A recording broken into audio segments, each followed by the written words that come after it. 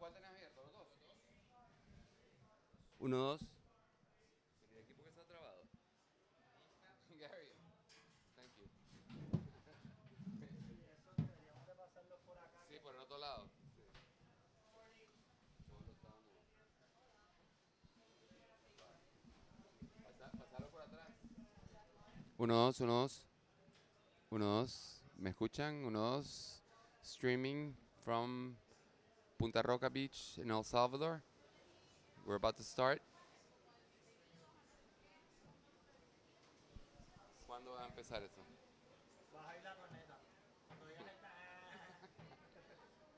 We're just waiting for the horn. Whenever. Uno, dos, sí. This is just the mic check, mic check. 1, 2. Just to check on the audio. See that the streaming is fine. 1, 2, 3. 1, 2, 3. 1, 4. 1, 2, 3, 4. This is an audio test for the WSL tournament, women's tournament in Punta Roca, El Salvador Impressive. Transmitting directly from Punta Roca Beach in El Salvador. Departamento La Libertad. No.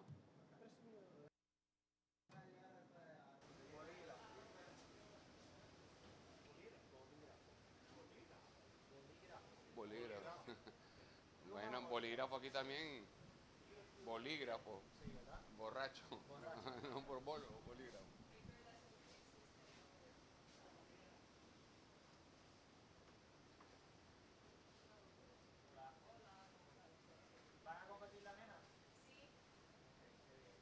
¿Qué edad tiene? ¿Y tu hermana también va a competir? Buen futuro. ¿De dónde son? Y bueno, ¿viste? Che, Gor. Así me decía una novia. Che, Gor.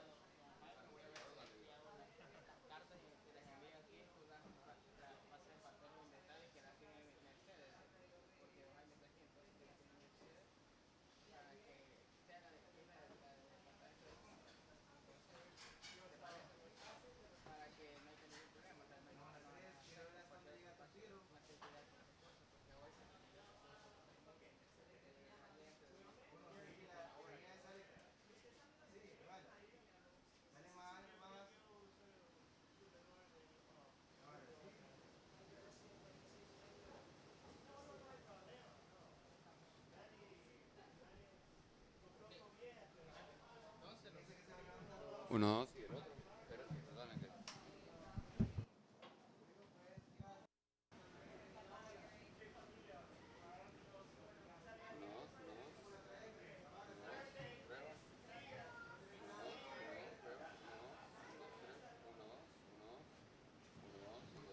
Uno, dos, uno, dos. Uno, dos. Prueba. Uno, dos, uno, dos. Prueba. Uno, dos, uno, dos, tres. Uno, dos, uno, dos. Uno, dos, tres. Uno, dos. Uno, dos, tres. ¿Sí? Uno.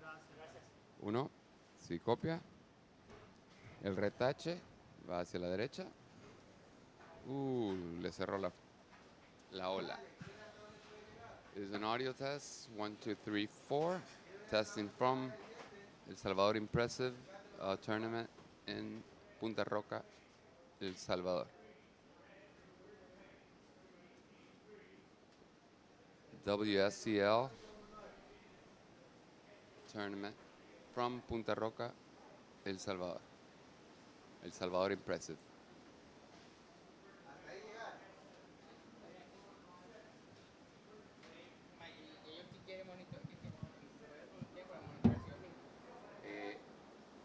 El audífono lo vas a escuchar para monitorearte tú, porque tú usas, o sea, el streaming.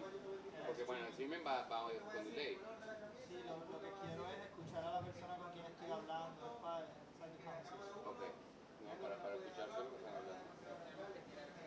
y para bloquear también a la gente que está hablando. La idea es quitar, sí, para que no se oiga lo que la gente de acá. ¿Qué tienes esta? usualmente, usualmente también nosotros tenemos los audífonos porque hay un director que nos dice vamos a tirar esto, vamos a tirar lo otro, entonces se cambia de canal. Porque, bueno, Porque hay un switch. la realidad deberíamos tener un parlante o algo para que se escuche yo lo que o sea, acá, para nosotros saber, para el cámara, o sea, vos también vos pedís. Sí, Hey, por eso. podemos repetir la... Eso es lo que pasa también, eso es algo que no le había preguntado a Gary, pero los replay y todas esas cosas Sí, son sí. cosas que Si no, tú haces el comentario, yo voy a estar dirigiendo, o sea, que, sí, o sea, que yo voy a estar diciendo, o sea, yo voy a estar aquí cerca tuyo. porque yo puedo decirle tu arquitecto seems like to be for Yahweh. Sí, así es, sí, sí, sí, sí. Me mandó el más mío, pero... Yeah, I don't think we're on yet. No, we are. I know we're on at the top, but I think these guys we're on the web.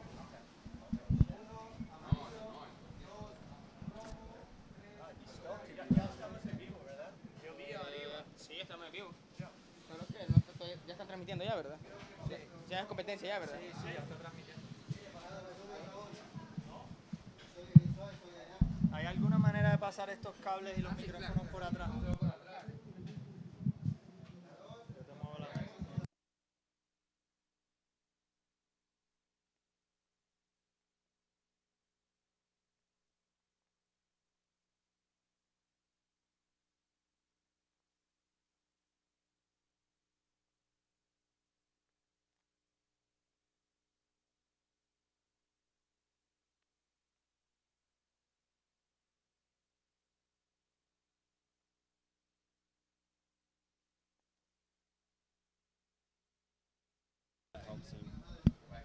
Hay que ver que lo vengan a poner. I see them on the big screen. Sweet.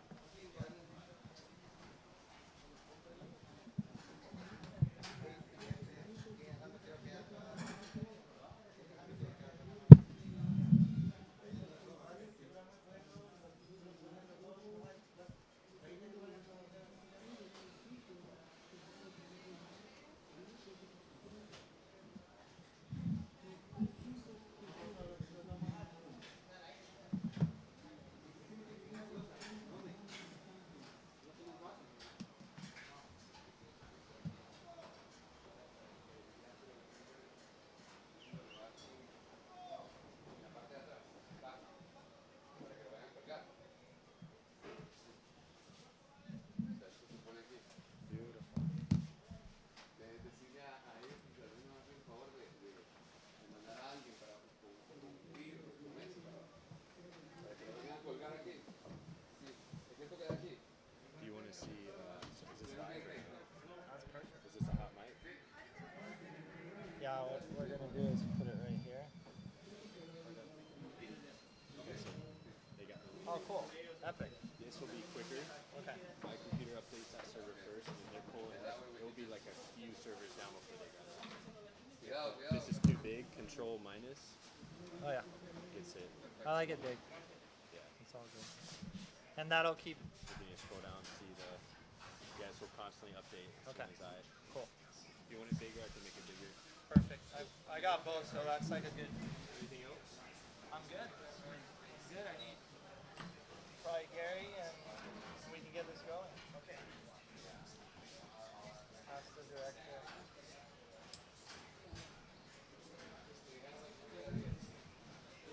Oye, hermanito. He's hot already?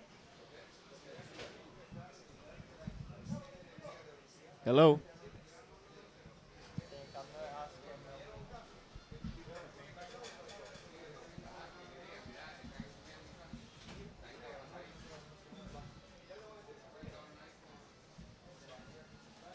Jefe, ya estamos y los prendemos. Ya estamos y prendo los micrófonos. Sí, sí, sí, está. Okay, here we go. 3, 2, 1. Hey everybody, welcome to Copa El Salvador Impresionante presented by Body Glove. This is a 6,000 women's QS qualifying event for the WSL. I am Otto Flores. Joining me to call the action today, Gary Linden. Gary, isn't it a beautiful day to start this event? Oh my goodness, it's one of the finest days I've seen in all my years coming down here to Punta Roca, a lovely La Libertad, El Salvador. Couldn't ask for better waves. It just keeps getting better set after set.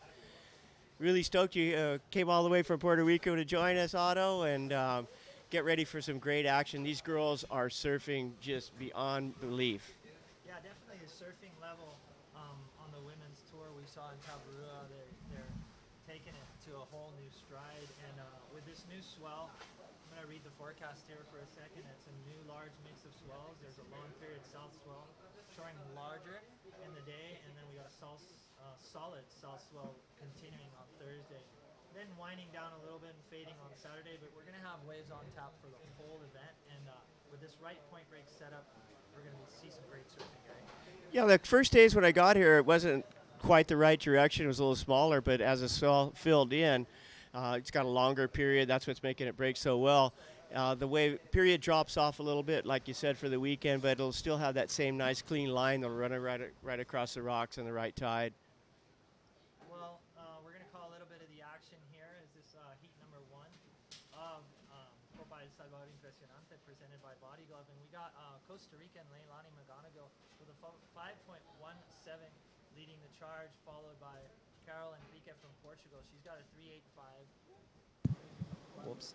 And we got Brooks from the USA, and this is a 3-man heat right now as we see some live action here with Portugal's Carol Enrique. And there she goes, just straight off the top there, setting up for another turn. Combination of maneuvers. These girls just taking it to town. And as you can see, this is a smaller wave, so it's not going to line up to the inside. But she got a couple of good turns in there, and that's going to help her cause. Well, this wave, I mean, we've been here a couple of times, Gary, and no matter what decides, this point break, especially as you were saying, with the right swell direction, it creates a big canvas for girls to get their scores, and wave selection is going to play a big part of this competition. We have plenty of waves on tap, amazing setup, and who could ask for anything more than a perfect right point break with solid swell for the whole event? Well, I could ask for one more thing. A little more friendly rocks going in and out. You see these girls making their way out. It's like you sit there and you look at the waves and you go, well, it's not quite perfect. Is it risk going in and out of the rocks? Because, I mean, you're going to get cut. There's going to be blood on the reef. But as opposed to a sand point, this one's always going to have the same bottom, and you always can count on good waves. Well, the setup here is amazing, and we want to thank El Salvador, the tourism board, for presenting this event, La Copa El Salvador Impresionante. Body Glove always as a presenting sponsor last year. Great event by them. We see here defending champion Sage Erickson going to come defend her title. Saw her surfing this morning. Some incredible waves to be had, and the free surf showed the level of competition that we're going to see. Yeah, this morning it was almost all girls. There was a couple of locals out at the point, but catching all the good waves were the girls warming up. And it's just incredible. There's a couple of young girls from Argentina that are going to be in here. One of them's 10 years old and one of them's 12. I mean, you're out there and you just, for me, having gone through a lot of generations of surfing and watching the next generation of young ladies coming up is just absolutely thrilling. Well, the future of women's surfing definitely coming alive. This is a 6,000, so it's the highest rated qualifying event. Promising some good results. We got a couple of CT surfers in the draw. We got Coco Ho, Malia Manuel, Sage Erickson. So a couple of girls coming down to solidify their spot in the CT. Some are doing already really well. They're in the top 10, but some are looking for points. A case like Coco Ho, she's looking for points to solidify her spot in the championship tour next year. Well, I'd be looking at going out in the water with 3 other people. I don't care what points, anything, what prize money, anything. The chance to go out there is worth the entry fee. Most definitely. As we see some live action here, Brooke from the USA, she's got a 3.5, hits it off the top on that one, looking at an open little section. She's trying to work it, and unfortunately goes down there on the inside section. And right behind her in white, that's Leilani McGonigal from Costa Rica. And what you were saying about wave selection is really showing up. I mean, the girls should probably, you need 2 waves. That's the only one you're going to get scored. And although white is making the most of the smaller wave out the back, Carol Enrique from Portugal was up and down. So she had a chance to catch a wave, but didn't take advantage of it. Yeah, unfortunately, she went down. She was looking to replace that 3.83. She is leading the scoreboard right now. And here we see live action. Carol Enrique from Portugal, open face, dodges that little section, bottom turns, goes right up in. Nice little snap on the open face, looking for that longevity on the wave. Another nice little snap. So this is already going to help her cause. Closes it out with a nice little floater and still has a little more to play with. And then this wave really showing how big the canvas is here at Punta Rocas. And this is definitely going to help her score. She needs to get rid of a 3-point and finishing off right here on the inside section with a nice little snap. So Carol Enrique backing up that 5.97, probably with the best score of the heat so far. Yeah, well, that was one of the set waves. It was the second one. Now we've got one of the real set waves coming in. It's a long period, so it's pretty lully out there. It's, you know, there's about 10 to 15 minutes wait between the real sets that are coming in, and these girls are a little bit out of position. But this one that's coming off the point right now is a real smoker. Well, you hit the nail in the coffin right there. I think the wave selection is going to be really, really important for these heat wins, especially when you have so much to choose from. It's like a kid in a candy store. What do you do when you have all these waves? As we see here, live action, Leilani McGonigal with her second scoring wave, goes up the top. She's in white. She's from Costa Rica. Got a couple of good results in the junior events this year, and she's going to get a smoker all the way through the inside as she bottom turns and hits that last section, and this might help her campaign for sure. Yeah, I think that's the biggest wave we've seen ridden this heat, and surely being in the right place at the right time paid off for her because, I mean, you know, it's just bigger sometimes is better here at a point break, and she had a lot more room, that overhead wave, to get those maneuvers in.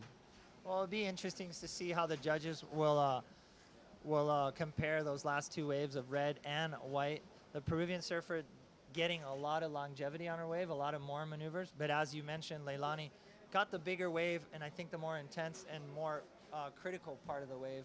So we'll see what the judges deliver for the scores for that last exchange. Brooks, unfortunately, looking to get a 6.70 to get back into the qualification position.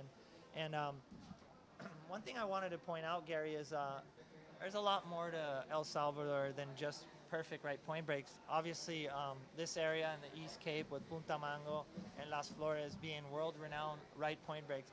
But there's volcanoes, a lot of greenery, and a beautiful country. And we'd like to thank El Salvador, the Tourism Board, and the Ministry of Tourism for putting this event and for making it happen year by year. Well, yeah, Otto, the thing is that I like about it is, you know, it's really hard to find a place where you can, as a surfer, you know, priority is always in the surf, but, you know, you like to take your family along too. And the beauty about El Salvador is really compact. There's so much to do, and it's like a half-day trip.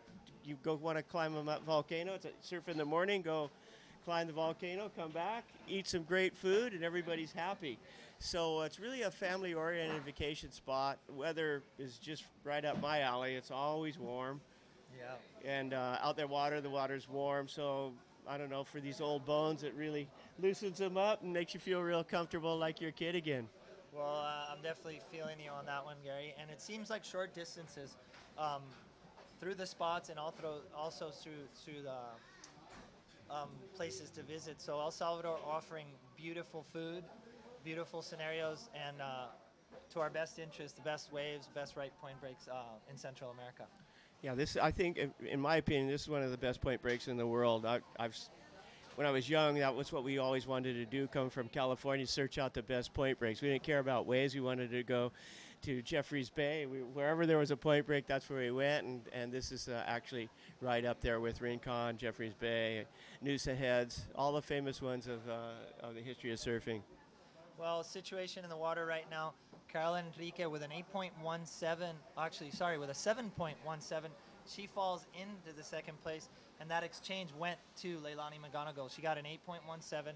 So very critical sections. She hit the right sections on that wave, and the judges gave her the score, and I think you hit it right on the dot. Leilani just capitalizing on a bigger wave. I'm a little surprised there wasn't a bigger spread between the two, because it was about twice the size of the other wave, and so the judges are keeping it tight, which is good in the first round, and save some points for later. And here we go. We want to take off his Brooks Dignal, I think. I'm gonna. It's French, and I'm murdering it, but I wanted to try. Well, she got a good snap off the top there. Unfortunately, the wave closes out for her, and her wave selection definitely determining her spot in this heat. As we see live action, Carol Enrique, nice snap off the top. This wave's lining up really fast for her, closing out. And there's one thing I want to talk to you about, Gary. We've seen in the contest in the past here that there's this wide section that a lot of people capitalize on. So there's two strategic spots to surf La Libertad. Either go way up the point and try to get that long wave that hugs the point. But I've seen people capitalize on that wide peak sometimes when they come up from that first wave they caught, and I've seen great scores on that wide one. Well, that's where I always try and sit. I always try and sit wide of that rock. There's a rock right about where the whitewater section is, just about due north of where the camera is right now, right in that section. So if you're Jimmy Rothman, that lived here, one of the best surfers ever from Punta Roca, El Salvador, he would take off on the outside, make it all the way across. Very few people do, but the wide ones, the big ones, they swing. If you're on the right side, you're going to get a great ride all the way down the point. Well, you took the words right out of my mouth. Jimmy Rotherham, definitely the guru, a guy that surfs this place beautifully, and I witnessed a bunch of times that he would take off the top and always snap onto that rock, and that's where he started doing his little barrel sections. So it was always great to see him growing up, and he is a big ambassador of the sport here in El Salvador, and a big shout out to him. Big shout out to his dad. It's taking care of us at Punta Roca Surf Camp, and the Rotherham family is definitely being a legacy and surfing here in El Salvador with a lot of experience, a lot of love to the El Salvador public and to the community around here. So it's an honor and a privilege to be part of that family and always spend some time with them. Yeah, I love the Rothermans, and Bob's just such a great guy. I miss Jimmy being around here because when we go out, he's such a good friend. He'd take off outside, and then he'd let me take off in front of me, and I always got a lot more waves than I get on my own. But that's the kind of, hospitality that you'll find, I think, across the board in El Salvador, but not necessarily so much in the water, although the locals are really friendly, and if you show respect, you're going to get respect. But just the general population is so hospitable, wanting you to, like a lot of the locals were out there the other day when we were surfing free surfs, just going, are you getting good waves? Do you like this place? We really want to share it. We want you to be happy. We want you to come back. And you just get that kind of vibe all over, and it's rewarding, refreshing, and certainly something that you want to experience firsthand. Come to El Salvador and see what we're talking about.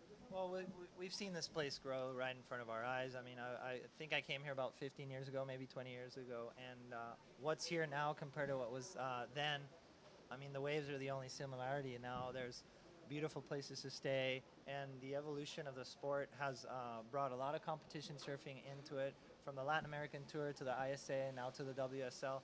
So surfing being a big part here in El Salvador, and creating a good infrastructure for the community. Well, another thing is the local kids now have something to look forward to. I mean, they start with some beat up hand-me-down boards, and pretty soon they're getting better and better, and they're getting better boards. And people visiting surfers are always gracious enough to leave a board here and there, and they have a real career. Talking to the president of the local federation yesterday, and we both commented, since the events have been coming here, the neighborhood has gotten better. The atmosphere here at the beach has gotten better, and the local kids are really looking up to pro surfing as a way to further their career in life.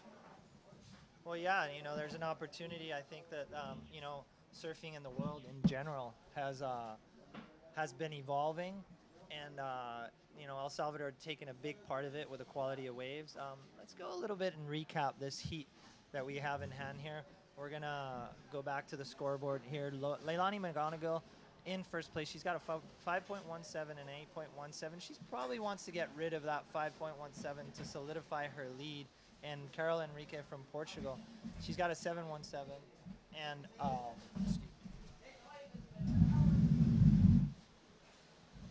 she's got a 7.17, and she probably wants to get rid of that 5.93.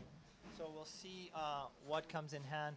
22 seconds, and it seems like this is going to be a wrap. There's a pretty good big lull in this heat, and it seems like time is winding down, and we're going to see Leilani in first and Carol take second. Unfortunately for Brooks, she's got a low-scoring heat and is not going to make it through this first one.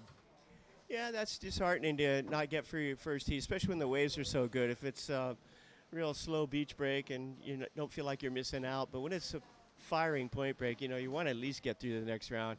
2 sessions out there with 3 people, that's what worth your entry.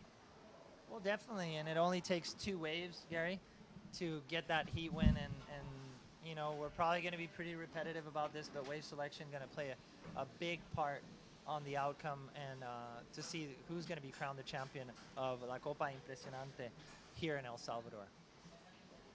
We talked a lot about the Board of Tourism here, and I've been doing events here, and we've changed title sponsors, but we really have always been reliant upon the tourism board, and they're the ones that have supported surfing, and they realize what an asset surfing tourism is to their country. And I just can't say enough about if there's one place that you want to go to, El Salvador is a place. You can fly into La Libertad, or you fly into El Salvador, you're 25 minutes away from the beach. It's perfect point break. You can buzz in for a swell and buzz out. Well, the cool thing about it is, like, if you get here on a timely manner, you're surfing that day right off the plane. Yesterday I had the fortune of getting here at midday, and I was right out, come 1 or 2, I was already out there surfing the perfect point breaks that this place has to offer. So it's a dream scenario. It's pretty central, opposed to North and South America. So it's a great destination, and like you mentioned before, the warm climate, the warm people, and the waves are just something irresistible about here. And it is impresionante, which means impressive. It's a beautiful place, and I'm super, super delighted to be here with you guys. Yeah, equal sentiment. We're just trying to get some of you to join us here. There's a couple more days, the swell's still pumping, and we got a great surfing contest out in front. Out in the water right now, the next heat has started, and I believe that was Kira Pinkerton in white. Yeah, from the USA, Kira Pinkerton. And this is heat number 2, fresh off the start, and we have Nagisa Tashiro from Japan, Jessica Anderson from Chile, Kira Pinkerton from the USA, and Rina Kitasawa from Japan. So a very international heat on hand as we see the start of the preliminary heats start today in beautiful conditions. We have a large mixed swell, long period south swell that's going to show bigger later in the day. We have solid south swell for tomorrow, probably today and tomorrow being the biggest days, and starting Friday the swell's going to fade. But looking at great conditions all through the weekend, so it's going to be a very, very interesting repeat to what happened last year. A little better waves though. And there goes Najia Tashihiro from Japan. A big snap off the top. Unfortunately, didn't land that maneuver. Getting her feet on the wax there. And right behind her in blue, Jessica Anderson from Chile. She's a big wave rider. Know her. She lives down there at Punta de Lobos, and she's up here from Chile. Trying to surf without a wetsuit. Got a nice backhand style and takes that wave for a couple maneuvers, and it's a good warm-up opening wave for her. Well, there you saw the Chilean surfer, and now we see Rina Kitasawa from Japan. Nice big turn off the top. She's going to get one of those wide ones that I was talking to, and right now she's going to start working this section. Nice little snap off the top. Bottom turns right back into again. This wave being a little bit fatter, not giving her a lot to work with. As she finishes with a strong little re-entry there, goes for the little claim, and she's going to definitely better that little score of 0.50 that she got for her first wave. She's going to be taking the lead with that one. But one interesting thing that I wanted to talk to you about, Chile, the land of the lefts, and here we have Jessica Anderson, putting her heart and soul in the land of the rights. So some interesting stuff to see here from the Chilean surfer. I've put some time in Chile. I know you have as well. And being a goofy footer is the land of the lefts, which I crave and moan for my whole life. And it's interesting to see a Chilean surfer here try it out on the rights. Well, you know, Otto, from competing all your life, sometimes backhand is an advantage when you're in competition because you can get those backhand snaps and come right under the hook and bring it back down. So you're actually facing the wave when you come back backhand. When you go backhand, you get your back foot, throws you up through the wave, and then you hook it back down, and you're on your front side. So I know there's been a lot of world champions, Barton Lynch and Damien. Damien Hardman. Yeah, Davian Hardman from my era that won on that, where they're just repetitive backhand snap, backhand snap, backhand snap, backhand snap, backhand snaps. And a point break like this, it actually becomes an advantage. On your forehand, you've got to really bring it straight up, and then your backhand coming back down and landing it, and it always doesn't jive so much. So free surfing, you love to face the wave all the time, and competitive surfing, I think you got a notch on the backhand. Well, I think you're right about that, Gary. You know, backhand, if you get your rhythm on in a wave here, like La Libertad, it could be lethal, you know. And I was talking to the boys yesterday, and I think whoever kind of falls in rhythm with their backhand surfing here could be a crucial, you know, and a pretty lethal component to your surfing. I saw Alyssa Quizon yesterday linking some really good waves. So the backhand surfers, Macaulay, for instance, you know, she's defending her last little win in Cabo, and she's probably going to be really impressive here. So those backside surfers, like you say, they could go vertical, they could pronounce their bottom turns really well, and it's going to be interesting to see the top girls, the top seeds, go at it here at La Libertad. Yeah, I think when it all comes out in the wash, there's not really any advantage or backside or front side. It's who's got the right rhythm in the wave selection, and really just is on their game for the moment. And you know, there's just so many fantastic surfers in this event. I think we had 96 or something surfers enter this year. I think that's 30 up from last year, and we're going to have to build a bigger scaffolding for next year, I think, if we people keep seeing these waves and see that they have an opportunity for what is not much of an entry fee and a pretty inexpensive trip to come down here and surf some of these waves pretty much alone. Well, it is a growing sport in the feminine category, and you know, the level of surfing and women's surfing has gone up leaps and bounds, and I've had the pleasure to, you know, witness that, you know, throughout my career. And as we see here in white, Kira Pickerton just kind of tearing this wave apart, really linking her turns and enjoying the walls here at Punta Rocas, and that's what's going to get the scoring potential if she gets to link these maneuvers. And we see out the back in red, Nagisha Tayashiro. She's backing up her score of a 2.83. Again, really taking advantage. And they're sitting a little bit wider now and picking these open face waves as we see her go into that inside section, trying to get that last maneuver. And unfortunately, I think she wasn't able to get that last section. But Gary, it's going to be really interesting to see how these girls adapt to this point break situation, and rhythm plays a big part. And I wanted to touch on that because if you fall in rhythm with a wave like this, it could be, you know, a very good result for you. And it's really easy to fall out of the rhythm. Like I said, it's like a kid in a candy store. You got numerous amount of waves coming at you, but you got to pick that one that hits the point right, sucks out perfectly, and gives you that wide canvas, you know, just to put your points on. And sometimes I get rattled when I get too much good stuff in my play. and I think these girls got their hands full, and I think technique and a little bit of knowledge is going to play part. I'm sure these girls have their coaches on the beach. You know, they've been filming waves, and the professional side of surfing has become really evident, and you could see it, and it's a result of why these girls are surfing so good. Well, there goes Jessica Anderson from Chile. She's used to some big, powerful waves, and you can notice from her style, she's got these big, solid rail turns, and she's not flicking the board at all. She's coming right around, working this wave all the way into the inside. I think what they're doing is she's setting up here for a big maneuver to finish that wave off. So that's a nice one. It's going to be a nice wave for Jessica.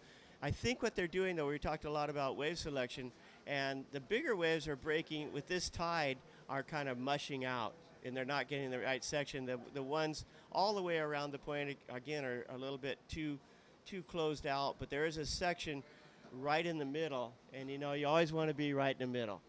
In life, just stay in the middle and you'll be all good. Today out at Punta Roca, picking the waves off in that middle section, I think that's the money section, where you get a few waves and it's not going to get so much coming in the inside. So you want to, there's a hollow part right there. Crack some big maneuvers right in that section and then kick out and go try and stay in position for another one.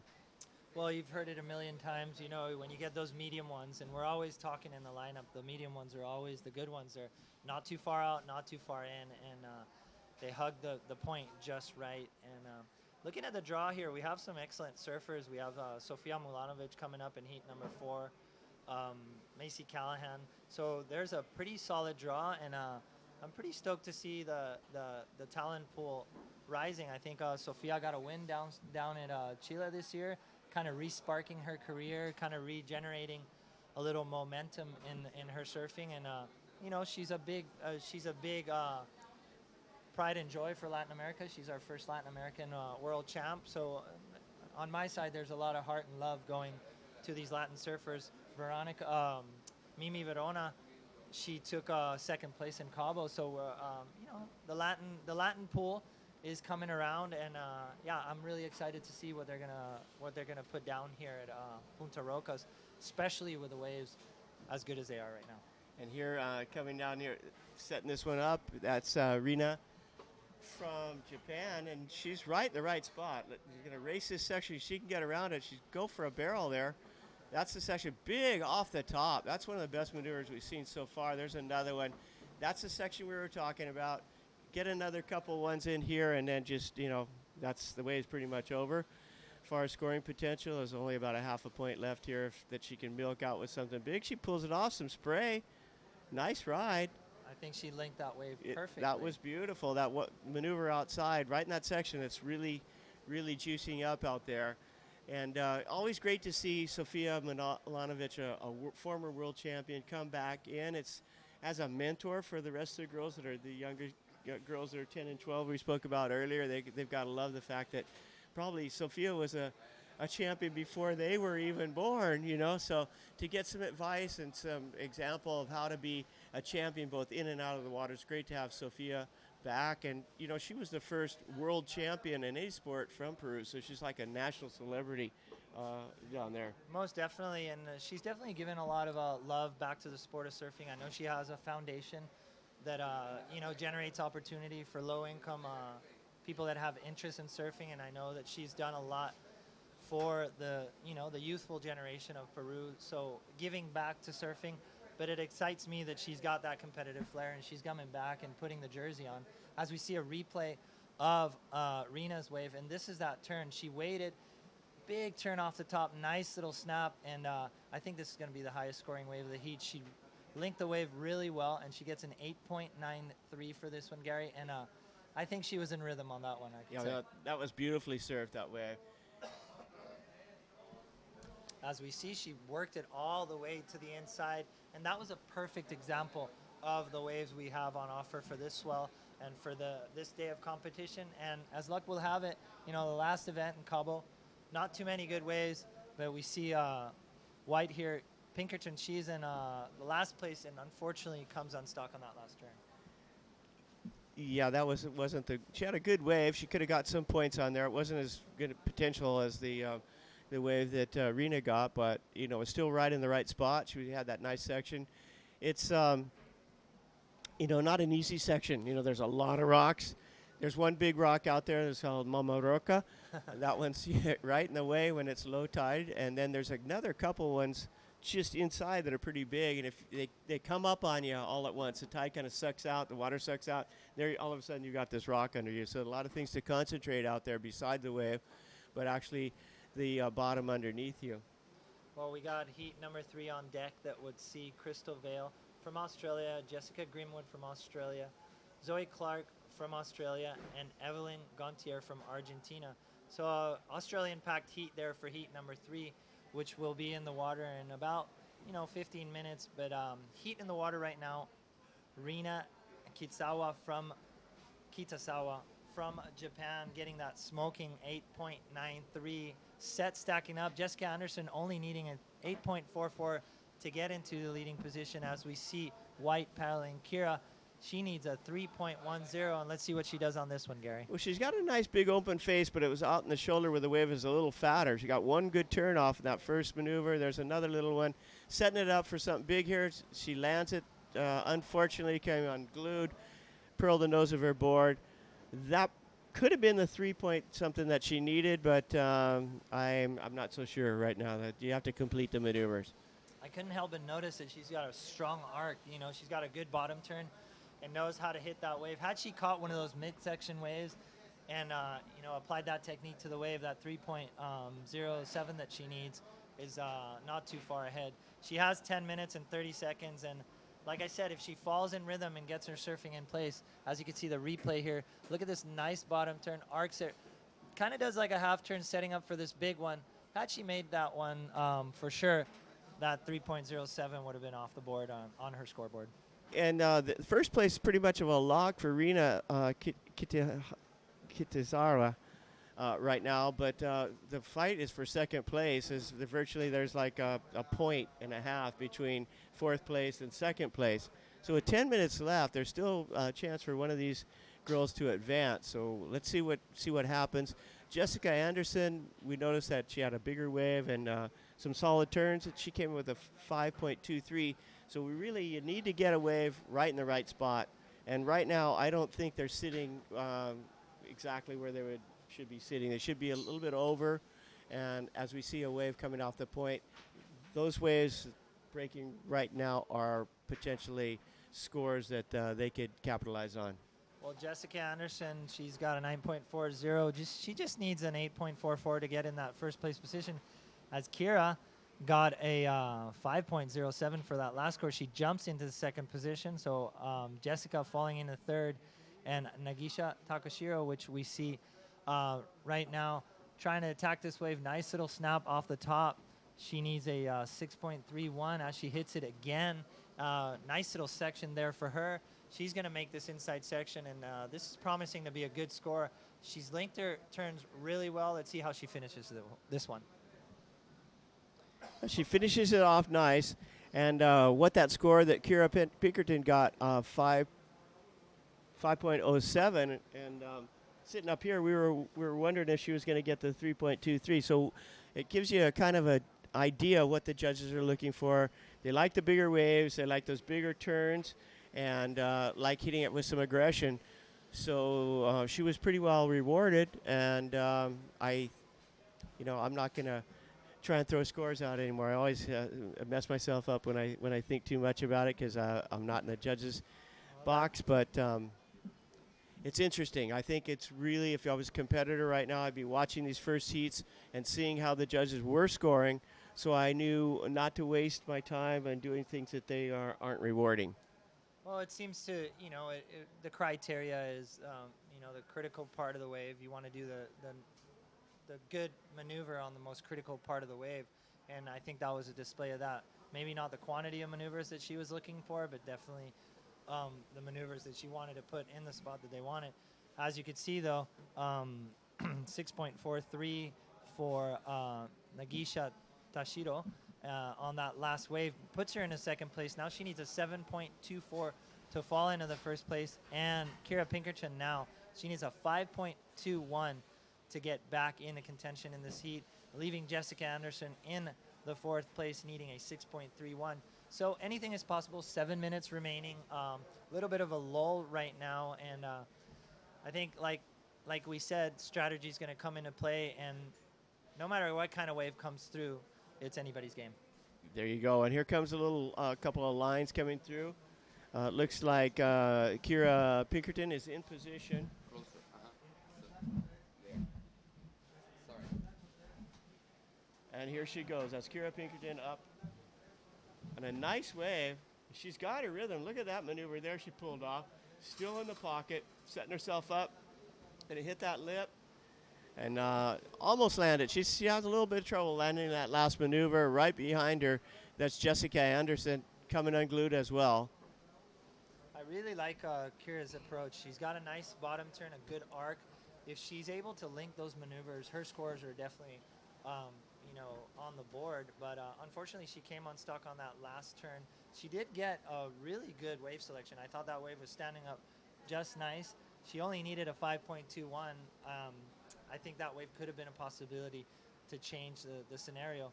But I think, unfortunately, that fall might cost her that second place position.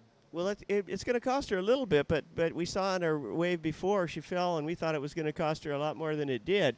What I really liked about it, she seemed to have that little more of a snap to it than the rest of the surfers out here, and just really hitting it hard. And the reason she's falling at the end is she's just going pedal to the metal, full out, and that's the kind of surfing I like to see.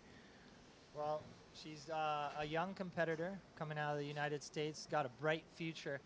She's got 5 minutes to put one more score on the board or two, and I think her approach is on point. When she polishes that, she's going to be a threat, and we're probably going to hear a lot more of Kira Pinkerton in the future as we see great surfing from her. Unfortunately, she fell on that last wave, and the Japanese surfers have capitalized on their last couple of waves, but still a small margin for third and fourth to get back into this heat. Jessica's had a great wave selection. She's doing some solid maneuvers, but not really able to link them up all the way through the point. And the Japanese surfers have done a great job doing that. Yeah, the Japanese surfers have been in the right place and saving the best for last too. They've been a little bit conservative, but they're just not falling and completing their waves. And at this round, I think that's paying off for them. We are working with a four-man priority here, so there is a little pecking order in the peak, and there could be some paddling interferences if they don't respect that order.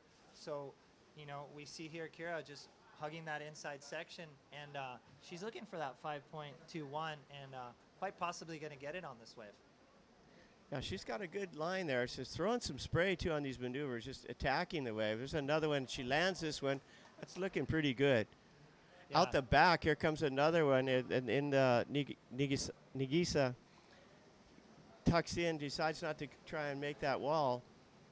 Well, as we see out the back, we see Yellow holding her priority, and she's going to get a smoker down the point. She wants to better that 4.7 already with that turn, doing a great job.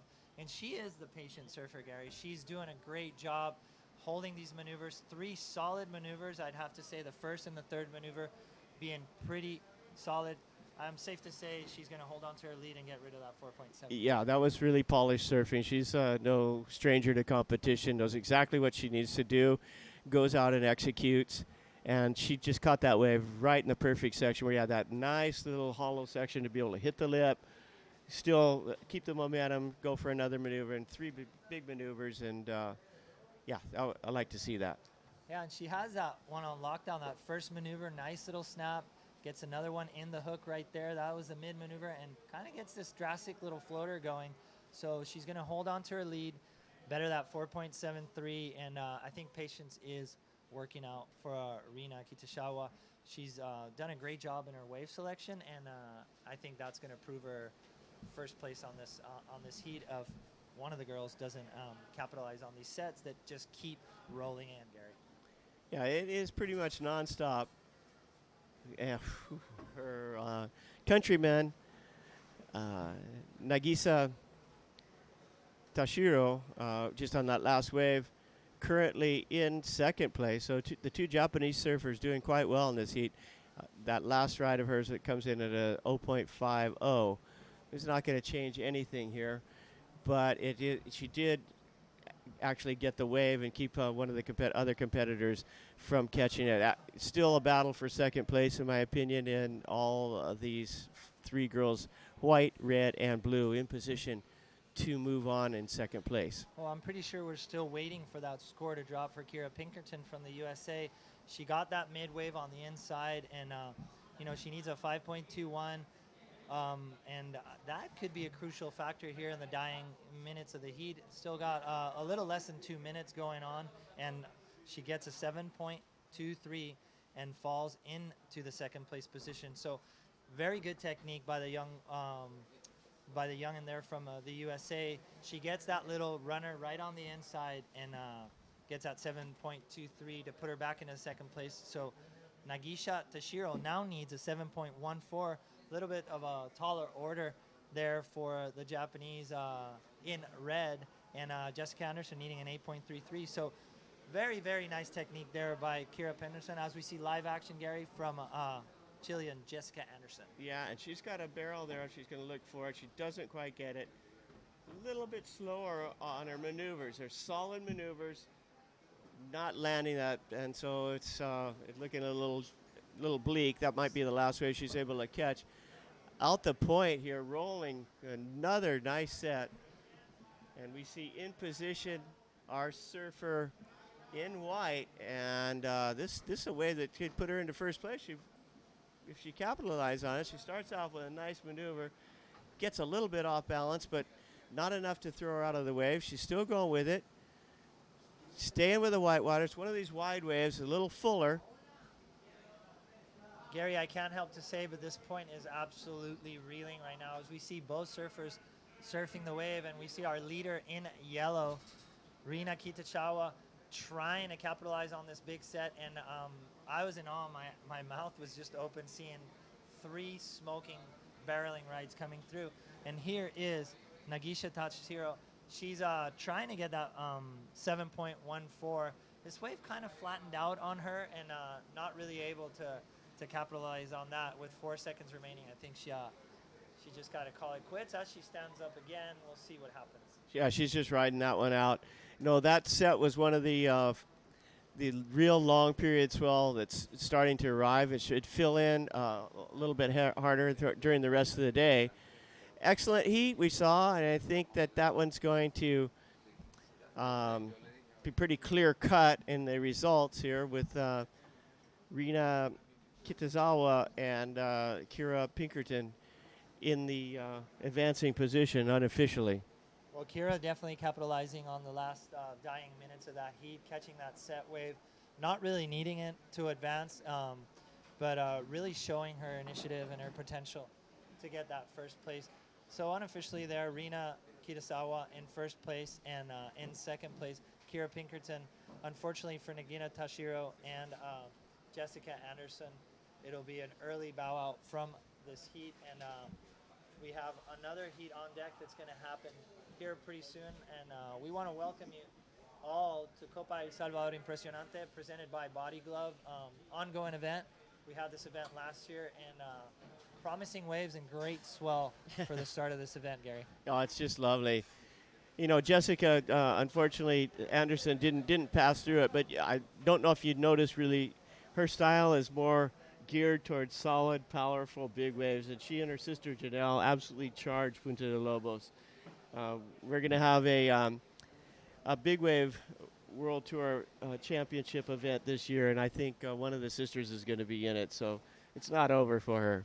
It might be sooner than we expected, huh, Gary? The maps are showing some promising swell, and if everything lines up and the lights turn the colors that they should, we might see some action there in the southern hemisphere. Hello. Yeah, there we are. We're on. Otto, hey, how's it going? How's it going out there in the rest of the world? You can see us now, for better or for worse. Yeah, we're going to have probably an event next week, and we don't know whether it's going to be Punta de Lobos, Pico Alto, or Puerto Escondido at this point. We're still waiting to see how the winds, the swell direction, everything shakes out. The women's event will be in the northern hemisphere. Will be either Todos Santos or Piahi. Well, whichever one of those spots have a window for 2 days, so we'll have it in conjunction with the men's event. But yeah, I'm kind of looking forward to getting an event, first event of the season, up and running. And out the back here in this one here, we got Zoe Clark from Australia in white on the first wave of the heat number 3. She's got a whitewater wave, which normally isn't the easiest to ride with all the foam, but she's doing a great job with staying in the hook and getting some maneuvers off. Well, I couldn't help seeing that she's riding one of those sci-fi boards, kind of what Kelly's been working with, and it's looking really good for her in this point break.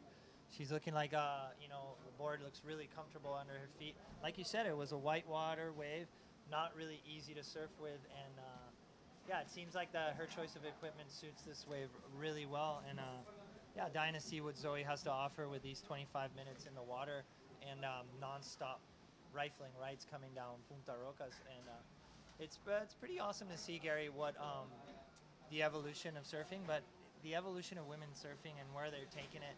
You know, high performance surfing, big wave surfing. It's just a growing sport, and you know, we're lucky enough to be here. You know, 6,000 qualifying series event. One of a couple this year, a couple more left in the year, and I'm just excited to see what the girls have to offer here with some nice swell on top for this event, and a big talent pool. I think 90 some surfers entered for this event, and we see live action here. This is Crystal Vale from Australia. Nice little right. She goes up the point, tries to bottom turn into this section. Nice little snap. She probably could have been a little more aggressive there on the top, but a lot more to work with on this wave, Gary. Nice to get a wave under your feet before you pull out all the stops. She's going to finish this wave out nicely. It was a really nice lined up wave. Good wall to work over. She's just racking up the maneuvers on this wave. Finishes off almost, doesn't quite make it. Right behind her in white, we've got Jess Crawford Grimwood, also from Australia. There's 3 Australians in this heat, and 1, Evelyn Gautier from Argentina. So might be difficult from the gal from Argentina if this nationalistic feeling sometimes pervades in competition. Well, here we see Evelyn trying to go on that one, chooses not to go. Yeah, and Jessica Grimwood getting a smaller wave, but one that lined up really good through the inside section. So the Australian surfers already all have a couple waves. Zoe Clark opens up with a 6.5, posting the lead early in this heat. As we see live action here from Evelyn in yellow, goes up the top and gets into the inside section. Just a little bit too far behind. It's going to open up for her now. See if she can get out in front of the whitewater just enough to get a couple maneuvers off, but she stayed just behind it, a little bit too far back. Wasn't really able to do what she wanted on that wave. Early in the heat, or 25 minutes, she's got a warm-up wave, get the jitters off, make sure the wax is in the right spot and her feet are comfortable, and she's going to paddle back out and get another one. Well, we got 20 minutes left in this heat as I can smell the sea breeze from these oncoming sets coming into the booth. Big day of action, no promises. I know we're going to get done with round number 1 for the girls event here today. We might tap into round number 2, plenty of waves, but we want to get the best conditions possible throughout this event to give equal chance of opportunity to all the girls. And, you know, there's a lot of swell on top, so you know, contest directors and event directors and managers are going to make the best way and put their best foot forward to get us the best tides, the best waves, and everything, since we got a good swell window on our hands. Well, the girls out in the water this morning in the warm-up found out I was a contest director, and they were so aggressive in their pursuit of surfing as much as they could while the swell was good. They didn't want to stop with one round, want to go into the next round and do as much as they could. And understandable. It's actually ideal conditions today. Should be improving as the day goes forward, and so we're going to take advantage of it. As long as there's some light and everybody still have some energy. It's the first day. Nobody should be too tired. But watch these swells coming out. You can see out there Zoe Clark in white paddling into one, and look at here she goes. Wow, Zoe Clark, nice equipment on her feet, nice bottom turn. Snaps that into the top, kind of like a lead into this other one right there. The wave goes a little bit wide on her, falling a little bit behind on this wave. She's still got some open face section, but I think she was just challenged. The wave really didn't capitalize. And to my gestures, the middle ones and the smaller to medium ones are the waves that are really hugging the point. The big ones, as you can see this set out the back, really like going wide and a little bit flatter. So you kind of want to get those medium-sized waves more in the hook and that offer a little more scoring potential. And like I said before, when you got that many options, it's really hard to pinpoint that perfect wave that you want to get. But a little piece of advice for the girls, you know, we've been here a couple of times. I've seen this. I've pulled my hairs in the webcast before, seeing perfect waves rifle down the point, as I'm seeing one barreling right now. And it seems like those mid-section ones are the key waves for scoring potential. Yeah, especially at this tide. That's what the tide is so influential here. On any point break, there's a certain part of the reef that fits the swell direction. High tide is not fitting the swell direction right now. Yeah. But doesn't mean there's not really good waves out here. It just means that you have to figure out where to sit. So observing, especially this first day, where the waves are breaking at what tide, gives you a good indication of where you should be sitting when your heat comes around. Yeah, I'm really excited to see that. Talking to Bob Rotherham this morning, he said he was excited because the winds were going to blow out of the southwest, but there's more of a southwesterly direction, and that's really favorable for Punta Rocas. As we see some live action here, Crystal Vale from Australia gets a bigger set, bottom turns, snaps it off the top there. She needs to be, in my opinion, a little more aggressive. She needs to hit that lip, make her board more vertical going up and down, because she is getting the waves. She just needs to capitalize on the sections. Yeah, speaking of Bob Rotherham, he's showed up at the beach today. He's just walking down there. I know we're not beach announcers. We can't comment the fact that he's there, but just for everybody out there in the web world, Bob Rotherham, the legend of Punta Roca. I think he's definitely the pioneer of this wave in this area. He's been here, I think even like early 70s and gone through the thick and thin of it. His stories are one of the reasons why I love coming down here and spending some time with him. And his family has definitely put some time in El Salvador, helped this El Salvadorian community, and catapulted the surfing community here, especially in this area of La Libertad. And it's awesome to see, and awesome to have the privilege of come back and see it flourish and hear the stories. And yeah, maybe one day Jimmy's kid is going to be one of the biggest rippers out here. So generation over generation, the Rotherhams have putting their heart and soul on surfing here down at El Salvador. You talk about coming here early, and Bob and I are a month apart in age. He's a month older than I am, and I actually came here in 1971, a few months before. I came in April, and he came in November. And there were no surf maps in those days. We didn't know what we were looking at. We just saw a map of the point, and you showed up, and the point here was all jungle. So we never actually walked around and found Punta Roca. We stayed in from the cemetery there and didn't think it was that good. And we went up and surfed Sunsal, stayed 2 weeks, and went home. We'd come by bus. Bob had driven down, so he drove over to the south side, and he looked back up, found the point, and that's the difference between our two stories. But it's always funny, he's really paid his dues, stayed down here, worked really hard, been through it all, and all the time just, helping the community here grow and prosper.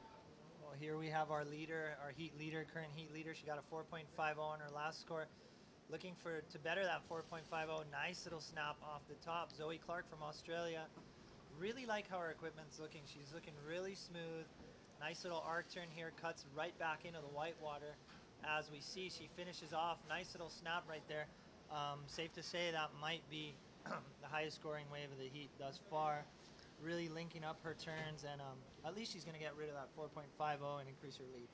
Yeah, she's got a solid lead here. Still early in the heat. They're surfing a little bit more conservative than we'd like to see them towards the end of the heat, where everybody's going, well, I'm comfortable now. I've got my 5s and 6s. I need some 7s, some 8s. But, yeah, that was the well-surfed wave. Well, let's talk about that. Let's elaborate on that a little bit.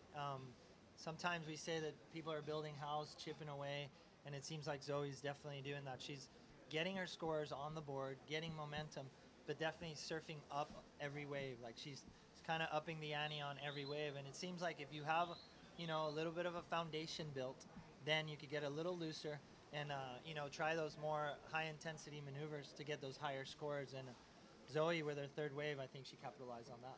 Yeah, well, and also it goes for not just heat by heat. It's the entire contest, just the heat. It's the entire contest. So this is the first round. This is the first heat. Goal here, you don't need to win. You just need to advance. Just do enough to advance. Save your best for the final if you can get there. But yeah, build on each little maneuver. The other thing, when you get towards the end, though, that's when you just can't afford that best wave might be the first wave you caught, so you just got to start going off once you get the higher rounds. Well, we always talk about peaking too early, and there goes the Argentinian surfer, Evelyn Gautier. 2 nice little snaps on a smaller wave, gets a nice little cutback, and links this one all the way through the inside. She needs a 6.60 to get back into contention. Elaborating a little bit on that, I think Slater is a really good example of, surfing up to par with the heats that he's dealt and all that, and not peaking too early. And he always talked about that in his interviews. And I've seen that happen with Stephanie Gilmore in the women's side of the events. I've seen her surf amazing heats in the semis, amazing heats in the quarters, and you almost have to save your best for last. And it's not an easy task. I'm pinpointing it, but doesn't mean I know how to execute it. Well, yeah, it's exactly that. But you saw in that Evelyn, she's behind. So she wasn't surfing conservatively. She was giving it all she had because she's got to catch up. The other girl shouldn't have anything under her belt, so she really needed to score. And that's the difference. If you get some scores early, get a couple of early scores, and then you feel solid, then you can start expanding upon your performance level. But if you get behind, you just got to rip from the start. Most definitely. As we see a couple waves coming up the point, their surfer in blue, that would be Jess Windward. She is trying to get a 4.93, coming off the back right there. Misses an opportunity to hit that section, cutting back right into this section, lining up her little inside section, and a lot of points here that she could catch. Nice rail action. I would like her to, I would love to see her get a good wave and link up. She looks like she's got a great style, and unfortunately not able to loosen up, her style of surfing on that last one. She had the section. That was probably the ideal takeoff spot, and she had that little zipper section, the one that's so accessible to doing maneuvers, but unfortunately, like you said, she was a little conservative. She is, however, she's in last place, but she still has a chance. There's some 10 minutes, 35 seconds remaining, just a little bit over halfway through the heat, and it's pretty tight. Zoe Clark in first place with a 12.17. So it's kind of still a battle for second place, and I think that's what's going to be throughout this round, a battle for second place. I think there's going to be one surfer that stands out, and then 3 that are just going to, Play catch-up. play catch-up. Well, I think you're right on that one, and wave selection playing a big part. We saw Kira Pinkerton just liven up on the last couple of minutes of that last heat. So anything possible, and with the consistency of waves that we have coming down the point, I mean, in a 5-minute span, you could probably get your 2 best scores. So still, plenty of waves in the cards there for Evelyn Gautier. She got a 3.77 for that last wave. Now jumping into that third position, Jessica Grimwood, she got a 3.77. A 3.73 for that last little attempt. But it looks like Christina Vale and Zoe Clark still want to better their scores. Still attainable scores to be had. Plenty of time on the clock, and I see a set stacking up on the horizon. Yeah, it's a beautiful one. It's one of those long runners, and you can just see it going all the way up across the point. So the gals were sitting in the right spot for the mid-size waves, but here comes a little bit bigger one, and they're a little bit out of position. It's going to take a quick turn off the top. And I think we're going to have someone go out the back. It looks like it's White in best position. That's our heat leader, Zoe Clark. She's got a really beautiful wave. Comes strong off the top, saving enough to get around this section. Hits it again, cuts back. Got room for one more. And just comes unglued. She was surfing that wave perfectly as far as the rhythm of the wave. It was a little bit fatter wave, but she was in the right spot to catch that inside section. It's a pity that she fell on her last maneuver. Yeah, I see that her equipment's working really good for her. She has no problem making the sections, but I think she was a little hesitant on that last turn. She was really worried about making it, and I think she's in a position where she can throw at everything. She could throw everything at it and really get the score. Her board looks on point.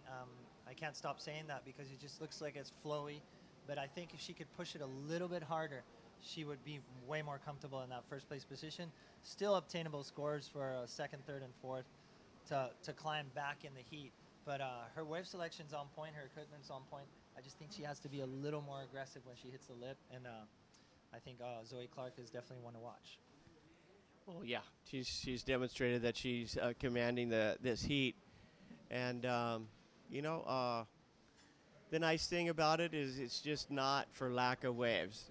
Everybody's got a chance out here. It's pretty equal. Even if you get bad waves, they're still pretty good, and there's still plenty of room to score some points. Here's Evelyn Gutier throwing some spray on that top 10. She's got a really beautiful wave. She can get around this one section. Unfortunately, she just isn't in sync with the line as that runs, but that's it's running right across the reef. Those are the ones that score. Look at this hollow. You get barreled on the inside if you'd been able to stay with it. Those are those ones from the point that are really good waves, but as you could see, that little division on the reef is when it hits that rock, and she had to go high. Yeah. I mean, and this is only because I've seen Jimmy do this a million Yeah. times. If she went high, she would have had a lot of more scoring potential on the inside, as we saw that wave just reeling through that inside bowl. Yeah. And here's some live action. Crystal Vale, she's in second place, Gary. Yeah, she's on her backside, so she's going to have a little bit of disadvantage of seeing what the wave's going to do or reading the wave in front of her. She stays with the curl, trying to line it up, set up some speed so you get around this section and hit it. She gets around the section, but not quite enough momentum to actually do anything with it. You talk about Jimmy. Jimmy at that rock would usually throw a 360 air and come back, land back out in the barrel. Yeah, most definitely. Jimmy is he's a magician out here. He's a guru.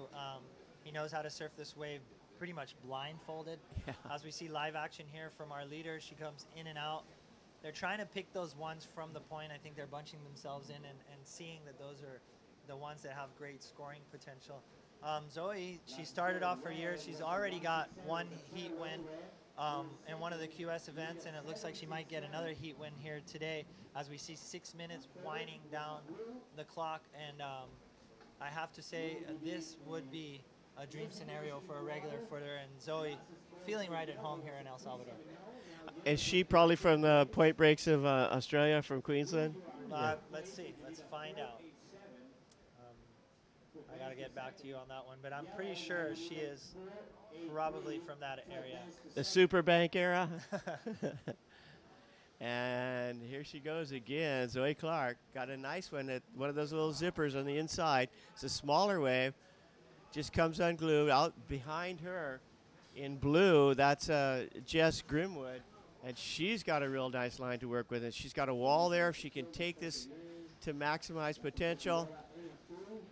Gets a nice turn off the top. She's going to set up the inside section. Here she goes. Hits it off the top. And comes unglued. And she did the high line that I was talking about. Yeah. She saw that mate section getting kind of fat and kind of rolly. And she went really high and got into that inside section, which gives her that scoring potential. Unfortunately, when she bottom turned in, she came unstuck, but she read the wave really well, and that was a great opportunity for her to come back in. She only needs a 4.07. So Zoe Clark holding on to the lead. She's got a 12.17. Fellow country woman, Crystal Vale, in second place. And Argentinian Evelyn Gautier, she only needs a 4.83 to fall into the second place position. So it's anybody's game right now. 4 minutes on the clock. A couple more sets stacking up in the horizon. But I think it's a one-wave thing for any of the competitors right now. And the only one that I see in a really good advantage is Zoe Clark. Yeah, Zoe Clark's pretty much got a lock on it, and she's going to at least get second place. But it's going to come down to who gets the best wave in this of the other three surfers. We've got 4 minutes remaining. There is enough time for each one to get a good wave, but whoever gets the best one, that's the person that's going to move forward. Well, I know they're going to be looking forward to get on the beach and get one of those like nice coco frios, little cold coconuts that they're selling on the beach. And if you ever come down here to La Libertad, to Punta Rocas, you got to feast yourself to one of these things. I'm a big fan of coconut water. I'm a big fan of the coconut meat inside, and I'm sure at one point today I'll be sipping on one of those. Yeah, I'm a big fan of Mofa, my friend that sells coconuts down here. The first time I met him, I came out of the water, and I just surfed for about 5 hours and hadn't brought any money down to the point. It's really hot about noon. And he said, "Do you want a coconut?" And I go, "Dude, I'd love one, but I don't have any money." He goes, "Yeah, pay me tomorrow." And that's really the spirit of El Salvador. You know, hey, that's okay. I trust you, right? Wow. As we see our heat leader up and riding right there, getting a super wide one. She decides to jump off that one. That was Zoe Clark. And yeah, that's the Latin American brotherhood right there. Just don't worry about it. I know where you live. I know my coconut money's safe. But it's so rad to see that camaraderie from the people here on the point, and it's a beautiful place, and people are so nice here. As we see live action there from Jess Grimwood from Australia.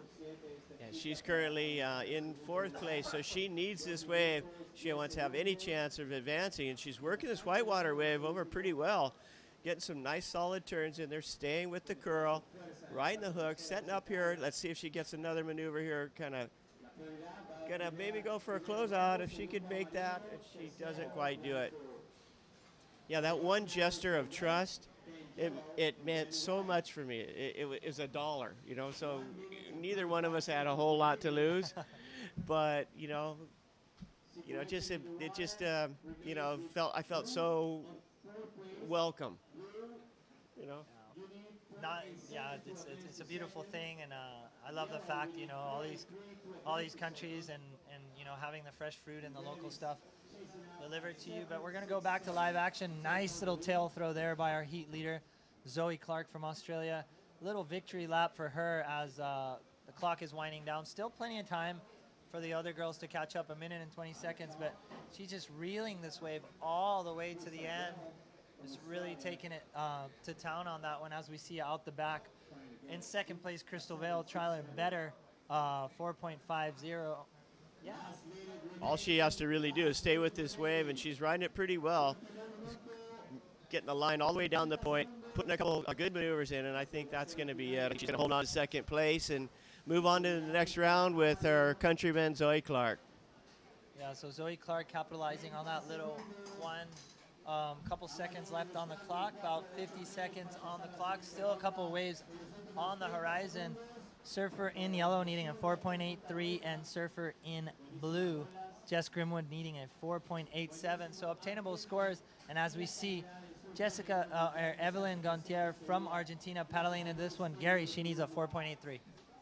Yeah, here she goes. It's pretty stressful. You got 10 seconds remaining. You get a wave, you're in the hole, you need to pull something off, and she just came unglued. But she put on a great display of the future of Argentinian women's surfing. I mean, I don't know where she stands in the rankings, but she's got some really good, powerful maneuvers, and it's just a matter of time and experience before you see her on to the next round. Yeah, well, recently Argentina has come onto the surfing stage, with the lights of Santiago Muniz, Lele Osuna, both ISA world champions. So there's a little bit of a charge with Argentinian surfing. The ASA doing a great job, cultivating surfing in Argentina. And as we see, Evelyn Gautier just missing out here in the dying seconds. She had an opportunity to get that score, but unfortunately comes unstuck on that last turn. As we see a new heat on deck here coming forward, and it will be So official results for the last heat advancing in 1st place in white, Zoe Clark from Australia, and in 2nd place also from Australia, Jessie Grimwood. So that would switch the heat around. Yeah, with that last wave. She That got last wave. 5.83, Yep. and we're still waiting on a score for Zoe Clark. It might even score into a high wave. So she got a... Last score for white was a 6.00. Last score for red was a 4.70. Last score for red was a 4.7. So we'll see there, and the All heat right. stays the same. So Zoe Clark taking it in with a 6-point ride at the end. That falls in her scoreboard. And Jess Grimwood right there with that long one at the dying seconds of the heat takes that 2nd place, taking Christina Vale out of competition, and Evelyn Gautier. As we see a new heat in the water on deck about to commence. Heat number 4 from Australia, Macy Callahan, Alyssa Green from Australia as well, facing past world champion Sofia Milanovic from Peru. And this will be a 3-woman heat in the water, as we see the buzzard right there on screen. Sofia Milanovic, sorry about that. former world champ, world tour champ, and 2 young Australians facing the veteran out in the water right now.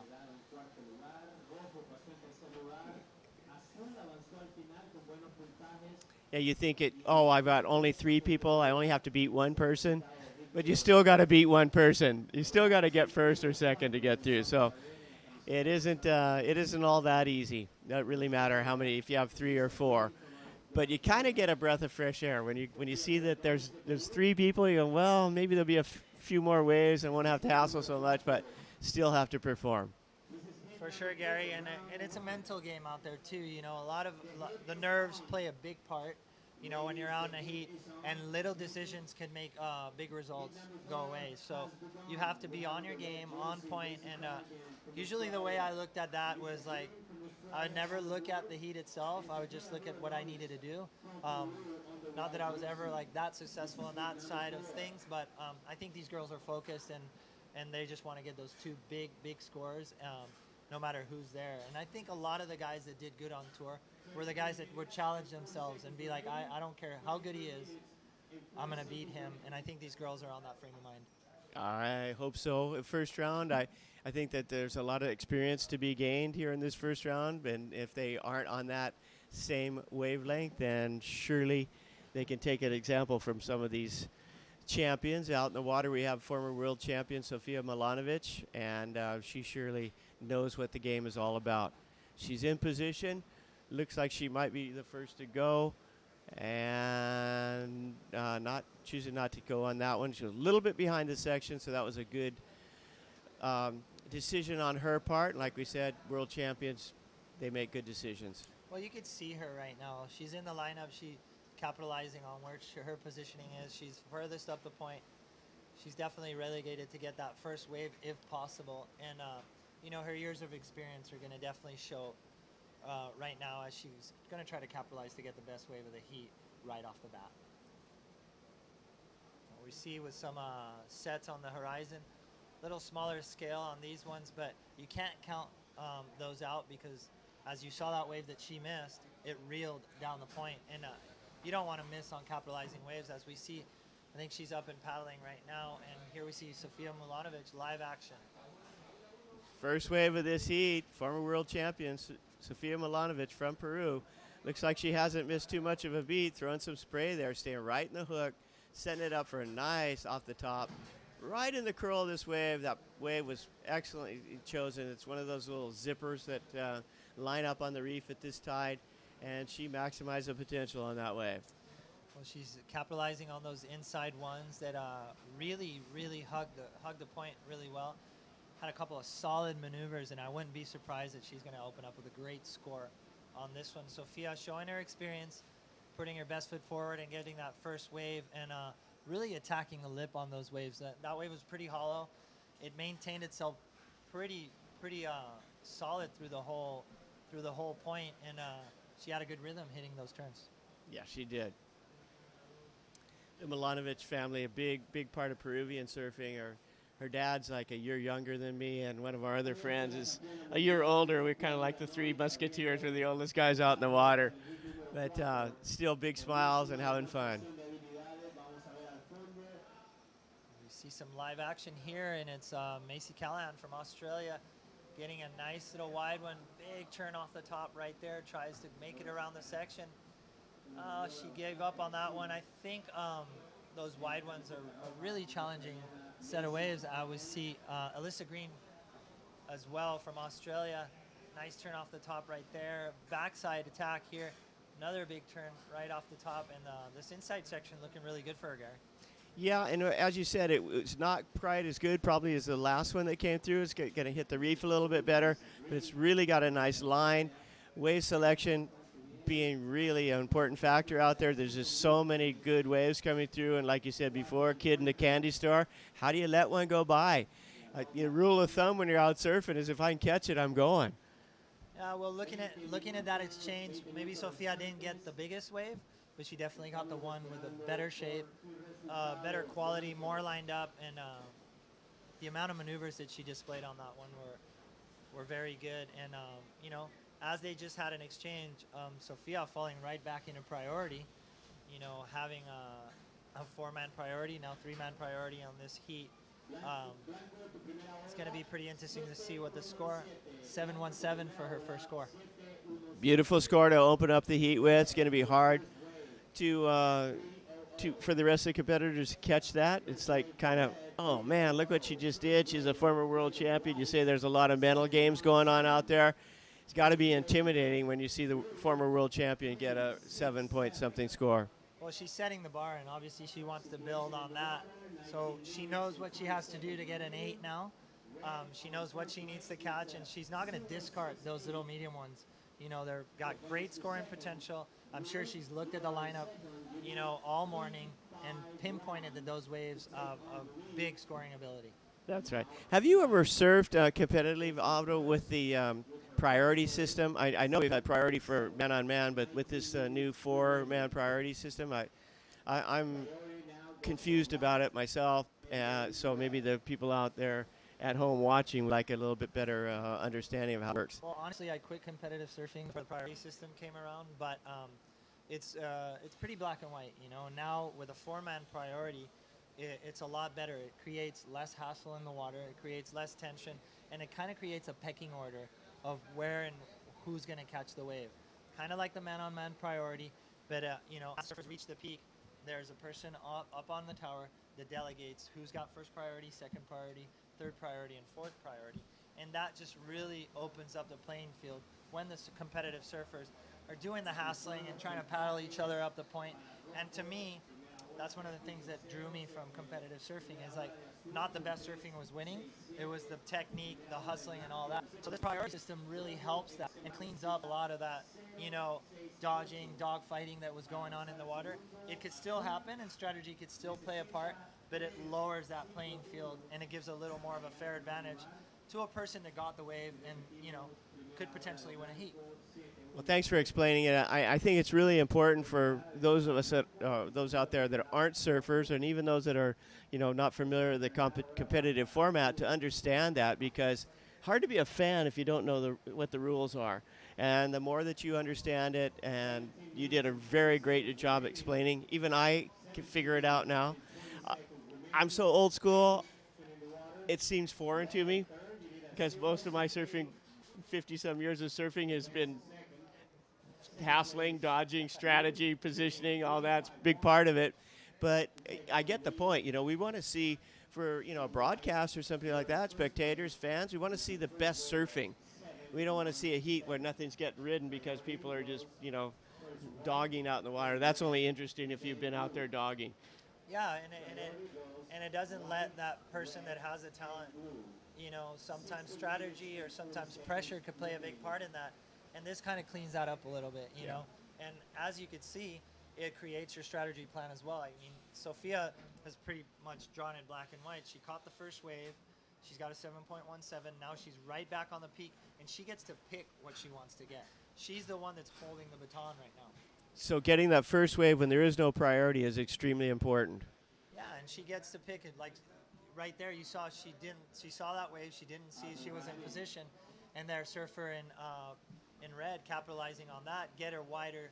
She was a little more down the point, got a wider wave, and now she starts making her campaign. Nice little cut back off the section, another little snap off the top, as you see her just kind of linking this one on the inside section, and just kind of going to town on this wave. Yeah, she's getting a good, but right behind her,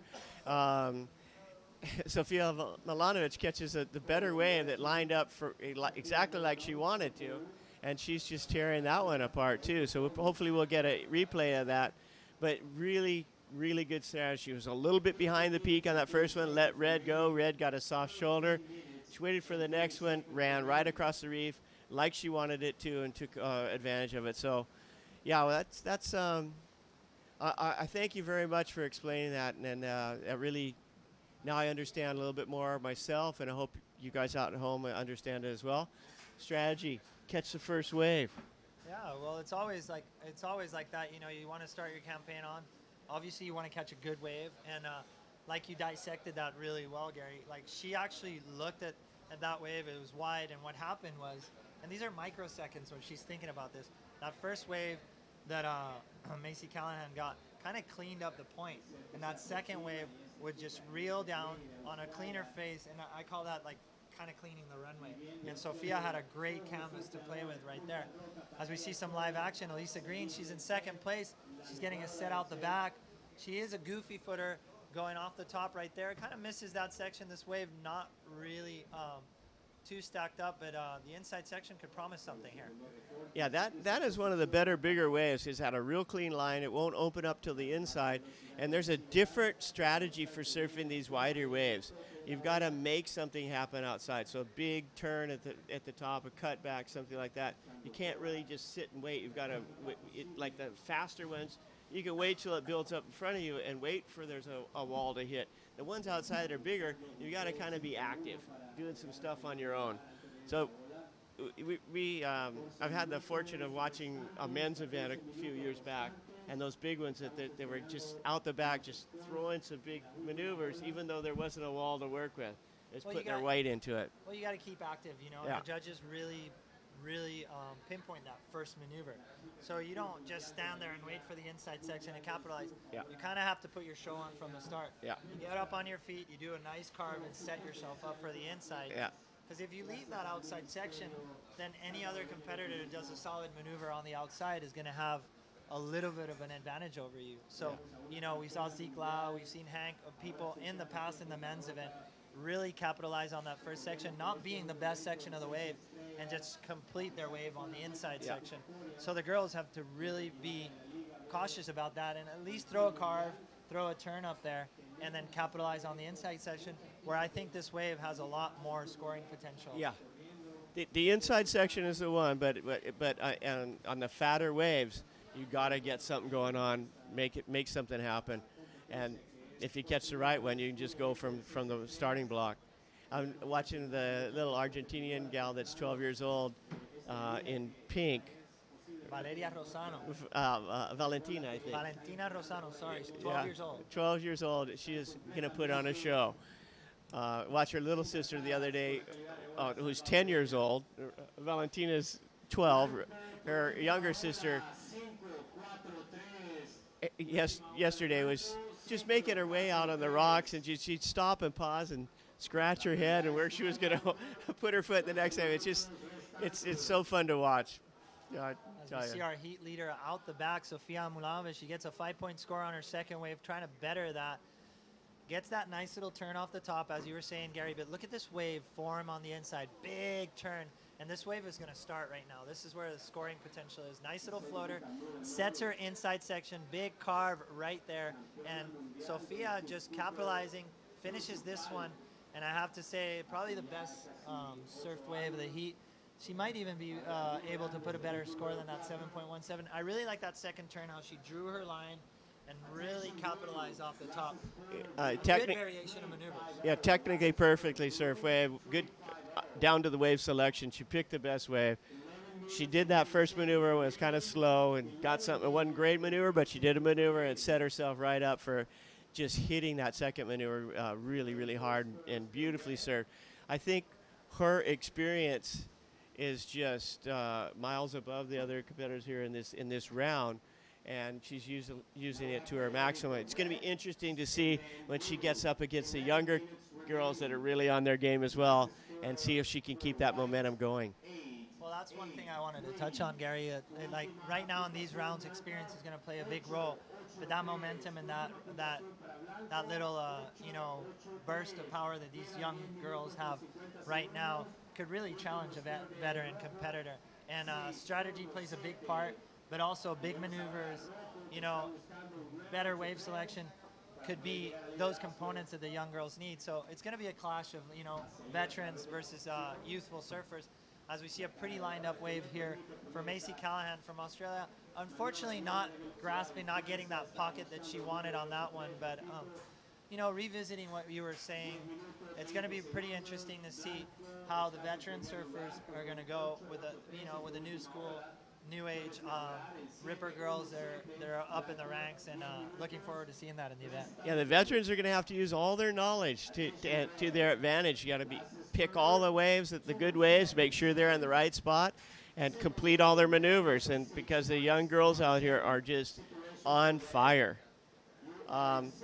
I've seen some surfing out there that I would rate as some of the best performances I've ever seen here at the point, and they aren't man. Well, speaking of that, 8.83, last of Sofia Mulanovic, bettering her score. Kind of feel good about that. I kind of called it, and the judges agreed with my call on that one. She really capitalized on the good section. She wasn't scared to hit that mid part of the wave where it was hollow, and the judges awarded her 8.83, and experience coming into play. And as you can see her body language, she's super calm, super composed, and she knows now with these two high scores, all she needs to do is keep her rhythm. Yeah, she's way ahead. She's almost comboed the next surfer in line, Macy Callahan, who has a 9.17 total compared to a 16.0 total for Sofia. So, getting first place in this heat is not going to be too difficult. She should not take it for granted, but I'm sure she's going to be on to the next round with only 9 minutes remaining. Fight again is for second place. Eliza Green has a total of 7.17. So she's 2 points behind Macy, and it's up for grabs. Both gals surfing quite well. Each of them still waiting for that one excellent score that they'd like to have on their board, but I think they've got the situation of the where they want to take off sussed out a little bit better, and the ocean is nonstop. It's cooperating with us, and we'll just hope for the best.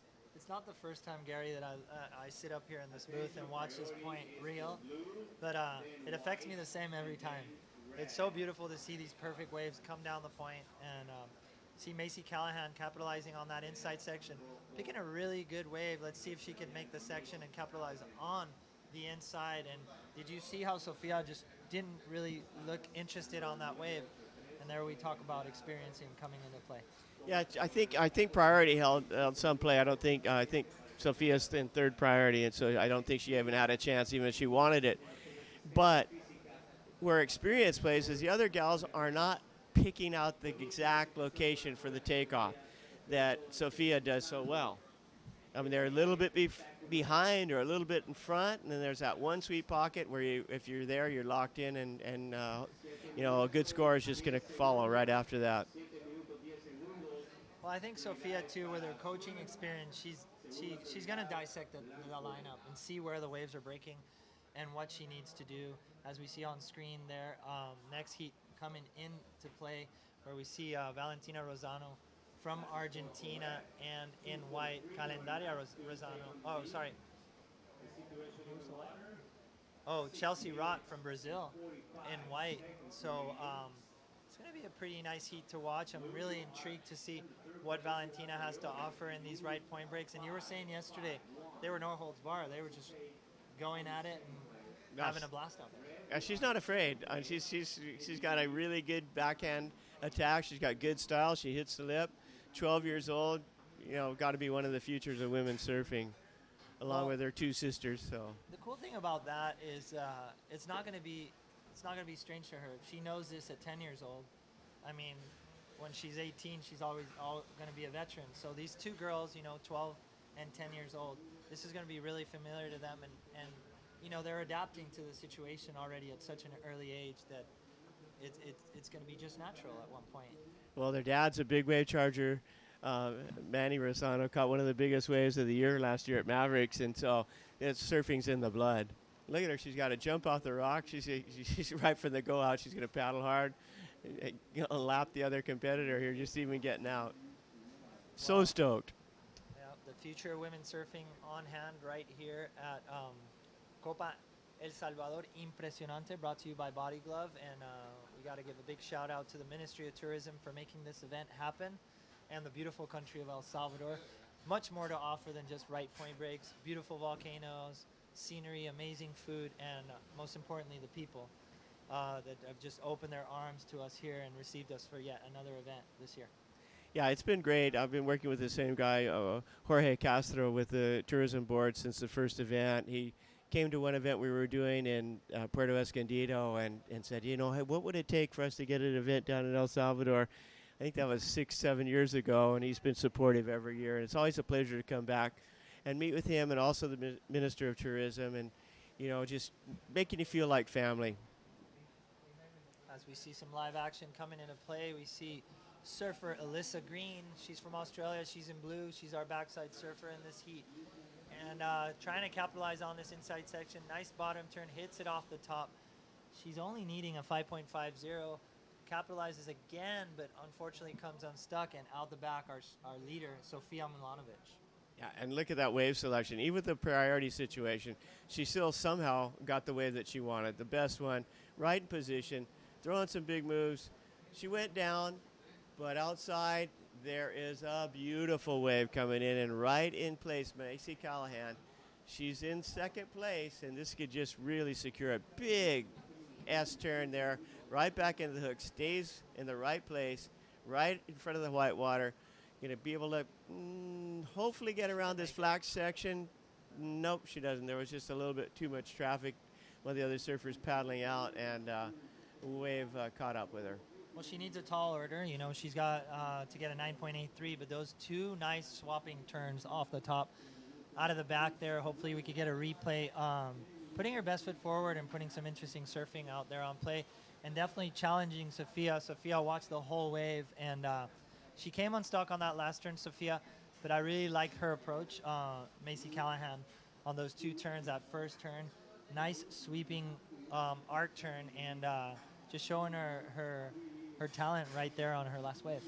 Yeah, well, Eliza needs 9 points to go into first, but she only needs a little bit more than she needs a 5.57 to get in to tie for 5.58 to get into second place in advance. And right now in this round, or any round, all you really need up to the final is just advance into the next round. So second place is plenty good enough. So with you saying that, Macy Callahan probably going to better her second score. So she's going to challenge Alyssa Green as well now and kind of put a stranglehold on that third place. Big set out the back. Let's see what this has to offer. Looks like Sofia Milanovic up the point. Might have priority set for her, and she's going to turn around and try to catch this one. So Sofia Milanovic up and riding, our heat leader, as we see sets stacking up from the horizon, and playing her cards really smart there. Sofia looking for a barrel, tries to get under the hook there, and this wave goes wide on her, but she finishes off with a nice little drop wallet turn as the ocean just comes alive. That set was a lot bigger and a little bit different direction. That's from the new swell that's filling in. It fills in tonight, and it's supposed to be really solid all the way for tomorrow. But actually hit the point with a little bit different direction. It hit it a little. It's a wider one, a bigger one, but it ran along the reef a little bit better. That was unfortunately not ridden. The biggest one was not ridden, and here we watch in red Macy Callahan with a quick in and out. She's currently in second place as we wait for some scores to come in for the last exchange. Eliza Green waiting for a score. Well, as we were talking a little bit ago, now Eliza Green needing a 9.37. Macy Callahan putting a 6.87 on the board right there for her last wave. She caught a wide one, not really with a big scoring potential on that one, and she decides to paddle back up the point. Still waiting for scores of Sofia Milanovic's last wave, but it's just going to solidify her lead, and just using experience on her side to play the cards right in this heat, Gary. I think that last wave, she just rode for the heck of it. I think that just looked like a good wave, and she was free surfing. I don't think that there's any. She knows there's not too much threat for her not advancing in this heat, and that was a good wave came her way, and she's made the most of it. Yeah, well, as you said, a lot of these heats coming down and fighting for second place, as we see a little paddle attempt there by Macy Callahan, and it looks like the clock is winding down. We got 15 seconds remaining. Still endless waves coming down the point, but it's going to come down to her last wave. Alyssa Green, she needs a 9.37 to get back into the advancing position, but it looks like the Australian and the Peruvian getting a pretty solid couple of scores to make it through this event. We see live action here on your screen right now. Her last ditch attempt is Alyssa Green trying to get a 9.37, Gary, and a pretty nice wall to work with. Well, Macy Callahan in red, and the wave before it just absolutely tore the roof off of it. Eliza Green has got a lot more that cut ahead of her. She wants to get through, and I don't really think that last wave of Macy Callahan was going to better her score as well. And Eliza Green didn't quite really deliver the goods. So I think it's going to be white and red advancing in the next round. But, quite a heat. That was one of the better heats we've seen. It was real neck and neck, a lot of good waves ridden, and we really saw the use of our former world champion, Sofia Milanovic, of her extensive experience. Well, the veteran coming up on top on that one, and the young Macy Callahan getting second place. We have Heat 5 on deck right now. Valentina Rezano from Argentina, Chloe Openshaw from the USA, Chelsea Roet from Brazil, and Bethany Salasco from United States of America. Heat's going to start here pretty soon. We're still waiting for the delivery of Macy Callahan's last wave. But safe to say, Sofia and Macy putting a great heat on the board on that last heat, number 4 of the first round. Yeah, we didn't get to see Macy's last wave, but it was a good one. And look at it, it puts her. It was an 8.27, so it was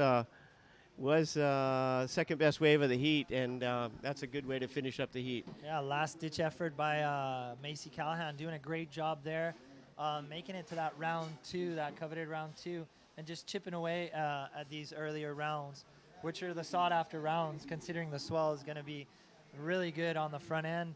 As we're going to start heat number 5 right here in the water, and we have Argentina, the USA, Brazil up in the water. 4 girls in this heat, and plenty of waves on top. Like I said before, we got a new large mix of swell, long period south swell, better later on today. So a great day of competition. Still solid south swell tomorrow, being one of the better days of competition. Friday fading a little bit, but well into the weekend, we're going to see great waves looking into the last part of the event. But numerous amount of waves rolling down the point here at beautiful Punta Rocas in La Libertad, El Salvador. We want to thank Ministry of Tourism for putting this together, but we see live action here, and it's Bethany Salasco from the USA.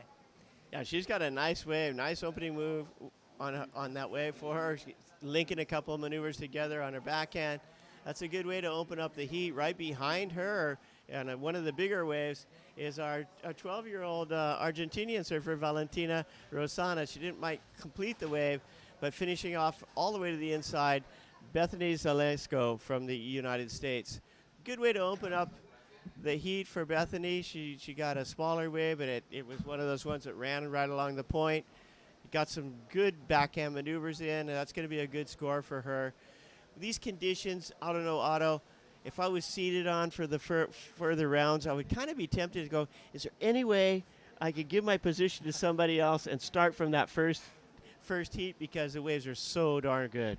Well, you want to have that momentum too. You want to be warm into those rounds where the talent pool gets a little stronger. And obviously, as a surfer, you're going to be frothing, and girls are no different than boys here. They want to surf the best waves. I know Laura Aniver was really psyched to surf. She wants to see the swell while she surfs. She's got great experience in bigger waves.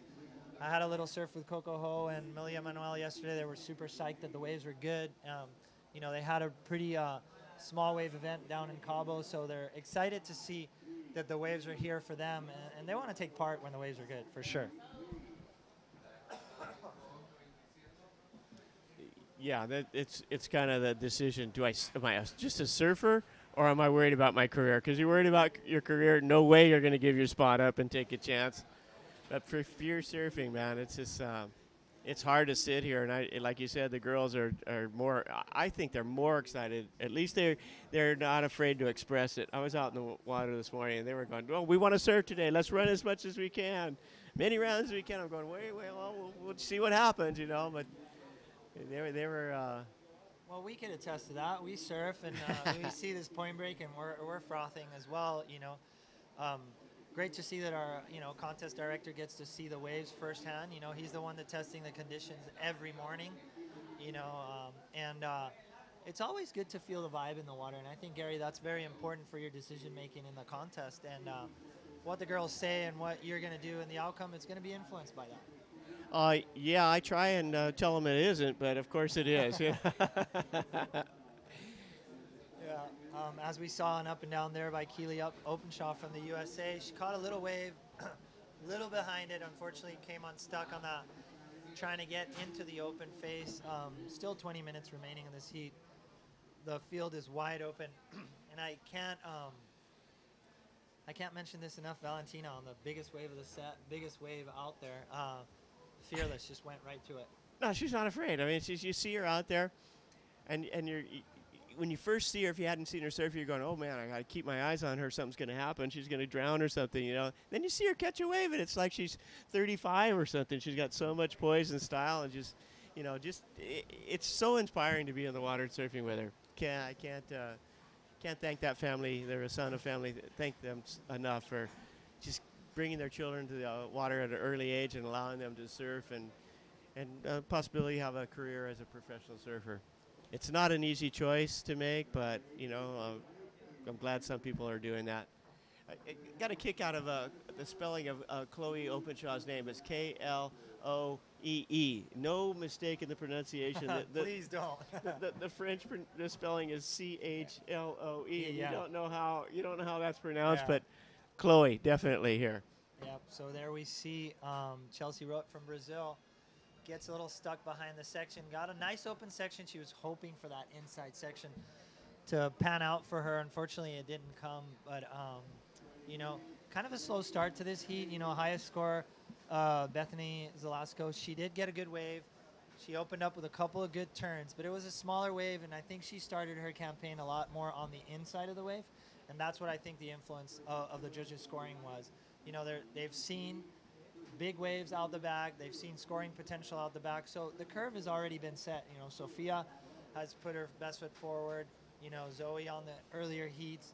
So there is a curb and there is a little range where the judges are going to kind of fall back to and say, like, hey, you need to get up to par with these scores to get the score.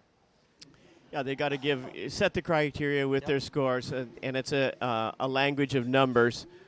So they're actually, if you listen closely, and you can actually see what you're supposed to be doing without somebody telling you to go up to the point and sit there. You just watch it. If you got an 8 there and you got a 4 on the inside, then it's pretty easy to figure out. Out the back, here goes Valentina Rosana on the biggest wave of the heat, our 12-year-old surfer from Argentina, and she's surfing way beyond her years. Look at that. I mean, she's right in the right position. On her backhand, biggest wave of the heat, riding it all the way to the inside. Absolutely amazing. Such a good surfing life in front of her. You could see it in her eyes. She's just so devoted. And to be honest, that was the first wave I've seen her catch, and I can't help to say that her poise and how she's controlling herself on that situation is bar none. I think she could probably be contested to the best wave of the heats thus far. And I wouldn't count her out till the horn sounds. No. She's definitely. This is not a fluke. She has a chance to advance, not just in this round, and she can advance in some of the other ones. She's fearless. I mean, she goes on the biggest wave. She's probably surfed 2 or 3 times a day since she was a little kid. I mean, she's still a little kid, but but she's probably since birth. She's probably been out there since she was 6 months old. Who knows? It looks like it with the maturity that she expresses herself in the water right now. Well, I'm sure she's influenced, by the generations and the surf heritage that surrounds her, and I can't wait to see what the future brings for a girl like that, and for surfing in Argentina. It's to me, I'm a little bit passionate about Latin countries doing good, and you've devoted a lot of time to Latin America. What draws you to the country? Well, I've always drawn to the culture of Latin America, and I was born about 10 miles on the U.S. side of the border. So the first years of my life, all the farm workers and all the food and everybody, all the languages that I heard was Spanish, and just the extended family of the culture. Like it's not like a North American culture is more isolated pockets. And Latin America is more, if you show respect and you give love, you get so much, and you get it taken in wherever you go, and you're made to feel at home, and it's a lot less serious. I'm a jokester. I love to laugh, and I'm always smiling. in Latin America, you start the conversation with a joke, and it just keeps rolling. And in America, you joke with somebody, and they're going, well, I don't know you that well. What are you joking with me about? You know, so it's just a lot of open, more free, friendly place, and you know, I just like it. As we see some live action here, beautiful movement of her surfboard. Our heat leader, Bethany Salasco, I really like her rail-to-rail approach. She's got a really good turn on the outside. Nice little gaining momentum here on the inside, cutting back and forth. And out the back, we see our Argentinian young surfer. So our two heat leaders just capitalizing on the sets here as we see that wave for our American surfer. And we see on screen there Valentina capitalizing on another one of the biggest waves of the set. And you think they just look big because she's small, or they're just big because they're big?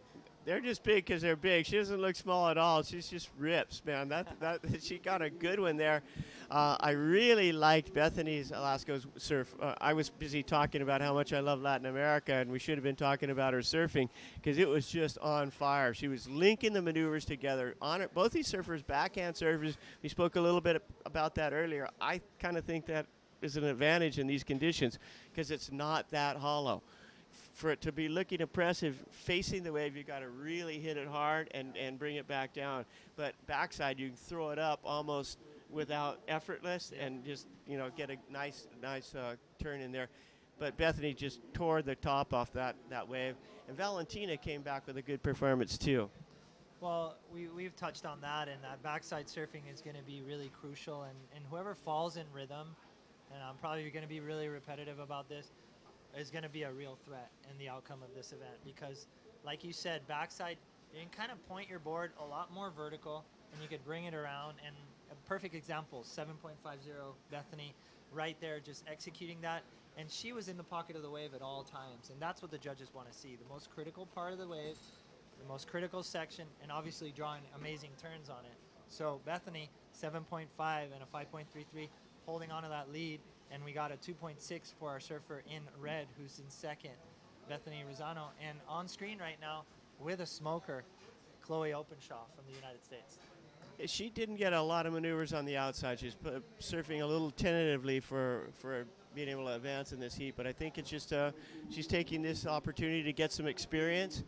I thought Valentina Rosana might have got a little bit better score than the ones that she's getting, but I don't think that the judges really want to seem like they're pushing her through, and she's obviously not as strong as some of the other girls, so keeping her scores in line. But she's got nothing to be ashamed of, and in fact extremely proud of for that performance. She's in second place, however, with a 6.53. She needs about a 6.50 or 8.50 or something like that. I don't know. Don't do the math, and I don't have my glasses on because I can't see the board. So, Gary, her approach itself and how determined she is really giving her a chance to make this heat because a lot of the both two competitors in white and in blue are a little bit hesitant. There's no hesitation on Valentina, and that's what's going to make the difference here. If she gets dealt the opportunity, she's going to capitalize on that. Chloe and Chelsea have gotten the opportunity but not really capitalized. Chloe on that last wave could have put some maneuvers on the board, had a really nice open face, and had you put Valentina there, she would have probably trying to crack the lip. No favoritism, but I got to say, just by sheer passion, Valentina is going to have a pretty good chance. I sure hope so. I'd like to see her get to the next round and just feel stoked about her ability to compete. You know, I mean, obviously it doesn't matter to her at this point. She's stoked regardless. But I think she'd be really smiling if she got around to the next round. Well, it's going to set a foundation, and you know, maybe it's fun and games at this now, but when you're young is when you really get that foundation going. And if you happen to learn about your mistakes when you're early, then you naturally don't make them when you're older. And having a talent pool, you know, 12 years old, we have our sister, Candelaria Rosano, 10 years old on the next heat. And as a fan of the sport, I'm loving seeing these little girls just go up to bat here. Yeah, you learn from your mistakes when you're young, gives you a lot more opportunity to make more mistakes in different areas when you're older. I don't think we ever stop making mistakes, and hopefully we don't ever stop learning. We But don't make the same ones though. that's what I mean. Yeah, if you learn from the early mistakes, then you don't have to repeat those. You can go on to bigger and better things. Non-stop action here. Waves just reeling down the point, non-stop here. As I said, crazy swell on the map, on tap here. I want to thank once again, and we are here at Copa El Salvador Impresionante, presented by Body Glove, and a lot of interesting heats coming into play in the later rounds. But we are here, round number 1, heat number 5 of the first day of competition of the 6,000 qualifying series event here for the WSL, the women's on the women's side of the draw of the board, and a lot of momentum coming straight off another contest in this little Latin American leg. Cabo showed some small conditions but some great surfing. We saw Macaulay taking first place, Mimi Verona taking second place. A little bit of change in the situation now. Solid waves on top for the whole event. Right point break, kind of similar to Cabo. I think it's a little bit better in terms of conditions on this side of the event, but non-stop action right out front. Yeah, zippers and Cabo it's a great wave when it's on, but unfortunately, if it's flat, it's flat. Not too much. Punta Roca has a little bit better opportunity to handle anything, even if it's small. It's surfable and it's point break, it's rippable. At the right tide, you still get a really amazing ride. But we don't have to worry about the size right now. It's pumping. Tide's going to start going out. It's going to start getting a little bit better when it comes off the main.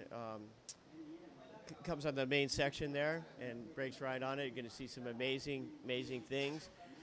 I really am happy with the fact that we have a Latin leg here, Cabo and El Salvador joined together, because it gives the girls that aren't quite financially as solid as the top competitors an opportunity to compete in 2 events instead of 1 with basically the same travel money. And also the fact that whereas the QS, the qualifying series, both men and women's, is dying out, it seems, in North America, it is growing in Latin America. Yeah, that's for sure. I mean, we have a lot of events here in Central America. We have another event for the men's side of the draw in Acapulco later on this summer, and it seems like surfing has been growing as a sport in Latin America in the last couple of years. I could attest to that, being close to, to that side of the world, and both in the talent pool and both in the competition side. And you could probably speak more on the big wave side of things. Latin America has played a big part in the tour, and from Punta Lobos and from stuff that happens in the southern hemisphere, we've seen great venues, great championships come out of it, and I'm just really proud that the sport is definitely in our backyard. I think it's a worldly thing. I think it's happening everywhere all around the world. A little bit biased because I am Latin, and I feel close to the Latin Brotherhood, and I'm super excited to even be a little part of it. Well, I'm a statistics guy, and the statistic that came out from the ISA, the International Surfing Association for Amateurs, were that 60% of the total membership was Spanish, was their language. And I don't think that counted Brazil, which speaks Portuguese. So if you want to include Brazil, which I think we definitely should, it's a really big margin. And you spoke about the Big Wave Tour. 4 out of our 6 venues in the championship circuit are in Latin-speaking countries. And then if you go to the qualifying series, 2 more out of the 3 that we have set up are in Spanish-speaking venues. So, come on, guys, if you speak English and you want to keep up to par, you better put some contests on the agenda, or both Otto and I are going to be speaking Spanish the next time around. Well, I'm going to speak to that. I'm going to send a real big shout out to all our Latin American community. Un abrazo bien grande a todo el público latinoamericano. Estamos aquí en la Copa El Salvador Impresionante, presentada por Body Glove. Las olas están increíbles y le queremos dar un abrazo bien grande a nuestra gente en Latinoamérica. And we're super proud to be here. So, we stoked to take part in events like this, and stoked to see the growth of the sport in every which way. And like we said repetitively, happy to be in Latin America once again, seeing perfect waves and a chance for these girls to take part in that World Championship Tour that they all have goals and strides to reach, you know? Well, listening to you there, Otto, it reminded me another reason why I love Latin America is because Spanish just has got such a ring and a flow and a rhythm to it. We spoke about rhythm out here in the water, and that's just another beat. Spanish, Portuguese, just like songs when I hear them spoken well. Well, we see live action here. Chelsea Roet from Brazil getting a really nice wave going up the top. Unfortunately, coming unstuck, couldn't hold her feet to that turn, and that was a real solid opportunity for her to get that 5.60 she needed. She's going to turn right back around and get one of these insiders. Let's see what plays out for her on this insider, Gary. Yeah, you got to feel bad about that when you get an opportunity, and they don't come along all the time. And you go, this is my wave, I got to make it, and something happens, and boy, oh boy, it's just you got to get back on the horse like she did, and she didn't really make anything out of that wave. It was probably a mistake, but I know the feeling.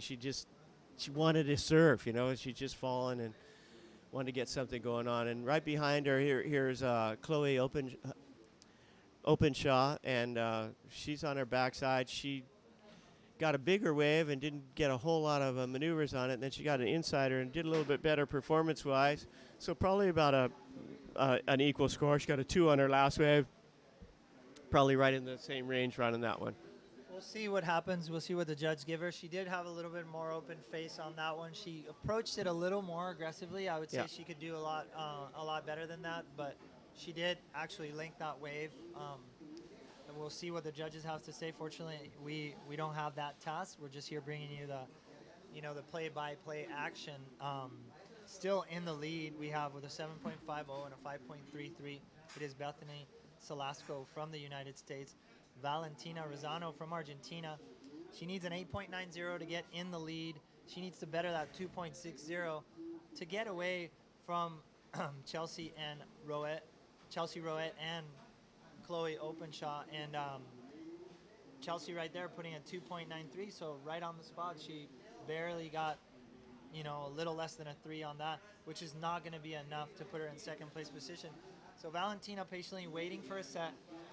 Wants to wait and capitalize. She's definitely eyeing out the bigger ones in this heat, not wanting to mess with the small waves, and put her best foot forward on what could be a good score. Well, she's been putting a lot of time in the water. Every time I've been down there, she and her sister have been out there surfing, so she knows the break pretty well.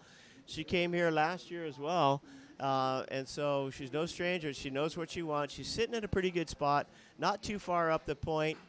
She would like to be a little bit farther up the point to get that first section of the zipper wave. So she's getting bigger waves, but they got an open face. So I think that's just a little bit of experience.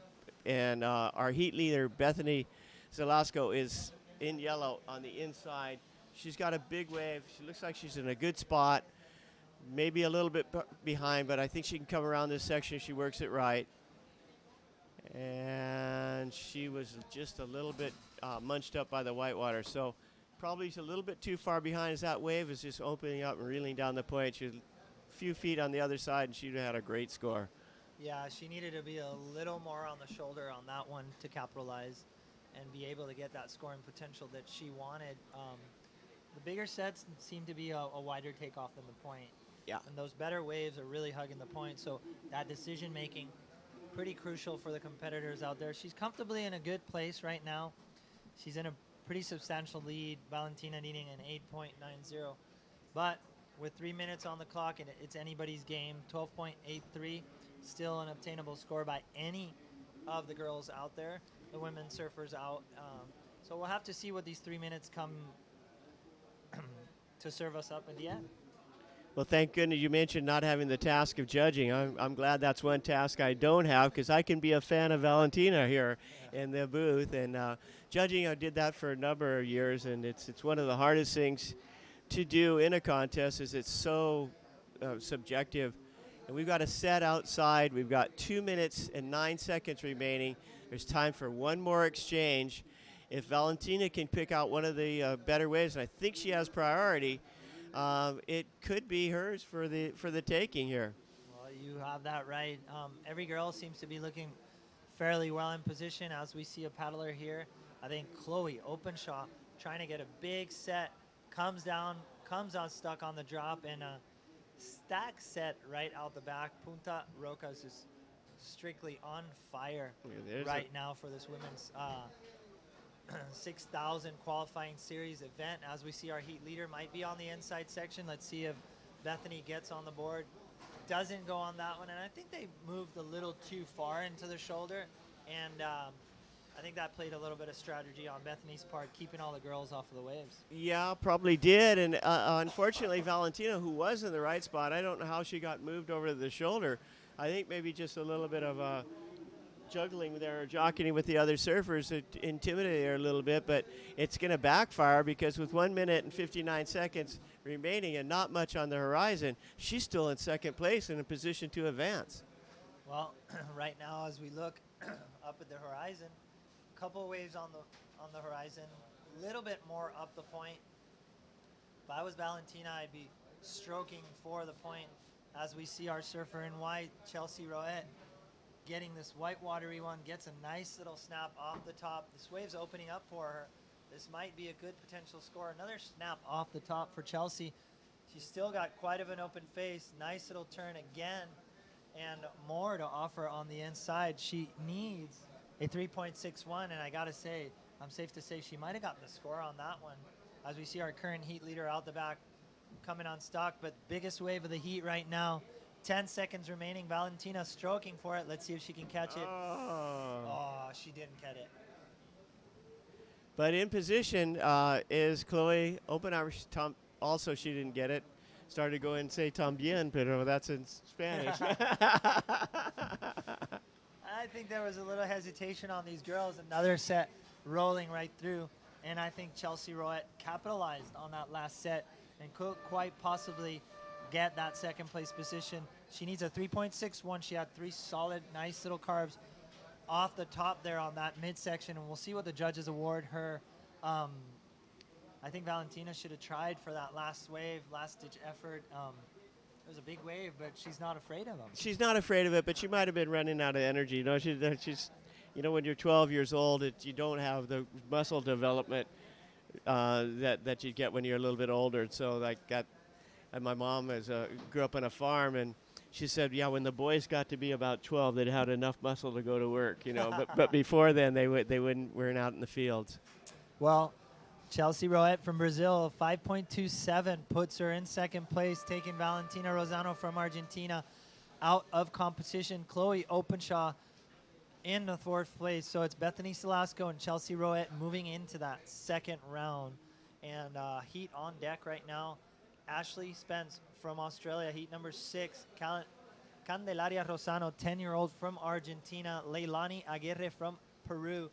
And Monique Santos from Brazil. And that would be heat number 6 of this round 1 of pumping Punta Rocas here in La Libertad, El Salvador. As we see, first up and riding in red, Ashley Spence from Australia. Yeah, and she's got a nice opening wave here with a big wall in front of her. Plenty of room to carve this up. She's a little bit hesitant, wants to see what the wave will do. She's not going to throw out all the stops yet. Cutting back there, waiting for the wave to build up. Sees the section in front of her, and it's going to close out before she gets another maneuver in. But that's a good way to start the heat off. It's a nice wave.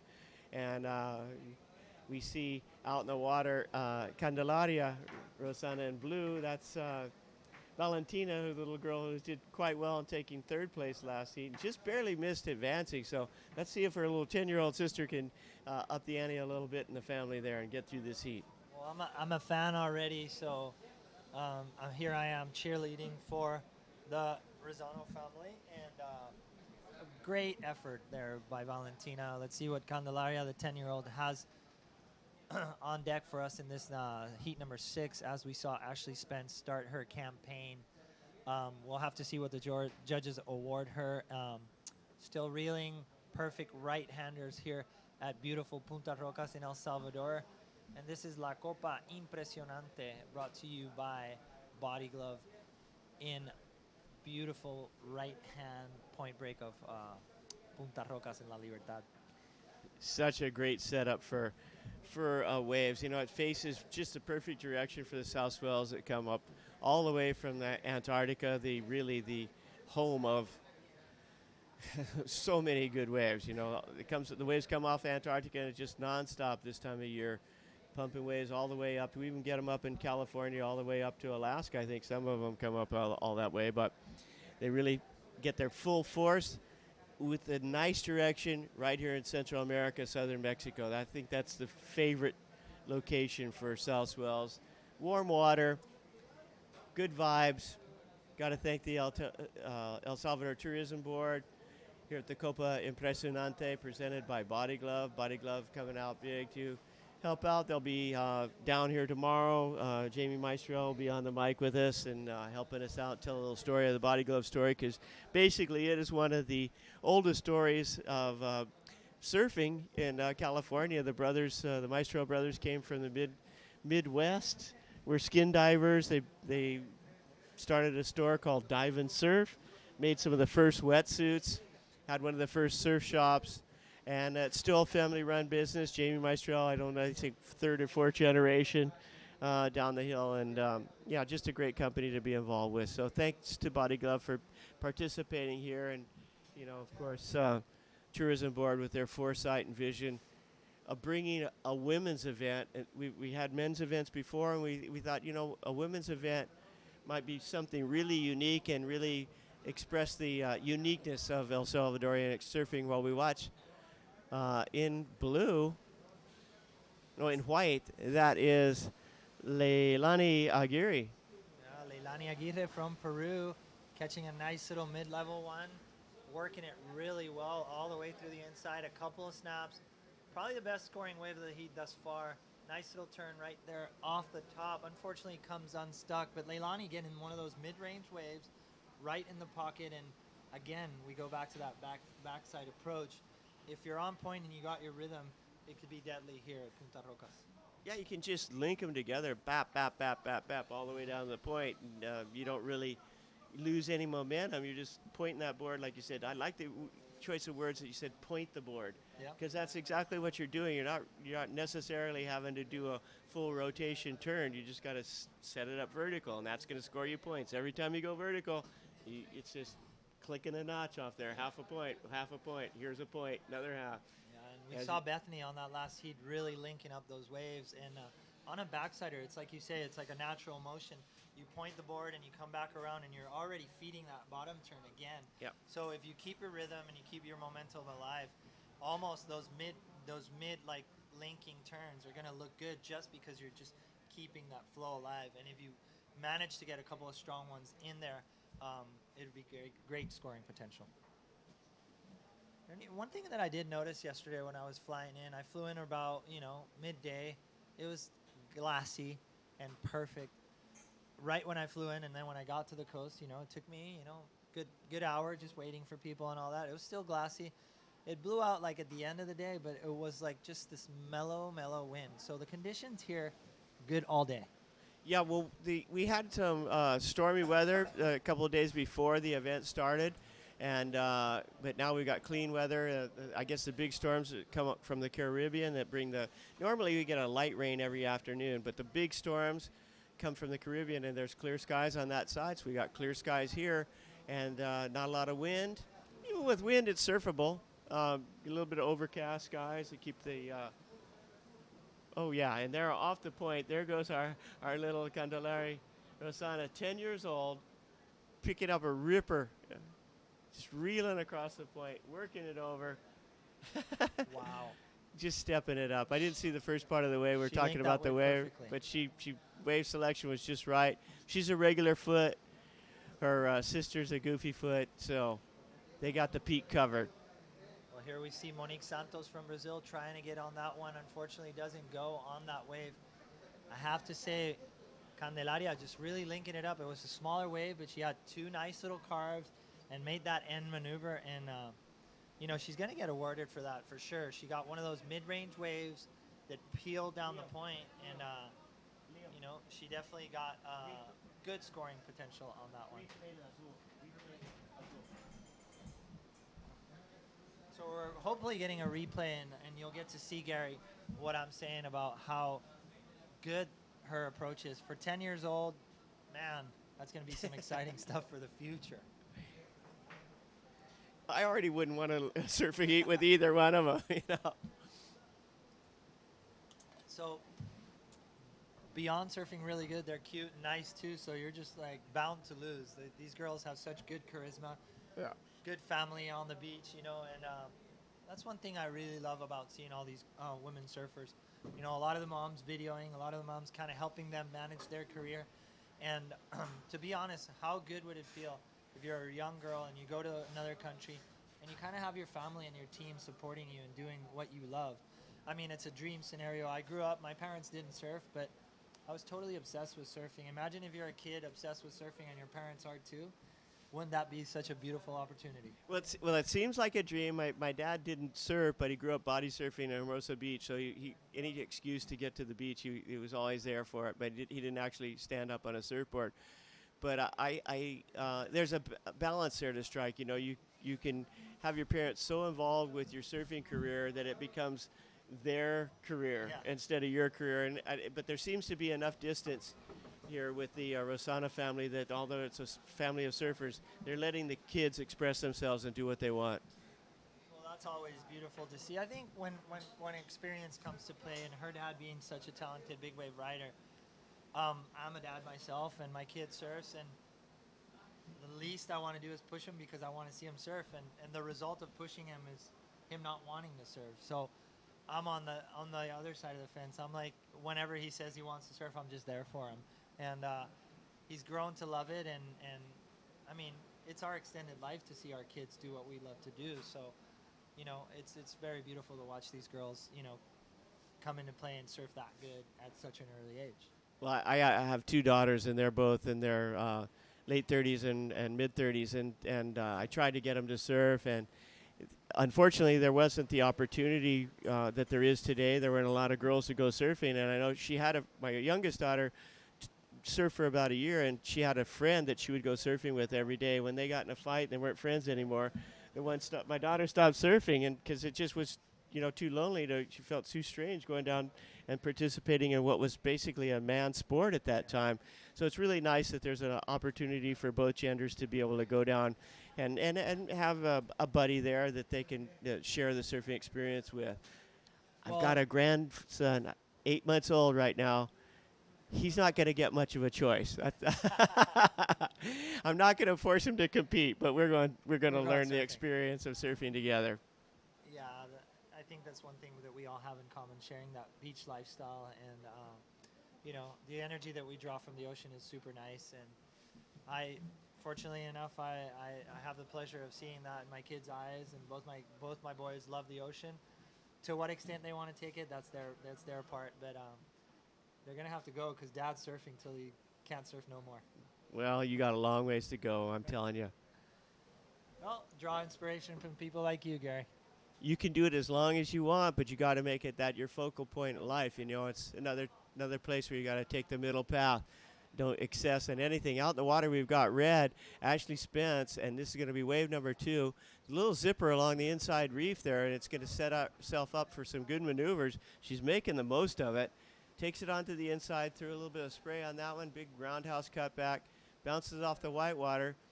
Pretty good wave. It was a smaller one, but, you know, we're looking for maneuvers. It's the biggest and or best wave, and that's one of the best waves.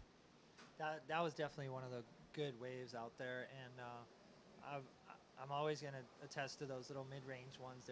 They give you really good scoring potential. They actually are tight on the point, and that makes the wave kind of bend at you, and that wave was always bending at her, and she got great scoring potential.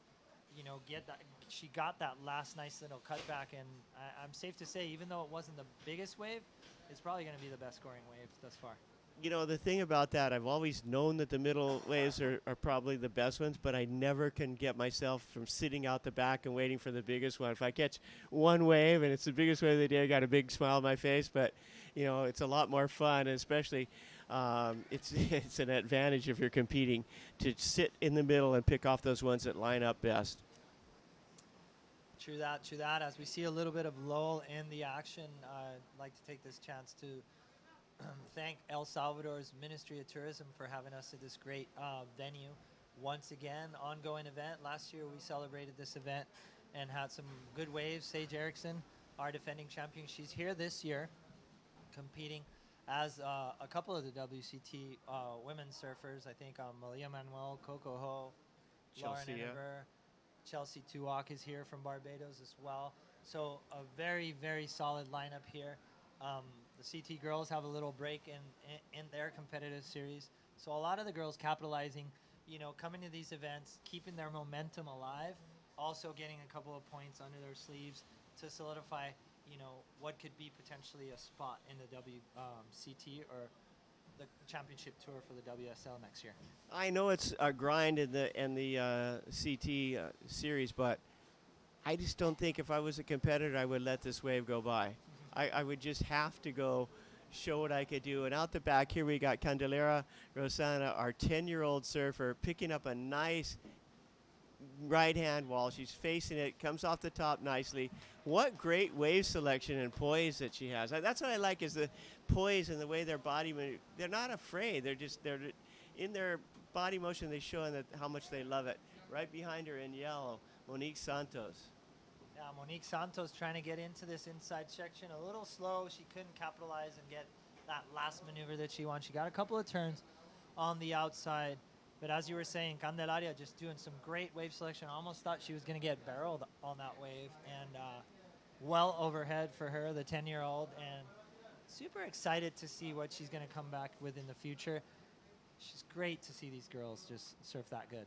Well, they live in Nicaragua now, and just the way that they're surfing makes me want to go to Nicaragua. They must have waves every day because they really have a polished style for some people that are that young. They must have got a lot of waves under their belt, and that only happens when you got waves every day in front of your house, and you can go take advantage of it. Couple sessions a day. They picked a good country, offshore conditions all the time, plenty of swell throughout the year, mostly obviously in the southern hemisphere winter, but amazing setups, Colorado's, Manzanillo. There's many waves. As we see the second score here for Candelaria, puts her in the second place. She's 2.37, still a low scoring affair for her. Leilani needing only a 0.20 to regain that second place position. But yet a statement on the board. The Rosano girls are not gonna they're not gonna subside till the horn sounds. They're in the game. Yeah. Right from the beginning, they're in the game. They're right there. So they're maybe not going for first place, but they've got a shot at second, and they're gonna take somebody down if they make a mistake. If they don't make a mistake, and the other person does. And this wave of Leilani was a mistake. She wasn't in the right position, got behind it, didn't get anything out of that wave, and she keeps doing that. Candelera is gonna surpass her in the point tally. As we see our heat leader here in red, it is Ashley Spence from Australia, kind of touching that like a mid-turn section, floats it off the top over the barrel, and unfortunately doesn't complete that one last maneuver that she did. But holding on to that lead, still pretty low scoring affair, 3.60 for her second. That's the score she wants to get rid of. And these girls, it's been a slow heat compared to the last couple of heats. They need to up the ante, I think, a little bit. Well, wave-wise, I think the tide's starting to drain out a little bit, and so there may be a little change, a little lull. But don't worry about it stopping, because these waves are predicted to be coming up this afternoon, and the predictions have been right on so far. So in a way, it kind of favors Candelaria. There's a little wave selection, and when it's small, she's picking the right ones off. And if you haven't guessed by now, we're big fans of these two little girls, and hopefully they get a little chance to show what they've got going on in their surfing repertoire. Well, I think everybody that's out there would be on our page if they saw them personally and saw their charisma and how good they surf and what they bring to the sport. So we're not being biased. We're just fans. Yeah, we're right just now. fans, and we're not judging, so it's cool. Yeah. We don't have to worry about that one for Yeah. real. So on deck would be heat number 7, Melanie Gutana from Peru, Stephanie McCulk from Australia, Cassidy McLean from the USA, and Josefina Ane from Argentina. As you can see there on your screen, a couple of more girls enjoying what's going to be probably one of the better contest setups of their life thus far, and non-stop wave action. You did mention that the low tide usually brings a little bit of a lull, and it does happen. It does happen, but no shortage of waves. Just maybe a different change of character for the point, but I think it's only for the better. Yeah, the tide's not low by any stretch. It's actually right in the right spot. It's just as it starts to drain, you might get a little bit a lull, and you're not getting all the waves or what high tide will focus. Any swell that's out there is going to hit the point. But here comes another set right now, and you know the bigger waves are that long period, so they haven't fully arrived. They're right at 20-second intervals right now, and it's going to drop down to about 18 tomorrow. So you know it'll get more consistent as the swell fills in. Could you explain with all your forecasting experience? I know that you've dealt a lot with forecasting. Could you explain what an interval is and what 20 seconds opposed to 14 seconds is to the public or the people that don't know what it is out there? Okay, well, swells. We got a surfer here, so I'm gonna wait for a break. But that's in yellow, Monique Santos. Currently, she's in last place, but this wave is definitely potential to get her out of that cellar. And she's ripping this wave up on her backhand once again, reading the wave well, riding it all the way down to the point. It's going to hit the inside, throw some spray, set one more maneuver up. The maneuver happened to be bail out the back. Not a scoring maneuver, but it was a good exit nonetheless. Well, wave interval. Big waves are generated by strong wind over deep water for long distance. So if they come a long distance, it takes them a long time to get there. So the interval between each wave is there's more of a separation. So a 20-second interval, that's a long interval between waves. A wave that doesn't travel that far, it's a big storm, it's closer, it'll have an interval of 12 seconds or 14 seconds. That's still a good swell, but it'll mean there are more waves. Long interval, there'll be less waves and a bigger gap in between. So when you go to a beach break, you don't really want a long interval swell. You want a short interval swell because they'll hit the sandbars and there's a lot of waves coming in. So you want a 12-second or maximum probably a 14-second. A reef break, you want that deep swell, big interval. So you want to start with a 20, drop down. Ultimate range is like 16 to 18, where it's filling in with enough waves, but it's still got that nice long line to it. It doesn't, bunch up. I'm not a meteorologist. I've just been watching this all my life. I'm just now learning, actually the numbers game, because we forecasted so much by looking up at the sun, stars, and the clouds, and everything, and the tides, and tried to play it like an old-time sailor did. And here goes. I keep talking when this great little gal's ripping the tops out of these little waves, but here is Candelaria Rosana finishing up another great ride. Well, we saw that little replay as Gary was elaborating on the interval conversation. 4.50 brings Monique Santos to the second place. She really surfed that wave well. A wave definitely delivered a lot of scoring potential for her, putting her in the second place position. As we see a couple more sets pouring down the reef, but one other question I have for you, and obviously we're not going to interrupt when the girls are surfing. I think there might be one of them paddling for a wave here, but I see a difference between the Atlantic and the Pacific. We in the Atlantic have shorter intervals, and that kind of results as a bigger wave. Why the Pacific has, obviously longer intervals? Is it because it's a bigger ocean, or? Yeah, it's a bigger ocean. The swells originated in the southern hemisphere in Antarctica, and that's down where the Roaring 40s, so it's just constantly churning up waves. And another thing that allows the waves to be bigger is the frequency of the waves. So if the ocean goes dead, it takes a little bit more energy to have it pump. And out the back, we've got Leilani Aguirre on a beautiful wave. She's a backhand surfer, going to snap that one right under the hook, set up that inside section. She's going to have a little bit of trouble, I think, getting around into the open face, but she makes it. One more maneuver, cuts it back. Probably like to have gotten a little bit more out of that wave, but it's a good score. She's in third place. That one might move her into second. But in the Atlantic, it's a smaller ocean. In the North Atlantic, it's even smaller than the North Pacific, which is smaller than the South Pacific. The South Pacific is absolutely immense. There's no land mass, and those long interval swells that are generated in Antarctica just roar up, and the ocean is constantly moving, so it's already pushing waves. So the next wave comes, like you were saying earlier. If you let the second wave go, first wave go, it sets up the second wave, and that was Monique Santos with a bit of an up and down there. But it's just like the same in one set where you're pointing out that you let the first wave go, kind of sets the motion of the water. The second wave comes in and it has a little easier time, like the wheel's been greased a little bit. Same thing for a long period swell in the ocean. If there's waves coming through, the second storm is going to be a little bit bigger, a little bit cleaner, and that's the way it goes. It's always an interesting thing for me. I've been chasing waves my whole life, and just to pinpoint that and to try to apply the numbers, as you said, to our Indian tactics, where we would just look up and see the smoke signs and try to figure it out, and look at the paper and see a cold front and say like, oh my God, there's going to be waves. Surf forecasting has gone leaps and bounds. It's gone a long way, and now we almost can predict a lot of what happens, and that's opened the door for events, such like this one, and even more for the big wave events. Well, for this event, we pretty much put it on the schedule and we surf in whatever comes. But a big wave event is dependent upon accurate forecasting. Now, the extent that we're broadcasting, it's a big operation, and we've got to move stuff early and make sure we get that nice professional broadcast that we come to enjoy. But it takes some hair pulling and watching every morning, every afternoon, and trying to really make a good study of it.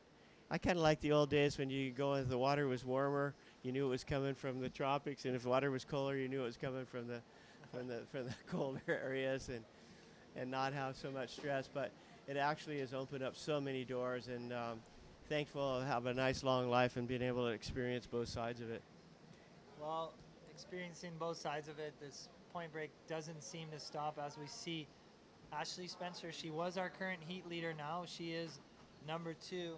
She needs not such a big score of a 5.35 to get back in the lead. This wave's going to open up for her on the inside section. Nice little carve right there. She's got a lot of room to play with right here. She hits it a little bit more extreme, cuts back into the wave. She's looking for that last maneuver. Let's see if she can connect the wave on the inside, as we see this wave barreling a little bit, and a little quite hesitant there at the end, Gary. Yeah, it's nice. It's like any performance. You like to see a beginning and a nice finish. And that last maneuver, like a closeout re-entry, really punctuates the performance that you've set up before. So the judges, although it's not going to, change the score tremendously, maybe a point at maximum if it's just a super maneuver, but it leaves a nice taste in the mouth of the judges. They're going, yeah, that was a good ride, and they might accentuate the performance outside because of that inside ride. Well, as you can see, this heat is coming to an end, and Leilani, her last-ditch effort, got her 5.60. Got her into the second place position, as we see regaining the lead, Ashley Spence from Australia. She gets a 5.37, and that makes Monique Santos and Candelaria Rezano from Argentina have to bow out here in the early rounds. And interesting to see that last little exchange. Leilani really putting that backside surfing into play. We're definitely going to keep our eyes on these backside surfers and see how Punta Rocas is going to favor them. But it's the Australian Ashley Spence in first and Leilani Aguirre in second place from Peru, and they're going to be in the second round of the 6,000 qualifying series here, La Copa Impresionante in El Salvador, presented by Body Glove. And that heat was really close, a 10.30 to a 10.27, so it was neck and neck. Yeah, unfortunately, Candelaria Rezano, our 10-year-old, had kind of a set range where judges weren't going to give her much more than what she got, but outstanding performance for a 10-year-old. She would have blown any other 10-year-old girl that I know out of the water, so really surfing above her head. Well, as we see here on your screen, it's a surfer from Argentina in yellow, Josefina Ane, working this wave all the way to the end. And in white, Cassidy McCain from the United States. She's working her way into the inside section. This heat's just starting right off the bat. The horn sounded, and these girls saw a great set approaching them. A nice little exchange there for the Argentinian and the American surfer, Cassidy McCain. And that last maneuver that Cassidy finished was a little bit what we were talking about, just finishing the wave off nicely. She just brought it up. Even though the wave closed out, she wasn't going to have any forward momentum, but she landed it and finished it off, and it's a nice signal like any performance. Well, at the end of the game, sometimes, like you said, that heat was really close, and that half-point difference might be getting you into advancing position or not. As we see waves on your screen pouring out the back, let's see if surfer in blue, Sophie McCulch, can get it. No, it's a surfer in red, Melanie Guita from Peru. That was a nice takeoff. Peruvian surfers, no stranger to big waves, that's for sure. It's one of the most consistent places in the world. Humboldt Current brings those waves straight up to Peru from Antarctica. And out the back, we've got in position Sophie McCullough. Doesn't catch it. That's a beauty. That one, look at how that one's just peeling off down the point. And we can't see it. We're seeing it live. You don't see it on stage. But that one has a real nice, hollow, open face all the way down through it. It's unfortunate that Sophie wasn't able to pick that one up. A bigger wave and great shape. Well, with those consistent swell on the map, like I said before, a large mix of swell. We have a long period south swell in the water, showing best conditions later in the day. Swell still building. We got a solid southwest swell, continues on through Thursday. Fading a little bit on Friday, but well into the weekend, we'll still have hopefully overhead waves to finalize the event. As we see in the water, heat number 7, Melanie Giunta from Peru, Sophie McCulch from Australia, Cassidy McLean from the United States, and leading the heat right now, Josefina Anne from Argentina. She scores a 4.3, but I think Cassidy McLean with a 5.17 has regained the lead. So interesting surfing, great set right off the bat here for these female competitors on this 6,000 QS event, and this is the highest ranked event, Gary, for the women's division. A couple of these events, and these are the ones they want to win to qualify for that WSL World Championship Tour. Especially they want to win it because it's the best waves that are going to be everybody's surfing. So the surfer who surfs best in the best waves, got to think, has a better claim to being the best surfer in the world. That's why if I was a CT surfer, I'd be here and showing what I got, just giving us a taste. So maybe someone will take the bait and come. More of them will take the bait, and next year we'll have a full representation of the CT surfers. Well, to elaborate on that, I think I have a little bit of notes on that. And, Tatiana Weston-Webb, she's ranked number 6 in the world. Her worst result was a 15. And then Malia Manuel, she's ranked 18th. She got a 17th in Cabo due to conditions. She got a 9th in Fiji, what was her last event. And we got Laura Enever, who's top 10. So we got a couple of the top 10 surfers here. Sage Erickson is our defending event winner, and she's here to defend her title as well. So I think we probably have like 5 or 6 CT surfers. I think Chelsea Tuak from Barbados is here too as well. Just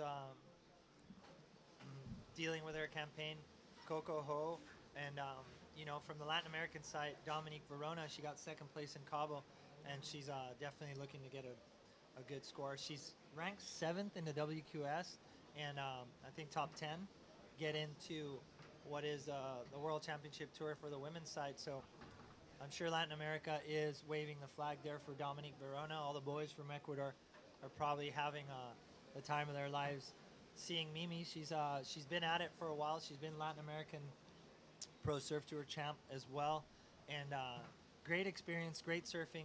She comes from Montañitas, which is a right-hand point break in Ecuador, so no stranger to right-handers. So we're really excited to see what Dominique Mimi Verona has in store for us here in this event. No shortage of talent here, that's for darn sure. Whether they're in the ranked top in the world or not ranked at all, there are some serious rippers out here in the water right now. Got 4 relatively unknown girls, and they're just tearing the tops off some of these waves. So really a treat to be down here in this quality of surf, and giving these girls a chance to show all their repertoire of surfing ability, and also how well they represent their countries too, and integrate with the Latin vibe here. It's a if you can pick up on the Latin vibe, no matter where you're from, I guarantee you it will do world of good for your whole life. If you can grasp what's going on down here, it'll carry you through all kinds of walks of life. You know what I call that, Gary? It's called sabor. It means flavor. And I know that you've been, you know, pretty drenched with the Latin culture, and there's this certain there's a certain air in it, and I call it flavor, and it's sabor, and that's what us Puerto Ricans refer to when it's just that it's kind of what runs in your blood. It's just blood with a little bit of spice in it, and it comes in many ways, and it's beautiful to be a part of that. As we see the surfer in blue, Stephanie McCall from Australia, getting a nice right-hander. Throwing a lot of spray. She hit the lip of that wave one more time. Throwing some spray. Just didn't right angle it correctly. She took herself out of the wave there. But sabor is a real beautiful word. And there's a lot of words in Portuguese and Spanish that are so descriptive of feelings that we don't really even have. Yeah. In North America. One of my favorite words in Portuguese, in Brazilian Portuguese, saudade, which means a longing. Yeah. It's not you miss somebody, that you actually you pain for the fact that you aren't in a place, and it, just it's all with the blood and with the heart, and if you embrace that. Like I wouldn't be here if I didn't speak Spanish and have that feeling, and I wouldn't be welcome. And this is an experience I just wouldn't miss. Well, the passion shows, the charisma's here, and the best thing is the waves are totally pumping. We could see the change of tide. I could see the rocks kind of sticking out, that lower tide coming into play. It's going to extend that wave a little bit longer. It's going to change the lineup. The girls are going to sit a little bit wider. That rock's going to be a little more prevalent, and it's going to be that spot where you want to be. And I think Sophia kind of started marking the spot. And I think the girls have definitely taken notes on that. And evidently you have seen the girls that haven't been going down the point so much as they were earlier in the morning. So on the higher tide, up the point, yes. On the lower tide, you start creeping into that really good section, starts breaking from the rock. And, you have to be a Jimmy Rotherham to know how to do it when the tide's right. Mama Roca is going to be offering up some good rides here, and we're fortunate too because we're in a position where the tides aren't that extreme. It's not that big a change from high tide to low tide. It's not totally washing out and then draining out. So up and riding here in red, Melanie Quinta. That's the one thing about being an announcer. When you don't know the girls' names and you don't know the pronunciations, you absolutely murder it. So if I'm mispronouncing, which I know I am. An I and a U makes the U silent. So Ginta, I'm almost trying to say that is the proper way. Okay.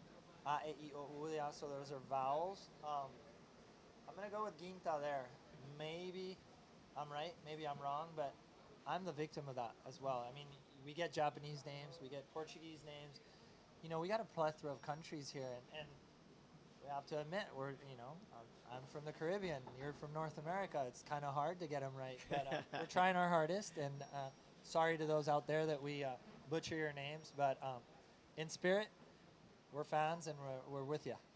We certainly are, and the more times and more heats you go through, the better we're going to have of pronouncing your name. So you really want to represent your family, win a couple of heats, and we'll help you out best we can. And at the end of the day, as the heat goes on, we get our corrections. We get the people that come and tell us how to pronounce them right, and those are welcome. We will take that into consideration, and we love to pronounce it right and learn as we go.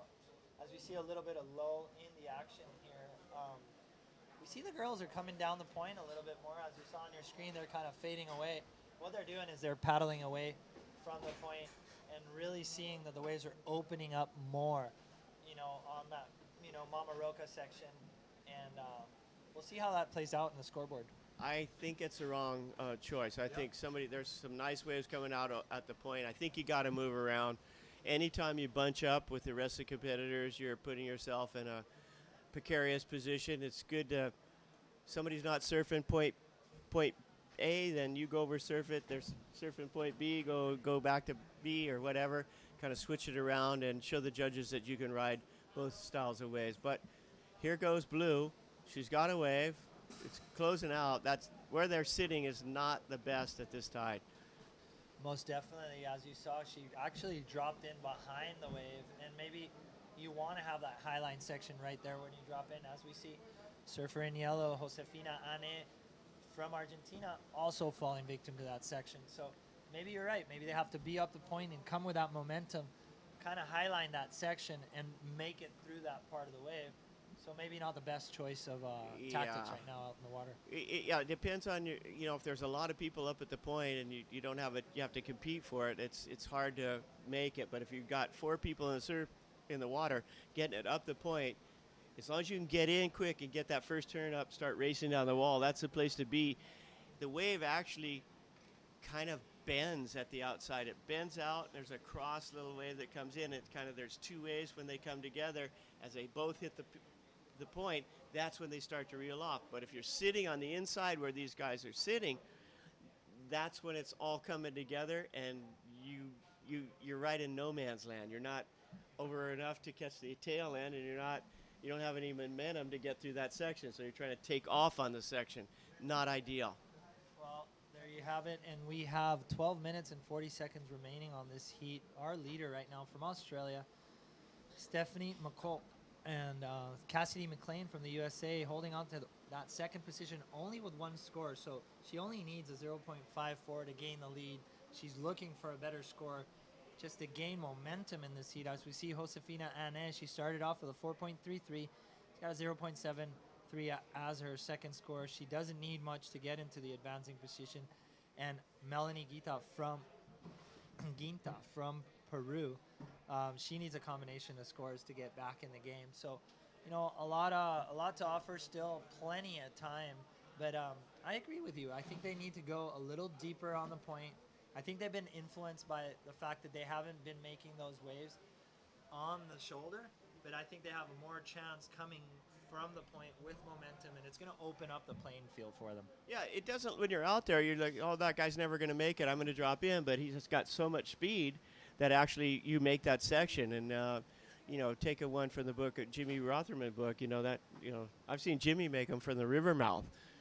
Yep. So. And he does have that particular thing where he highlines it right off that section and seems to start like a new wave. Yeah. So, he'll do his 2 turns off the top, come to that high line, and then this inside section just starts hugging the point, and it just opens up a plethora, and that's where you start seeing him take to the air, doing those carves and all that. And the talent pool here is so good that we're definitely going to see that throughout the event. So these girls in heat number 7 need to read the lineup a little bit better and try to capitalize on that. They have 10 minutes on the clock, and it's a very, very open playing field for all of them. There's still in that mid-score range all of the top 3 competitors, and Melanie with 2 scores, she could be right back in the game. Yeah, whether it's Jimmy or any of the locals it's always good to go down and watch the locals where they're surfing and how they approach the wave, because they've done it day after day, wave after wave. They really know all the tides. They know everything. And, maybe you can go ask one, for some advice. But if that's not available and you don't feel like approaching somebody, just watch. Sit on the beach and watch the good guys surf. And they're making every wave. That's a very, very good piece of advice. And on a personal level, every time I go to a spot, especially a new spot, I sit and watch it. I sit and watch it for a while, and I have friends that taught me that, and they're like, and I think on a competitive level, you have to watch where the waves come. You have to study it per tide. You have to study it per swell direction and all that, and that could be the outcome of a winning result easily. You know what I used to tell when I made surfboards for some of the best surfers in the world, I'd try and coach them, and I would tell them, if you lose, when you lose, don't stop. Just see where you would advance to. Make sure you surf at that time of the day. And pretend like you were going all the way to the final every day. Every time there's a competition, take it all the way to the final, because then you're used to surfing that many heats. You're used to surfing all the different tides that you do, and it becomes natural. Yep. When things become natural, it's a lot easier. You don't stress on it. You don't have to worry about making the wrong decision. Well, here we see naturally Cassidy McLean hits it off the top, comes unstuck there off that one section. I think I could totally attest to that. Making it natural and making it something normal and something that you kind of have natural reflex to is a result of a familiar setting. So if you do that, if you go all the way, I think that's a very good piece of advice too for people that lose. They need to sit on the beach and watch that thing till the end if they want to be the winner, because how are you going to know how to win if you've never seen a winner? Yeah, and if it's like here, there's no other venue to go surf, but so you sit in the beach and watch. But let's say you lost the first round. Well, if you had an advance, where would you be? And that time of the day, it's a beach break. Go down to the beach break and surf that heat by yourself, and then come in and just keep doing like you're advancing all the way. So you know, it's if your body's accustomed to surfing 10 heats in an event, you'll be winning. If your body's accustomed to surfing one heat and then going and having a beer, you're going to keep having one heat and a lot of beers. Yeah. Well, that's a very excellent piece of advice from a man who has a lot of experience, and I could attest that your boards are pretty good, because one of my favorite boards ever was shaped by you. So Well, thank you for doing that. Thank you, Anna. That's validating my career as a shaper. Certainly, you're a great surfer, and I'm really proud to have shaped a board for you. I remember that board vividly, and I rode it till it died because it was that good. Let's see some live action here. The Peruvian surfer Meli Ginta, nice turn off the top, gets this open section. She needs to close it down with a good one, floats it, gets the re-entry, and comes up stuck there in the white water. She just needs, a 4.71. A very attainable score here, and the clock is winding down. They got 7 minutes remaining, and they've kind of been slow pace in this heat. Not per lack of waves. I think it's per lack of positioning. Yep, it's definitely position. We said from heat one, this event is going to be about positioning and finding the right waves. There's a lot of waves, but kid in the candy store syndrome, you got to be able to the right place, the right time to catch the one you need. Not just the one you want, it's the one you need to advance on to the next round. And these gals have sat all bunched up, which was a mistake right to start off. When it's like that, spread out. Get over there, even with priority, so what? Get over in a different position, give it another look to the judges, because wherever you surf from point of origin, it's going to affect how you're surfing.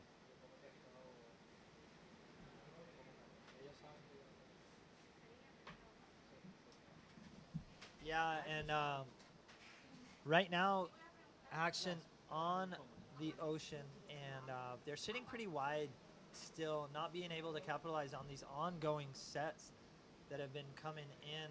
And I've been looking up the point, Gary, and it seems like there's a nonstop action. So I would recalculate where they're sitting, and I think what you were saying is on point. They should definitely not bunch up together and try to get a technique going, as we see surfer in white, our leader, getting nice open face, not really getting a lot of maneuvers, carving this. Only a one turn maneuver for Cassidy McLean, and she's holding on to the lead. She's only winning by 0.60, so it's an open playing field for everybody out there in the water. And I hope that the next heat has been looking at the lineup. Definitely tied, getting a little bit lower, so they have to kind of rethink their positioning. And I think this heat might be kind of setting an example for the other competitors. Well, hopefully the other competitors are paying attention, and they can take this heat's competitors' mistakes to use it to their advantage, because there's so many ways that are going unridden off the point, good scores. Some of the contests that we had in prior years, they would immediately paddle out. There's a beautiful wave out there. It's not going to run all the way across the point, but you only need 2 or 3 maneuvers and you got a good score. So all you need is like a 100-yard section. You don't need a 500-yard section. So length of ride, not necessarily going to come into play.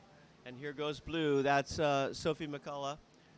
Nice off the top. She has a little ripper section in the inside here, but it's going to flatten out, and she's not going to have the momentum that she needs to really perform up to the level she's capable of. She gets a pretty good score in there, and she's currently in second place with a really low scoring heat, so it's really up for the taking with 3 minutes 40 seconds remaining.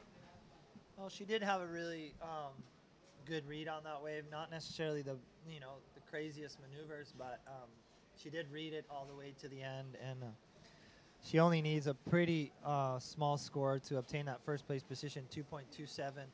I believe that could be enough to get her in the lead, as our surfer McLean from the United States has a low scoring of a 2.43.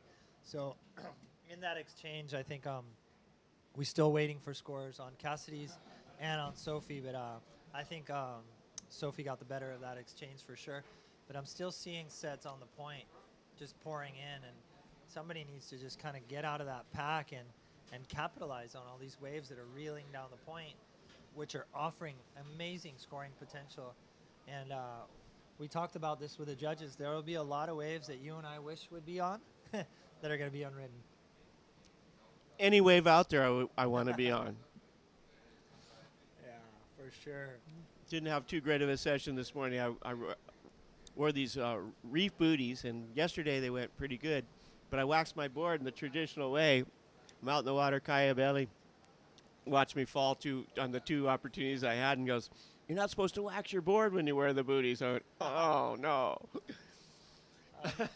As a tropical penguin, as my good friend Ramon calls me, I have a hard time putting shoes and surfing at the same time, no matter what booties they are. I've grown accustomed to doing a lot of cold water surfing lately, so I'm getting better. But in the tropics, it's like almost unfathomable. But here, with those slippery rocks and those hot rocks, the boots are definitely an asset. You can wear socks also. That's the next thing I'm trying. And here goes yellow. Josefina Ann, Ame, however she pronounced her name, she's ripping this wave up. She picked it off a good one. It's got some line to it on her backside, throwing a big snap there with some white water. Nice. Lands it right nicely. That's going to be a good wave. And right behind her in red, a little zipper and a really nice floater there is Melanie Guinta from Peru. And I bet you that was Annalie Gomez down there cheering her on, if you could hear that in the background. Well, I think they heard us, because they definitely paddled up the point a little more. Yeah. As we see live action here from Cassidy McLean from the USA. She was our current heat leader, and now she's looking to better a 2.43, which I think she probably did with those couple of turns. And then we see our current heat leader now, live action out the back, Stephanie McCall. Nice little snap off the top right there. Not really capitalizing on that first turn, and we couldn't get that one on the screen for you guys, but finished off with a great snap there to close the wave off. She was crisp turns. That was going to be a good one too. Maybe we can get a replay on blue. La última de azul, porque se están perdiendo las olas. No vimos la última azul, y es importante porque es el final. So here we go. We have nice set approaching 20 seconds remaining on the clock, and just sets pouring out the back as we see the girls waiting there. And this heat's going to come to an end here. Sophie McCall with the lead still. We have one more score for her to drop, and Cassidy McLean too. So we have to see if Josefina Annie is going to get the score. But with that last exchange, I'm looking at Sophie and Cassidy taking first and second in my book. Not officially, but it looks like they're looking pretty good on that last exchange. Just when we thought we were going to get a lull, get this incredible set, watching an unridden wave roll through beautiful Punta Rocca and all its glory. Yeah. Great action here on top, and what is Copa El Salvador Impresionante. It's presented by Body Glove, and we are here thanks to the Ministry of Tourism has made this event possible for the last couple of years and making a big impression on surfing in El Salvador. So thank you so much for the Ministry of Tourism and all the people here in El Salvador for having us for this great event. 6,000 QS series for the World Surfing League. And that last exchange saw Stephanie get a 5.10, solidifying her first place position. We still have to see that last wave of Cassidy McLean, but I'm thinking it's going to stay in the same range. So unfortunately for Melanie Guinta and Josefina Ane, the two South Americans, one from Peru and one for Argentina, are going to bow out early from this first round of this competition.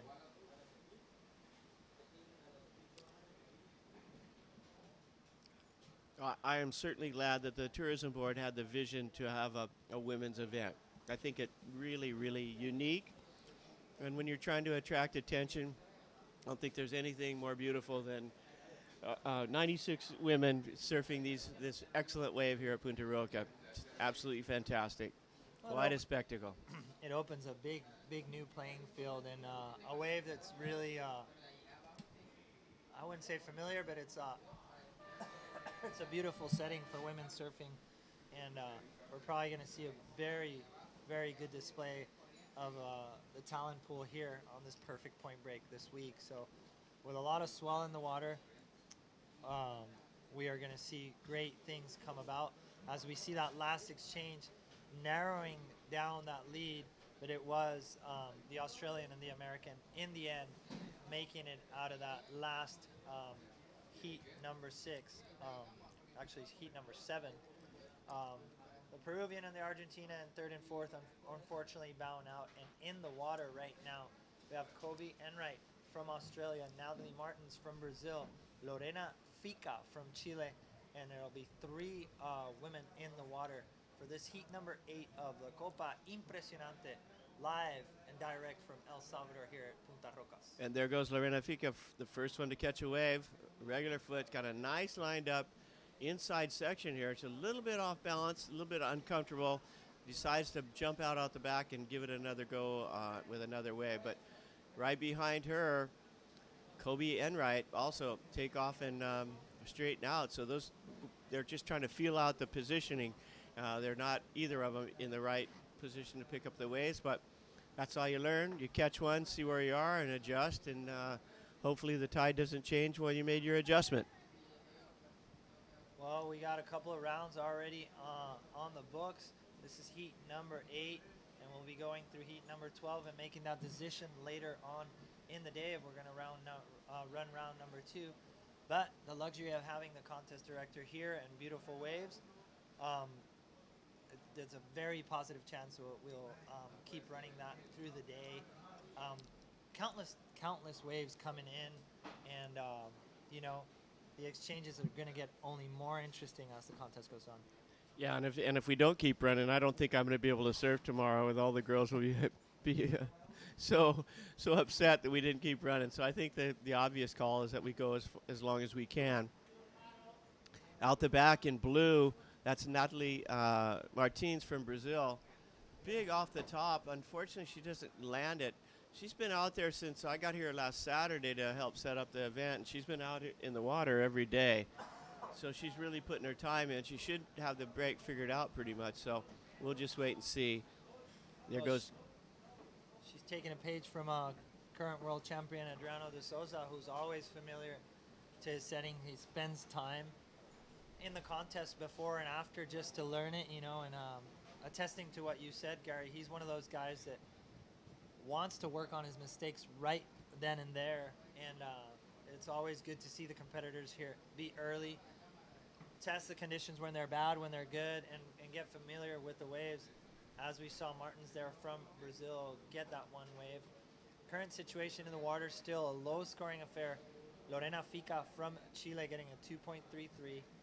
Kobe Enright from Australia up and down with a 0.50, and Natalie Martin still her score to drop, and we'll probably see the situation change after that.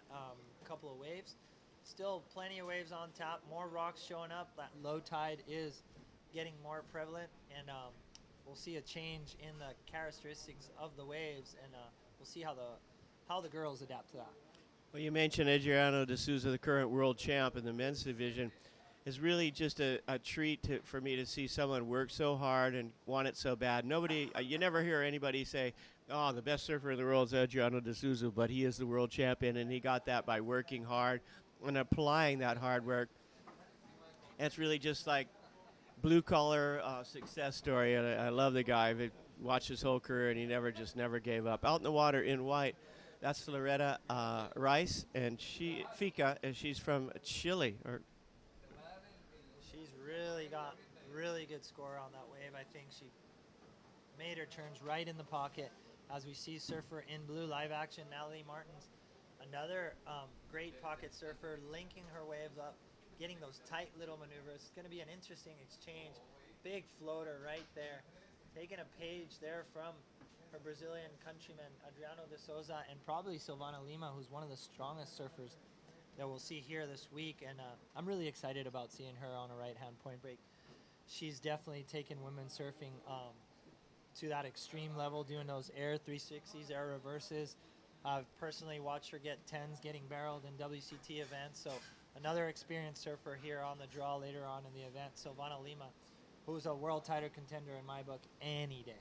And you watched her last year, and she kind of relied on her aerial game, and it just didn't facilitate her competitive performance. And I watched her practicing in the free surfs coming into this event, and she's just pretty much relying on her rail game. She's just throwing some really serious carves out there. So I think we're going to see a little bit different Silvana than we've been seeing, and I think it's going to be quite impressive.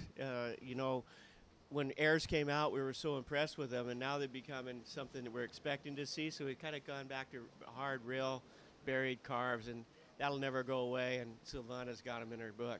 Oh, we want to say hi to everybody. Gary Linden here. Otto Flores calling the action here on the first day of Copa El Salvador Impresionante. Beautiful waves on top, strong swell here, delivering amazing waves. As we see live action here from Kobe Enright. She is our current heat leader, and she's trying to work her way into the section. Bottom turn, snaps it right there. Unfortunately, comes unstuck, and this wave's showing a little bit challenging for these girls right now. They're positioning a little bit on, I think they're might be readjusting their positioning on these couple of heats, but I think Natalie Martins, when we see that score drop, there's going to be a change in situation for sure here, Gary. Yeah, she put on quite a performance, Natalie. I mean, her first wave, she wasn't sitting in the right spot, but she made those adjustments. She caught the wave right in the right place. Her experience practicing in the days leading up to the contest paid off, because she was able to do just the right maneuver and the right spot, and I think that'll be a good score. You know what I really liked about that wave is when she finished it off, and she did a kind of floater maneuver, but she came right back and she got this great thrusted drive when she came up to the bottom and went not much open face, not much power in the wave. She just created some and pushed off into the second maneuver right there in the end. A beautiful technique. Well, creating momentum is one of the key features here on getting good scores, and you could see she really, manufactured that score, really took advantage of what was in play. It wasn't one of the biggest waves, I would say, but it had a great wall, and she surfed it really well. She got a 6.27. 5.67. 5.67 to get her into second place, and Lorena Fika, as we saw, linked that wave too, and that was the exchange I was talking about. That was going to change the situation. And for the Chilean surfer, Lorena Fika, she gets a 6.27 and puts her right in the lead. She wants to get rid of that 2.33. She's got a lot of time on the clock, 17 minutes remaining still in this heat, and I think the girls are really getting back into action, knowing where the peak is, readjusting to this title situation, and as we see the Chilean and the Brazilian kind of taking point on the first half of this heat. Yeah, and this heat is already a little bit more exciting than the last one we watched. I mean, the girls, the takeoff spot is stabilized a little bit as the tide's gone. It won't get a whole lot lower. It'll go out a little bit more, but basically we're on the reef that we'll see for most of the rest of the afternoon. And they've seen where it is, and they're picking their line. So waves keep pouring through. Here's a good one coming in. I don't know who has priority, but there are a couple of girls in position to take it. I don't know if anyone, doesn't look like they're going to, there we go. There goes Natalie. Natalie Martins from Brazil. She's from the state of Pará, which has one of the only point breaks in Brazil called Matinhos. And it was also the home of a couple of the top Brazilian surfers that made it on the pro tour. So there's quite a legacy there. Matinhos, a long right-hand point break, not as hollow or as good as this one, but you know that point break has a different style of surfing where you've got multiple opportunities. You don't cram the maneuvers in like a beach break. You've got to set a pace and keep going with it, and it's good to have some practice. Well, this is an interesting one.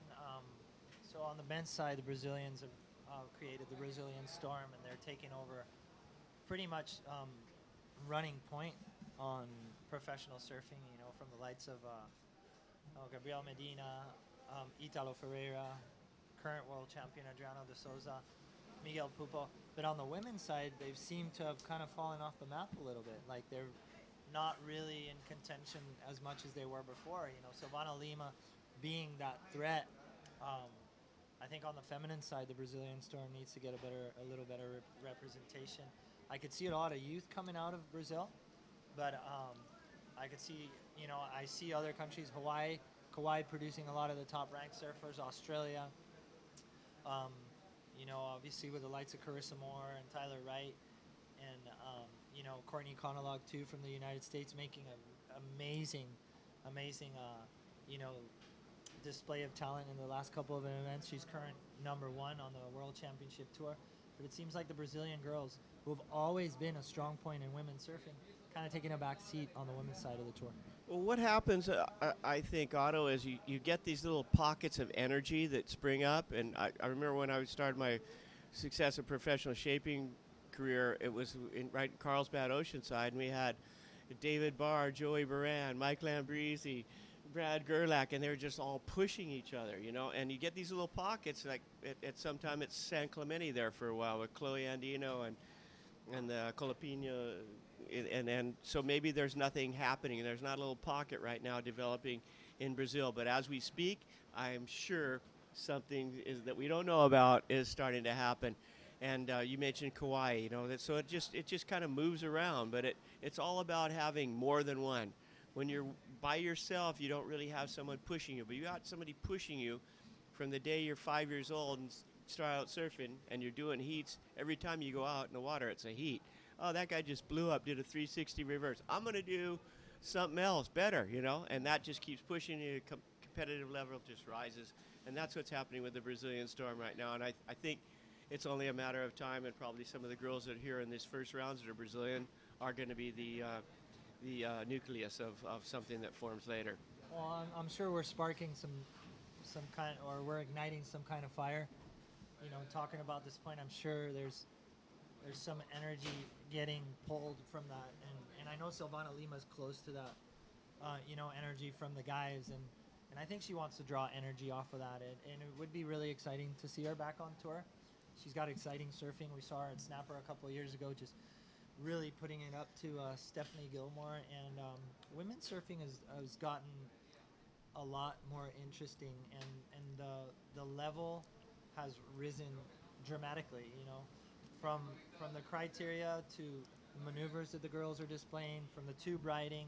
What we saw in Tavarua recently was, I think, a milestone in women's surfing. Tyler Wright getting no-handers. You know, Carissa Moore is definitely, you know, showing some skills at backdoor and stuff like that. So, and you know, on the big wave front too as well, you know, we see the girls from Maui taking it to Pe'ahi. So women's surfing is definitely feeling that energy. As we see some live action here of our current heat leader, and that is Lorena Fica from Chile. And look at the wave she's picked off. Perfect location, point of takeoff. She's got this nice wall in front of her. Just throwing those big sprays off the top. Setting up the inside. Nice floater to finish that wave off. She's got the unfortunate style of claiming it every time she makes one, but I think she got to save that for another round. But anyway, that was a good wave, and whatever floats your boat. You know what I did notice? I saw her warming up right before the heat, and she was doing all these exercises, and I think that professionalism of surfing is really showed in heats. Like, if you focus before your heat, you get warm. You don't want to go out there and be cold. You want to go out there and act like you've been there for a while, get your feet wet, get familiar, and all these things that they're doing prior to the heats really affects them. I've seen the men's side of the tour, the women's side of the tour. They get on their bikes, they get the medicine ball, they start jumping rope and all that, and it seems that her little warm up, she went off the side, warmed up, and it's working well for her. She's gonna get rid of that 2.33 on that last wave for sure. Well, besides the physical aspect of getting warm, it warms your brain up. It makes you feel like you've done everything possible to get yourself prepared and ready for the heat. And if it's all about mental. I mean, if you can control your brain brain controls your body. And if you feel good, you're going to do good. So it's quite a difference from my day when that's when people still smoke cigarettes and stuff, and so some of the guys would have a cigarette before their heat. So thank goodness we've come a long way in making this a professional endeavor and truly a sport of kings that it deserves. Yeah, definitely. I think that whole perception of surfing has evolved and has changed. I do take my hat off to the guys that smoked the grit before they surfed and won heats. I never a possibility in my book, but they do have these talents that are unforeseen, at least in my forethought. But I gotta say that, like, from the lights of Mick Fanning and all these people who've revolutionized the sport and made it really a professional thing and focused on technique, deliverance, physical aspect, and all kinds of stuff, it's been a great thing. And here you can see an aerial aspect, our production crew here, and it'll give you like a better view of what's in store here out in the lineup. And it's a perfect point break, perfect swell direction southwest, and man, I can't help but saying I wish I could get at least 4 of these waves in my pocket before I go to sleep today. Oh, I think that's in the realm of possibility. Yeah. That would be nice. That would be nice. Waves are hitting the reef really, really nice. Real nice direction. The tide's just right. And these girls are going to really have an opportunity to do their best. It might not be enough to win, but it's their best. There's no lack of canvas to paint their picture out there. Well, talking about that a little bit, 6.67 highest score of the heat so far. Lorena Fica on that last wave, really taking it to the right point break. It's really cool to see somebody that belongs to a place with left-hand point breaks. And there you could see live right there where we are looking at the break. Our drone and our production team just putting a bird's eye view of our little setup here. We are on the second floor. The judges are on the top floor. And it's a 360 view, what the judges could see down the point. We got a beautiful panel of judges from all sides of the world, from South Africa, United States, the Basque Country, and just bringing their best knowledge of surfing to score these girls and try to see who comes out on top here at Copa El Salvador Impresionante, brought to you by Body Glove. Crew worked late last night to get the framing done on our scaffolding. Our banners will be showing up later today, and so you'll see a totally different dressed out judging tower, but you can see that we've almost built a 2-story building here. It's be a nice place to have an apartment. I'm looking into the possibilities of purchasing a room here, but I don't know if that's going to work out. With all this sustainable living, maybe we just put a scaffolding up and hang out. It wouldn't be a bad idea. But a beautiful day on top here for the first day of this nice event, 6,000 prime event here for the women's. Highest qualifying points possible on the qualifying event series here this year. We see live action here. Natalie Martins picks off a little one, hits it off the top right there on the pocket, another one off the top, racking up some little points, gets a little bit. My taste, she needs to get a higher, like a bigger wave, but nice little snap off the top. Probably trying to get rid of that 1 point score, or 1.13, as we see out the back. Great surfing by Surfer in Red, Kobe Anwright. 2 snaps off the top. As you see that aerial view, she decides to kick out. But she only needs a 4.11. Let's see what the judges award her for that. Really smooth surfing, really intelligent surfer. Not a lot of maneuvers, but placed perfectly. So I'm enticed to see what the judges give her. That was a good exchange between blue and red, not the back. White's in position for this bomb set that's coming up right now. You can see our drone, we can see the drone hanging in there, and I don't know if it'll give us some shots, but this is a big wave. Yeah, beautiful, beautiful set out the back.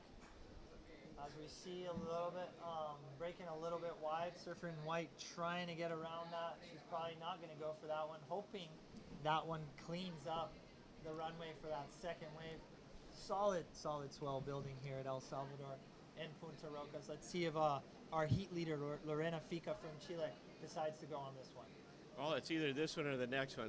Fortunately, there's one in back, but that one's a lot cleaner than that one in front of. So your theory about cleaning it up is working really well.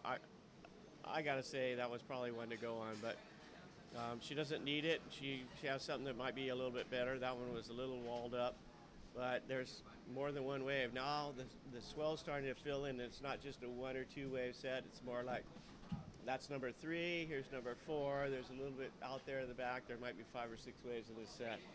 Beautiful lines here in El Salvador, and one thing I really love to see is just see the stack, the Coldroy coming all the way from open ocean. It seems like this swell's relentless. It's just not stopping. Like I see wave after wave after wave, and what a beautiful place to witness these beautiful right-hand point breaks here in El Salvador. To my taste, she should move in a little bit to the peak. I mean, she is leading the charge right now, but you know, getting a solid score, getting a 7 or 8 on the board is only going to help her campaign. So let's see, she's paddling into this one. Let's see if Lorena Fica from Chile. Well, she was patient. She finally got the one she wanted, and it's a good one. It's a good choice. This one's got a little bit more wall in it. She comes off the bottom, big snap off the top, throwing a lot of spray, landed it nicely, very graceful in her finish on that wave. She's in first place for good reason, and that's going to just help her cause. Well, she didn't claim that one, and that was a solid last little turn there for her. Probably thinking she should get a better wave. 4 minutes remaining on the clock, which sees Natalie Martins fight it out with Kobe Enright, and Kobe just gets a 5.63 for her last wave. She only needs a 5.48 to get into that advancing position.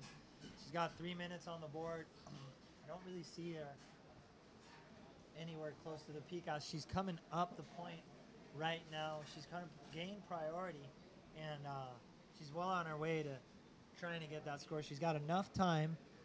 She only needs a 5.48, so we'll see if Kobe Enright from Australia could get the Brazilian and the Chilean back in a contention.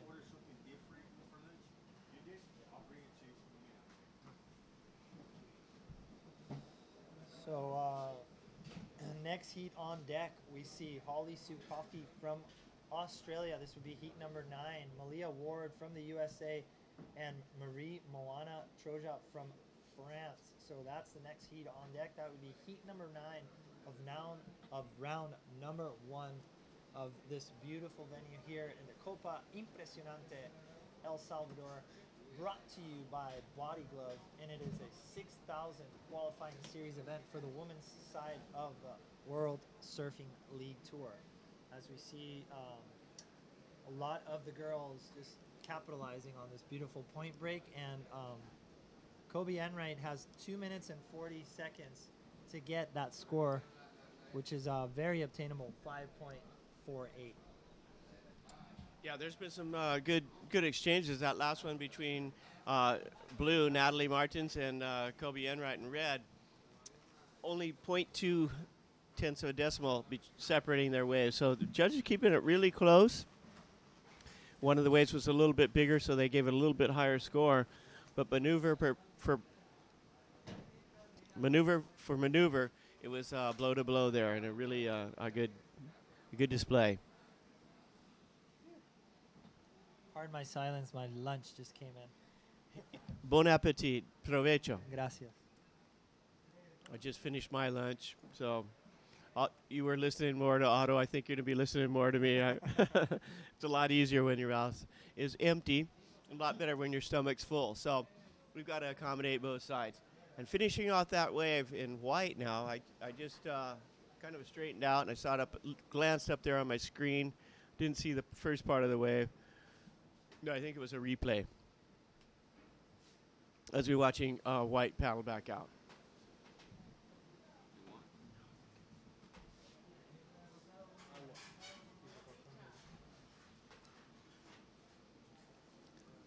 We see some tremendous sets. That last set was probably 7 waves out there in the water. Wanting to know what time's remaining is Kobe Enright in red. She's got 41 seconds remaining, so it doesn't look like there's going to be another opportunity coming, but she is in 3rd place currently, and that is last heat place in this heat, as there are only 3 surfers out in the water. So she really needs something. She needs about. She needs a 5.48. She needs a 5.48. Stroking for it. And then here comes something. Down to 30 seconds remaining. She's got one more opportunity. And not enough time. So she will unfortunately not advance. Surfers for the next heat were. Doing the rock downs. Yeah, they're scrambling. I guess they didn't get checked in with enough time, but it's a good thing going because there's no sets coming, and they'll have an opportunity to get out to the lineup. Winning that heat, Lorena Fica from Chile in 2nd place in blue, also advancing Natalie Martins from Brazil. Unfortunately, Kobe Enright from Australia will have to wait for next year as she is delegated to the beach for the rest of the event. Well, I have to say that was some great surfing by Lorena Fica from Chile. She got a couple of scores on the board on the 6-point range. She got a 6.83 for that last big turn. Best wave of her heat. She takes the lead over the Australian surfer and the Brazilian surfer. Natalie Martin's definitely showing some knowledge of the break, picking off some small ones, surfing them really well. So the 2 girls from South America advancing on, leaving the Australian, like you said, relegated to next year. Still waves pouring down the point. As we see this heat on deck, we will have Holly Sue Coffey from Australia. This will be heat number 9. Malia Ward from the USA. Marie Moana Troja from France. And it'll be a 3-women heat as we see them paddle out. Maybe they had them paddle out like afterwards, because we did see them kind of running down the beach when the horns down. So. Yeah, well, I don't know exactly what happened. Holly Sue Coffey last year, I think, got to the semifinals, surfed really well. Surprised to see her in the first round, but she put on quite a performance. Malia Ward, daughter of Chris Ward, a household name if you're a surfing follower. I surfed for Lost for so many years, a great tube rider from San Clemente. And Maria Mosana Troja from France in white. So Malia in blue, Holly Sue in red, and Marie in white. So it wasn't Maria, it's Marie. Je parle un petit peu de français. But my eyes are getting bad. I can't see without my glasses, and that's why I'm having trouble with the screen. It's really a small screen here. But there you can see on your screen the overview of the inside point. That's what's called the graveyard section. There's a old graveyard just to the left of the point. See the tents and the pier, the promenade right there, the La Libertad Alcaldía, the mayor, one of the previous mayors had built a beautiful place there that's has some shops, some restaurants, and really beautified the city right there on the shorefront. In the back area, you can see a beautiful hillside community that apparently, I was told by some of the locals, there are some very nice plots still available. So if you're thinking of retiring and want to retire in a nice, beautiful tropical environment, there's your opportunity. There's a view of what you could make your front door, living room, or however you situated your house. You could have a view of the ocean. Beautiful point here in Poturalco, which doesn't cease to produce world-class point break surf. So there's the start of heat number 8, I believe. Number nine. And we've been going here right along without a break, so we're manning the fort by ourselves today. Hopefully we don't get too monotonous for you. We'll have a couple more people come in tomorrow. Michelle Salazar missed his plane, and Jamie Maestro was going to catch a later flight, so we'll have 2 other people to join us tomorrow, but today it's the two of us, Otto Flores and myself, Gary Linden, having a blast. I watch every wave, no matter where I was. It's this is what I would be doing regardless whether I was working or not. And you call this work, Otto? I don't know. I don't. I call it the luxury of doing what you love. That's right. You know, and I love coming to places like this. I've been coming here for years, and I love the fact that our brotherhood and our lifestyles permit us to do that. When you're a professional surfer, you think about your afterlife, but I got good news for everybody. There is no afterlife. You're a surfer until you die, and I've learned that, and I'm stoked to be a part of it. The water is where I want to be, and the water will always be there, hopefully. And it's a pleasure to get to do this for a living. I mean, I'm sure you share the thought of not having to go on a 9 to 5 and creating your own workspace, and I think that we've done a great job of that. Well, thank you. There's that old saying that if you do what you like, you'll never work a day in your life. There you go. Because it's you're doing it, not doing it for money. You're doing it because you want to do it and have fun along the way. And surfing has certainly provided a great lifestyle for me, and I can't believe it just keeps getting better. I mean, I'm 66 and never been in a better position in my life or had more fun. And only problem with being that little bit older is you've got less in front of you than you got behind you. But doing everything that I can right now. My job, I was told by someone who's my age, is to prolong the quality of my life. That's my job. So finally got a job after all these years. I have to say that we, at least I draw a lot of inspiration from what you just said, Gary, and really stoked to see guys like you and look up to guys like you and see what you guys have done for the sport, what you're still doing for the sport, and what you're going to do for the sport. So, while there's this little lull in the action, I'd like to say thank you for everything that's happening. We have a great event here on tap, and you're responsible for that as the contest director. So hats off to you, Gary, for putting up such great work throughout the years, for your relationship with Latin America. And what's happening here right now is directly linked to you. So thank you again. As we see some lull in the action here, we see a little bit of change of tide. The water's moving up the point, making the wave change a little bit of a different face to the wave. As we can see, Holly Stu Coffey and Maria Moana Troja. I don't know if Malia Ward is in this heat. Did not see her. I will confirm the information if she showed or not. But it looks like we have a 2-person heat in the water. And we got 3 more heats in this first round after this one. And we're looking to, at least finish this round number 1. We're still relegating if we're going to do if we're going to do round number 2 start today. But conditions are roping down the point, and a little bit of change of tide,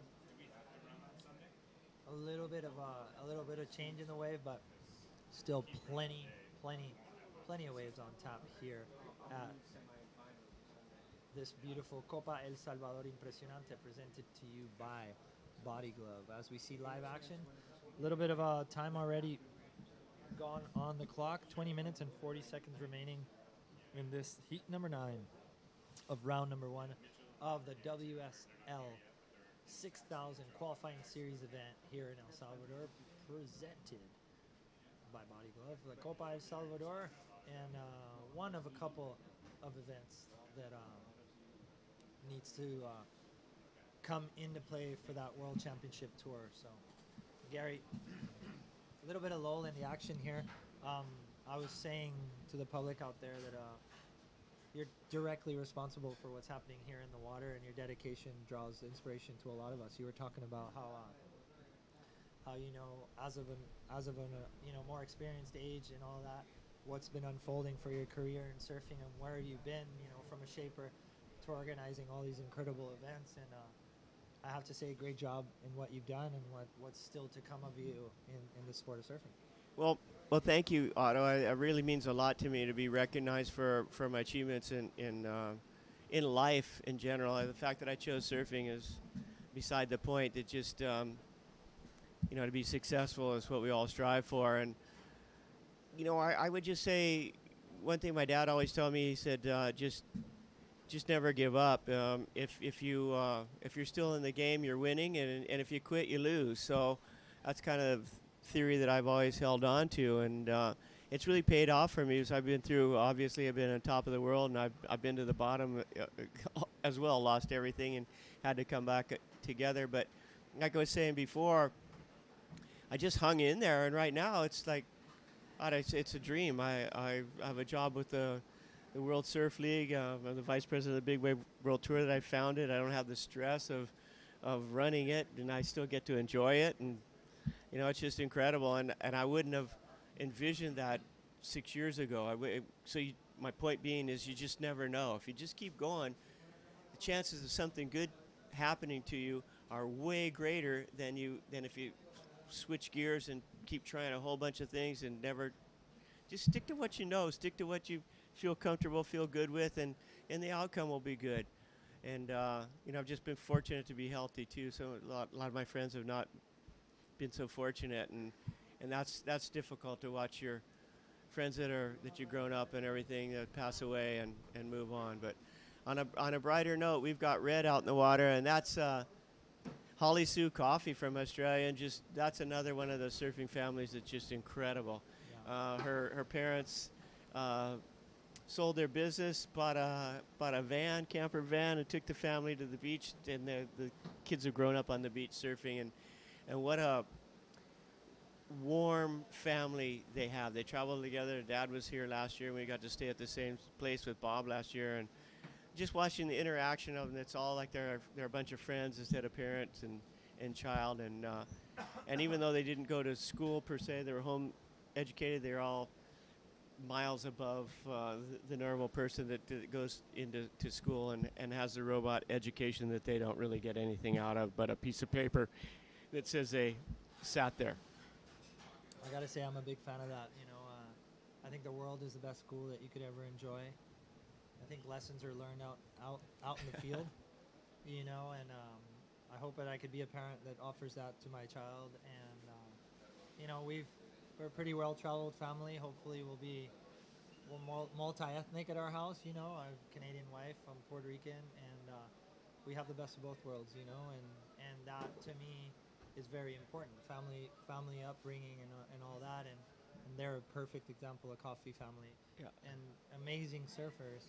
I think she's got a brother and another sister, and they're both top-notch surfers. And I believe she did great last year. She made it to the final rounds, and an amazing surfer. I see a little bit of a lull in the action here. Like the tide change has definitely slowed it down. I don't think it's lack of waves. It's just changing the face a little bit, no? Yeah, and the wind has come up a little bit, and the tide and the wind and everything else. And what we're comparing it to is the fantastic conditions we had in the morning. Because I'll tell you, if I showed up anywhere in the world and it was like this, I would just be frothing to get out there and catch one. And I still am. If we stop surfing, I'm going to go see if I can grab my board and remember not to put any wax on it. So. Yeah, being a parent is tricky. The Coffee family had a risk on, had a job and, had a successful business, and just being able to walk away from it, that takes a lot of guts. And it takes some foresight and then a lot of hard work to make sure that your decision you made is beneficial to your family. And it paid off in this case, aside from all your friends and peers going, what are you doing? What are you doing? And you got to be strong in your stance and your conviction and go, well, I'm doing the right thing. And so the world can be your best educator, but it can also, if you don't do it right, be your biggest downfall. So yeah, there's a balance to everything, and you've got to strike that balance. Hit the middle pass, stay in the middle part of the point, and catch those ones that aren't too big and aren't too small, and all the way around, middle path. Firm believer. Yeah, definitely. It's good to scope it all out and take opportunity when it comes, but know what you're doing.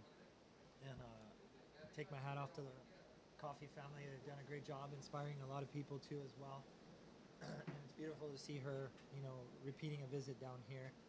Unfortunately, her heat has seen a little bit of a lull, and they have moved down the point quite considerably. Like And they're I don't almost to the left of our scaffolding, and they should be up the point. doesn't look like Malia Ward showed up. I don't So think just so. actually two surfers out in the water. So there's just going to be a short heat. Yeah. So that's probably why they're sitting down here and not really worried about it, because I think they probably threw them in the water, yeah, letting them know, because remember they paddled out pretty late. yeah. But they are going to run a short heat. They got 14 minutes on the clock. They might around a 20-minute heat.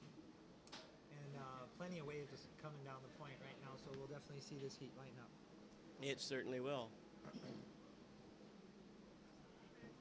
In position right now, our heat leader with not a sustainable score, Holly Sue Coffey. And I'm probably sure that Marie's got priority since Coffey let her have the wave. Let's see what she can do on her first attempt.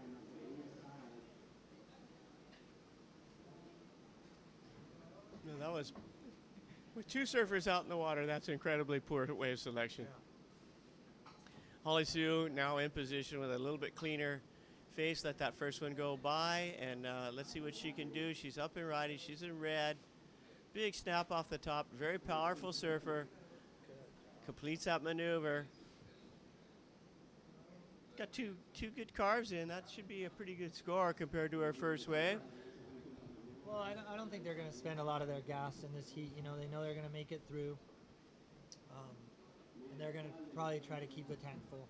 Yeah. You know, she's going to catch her waves. She's going to try to get her feet wet. Maybe they're going to get familiar with the spot. But from the looks of it, they don't want to unwind the clock too early. And it's a good strategy. I, on my selfish little self, would be trying to get every wave I could possibly do. But my competitive frame is not as good as theirs.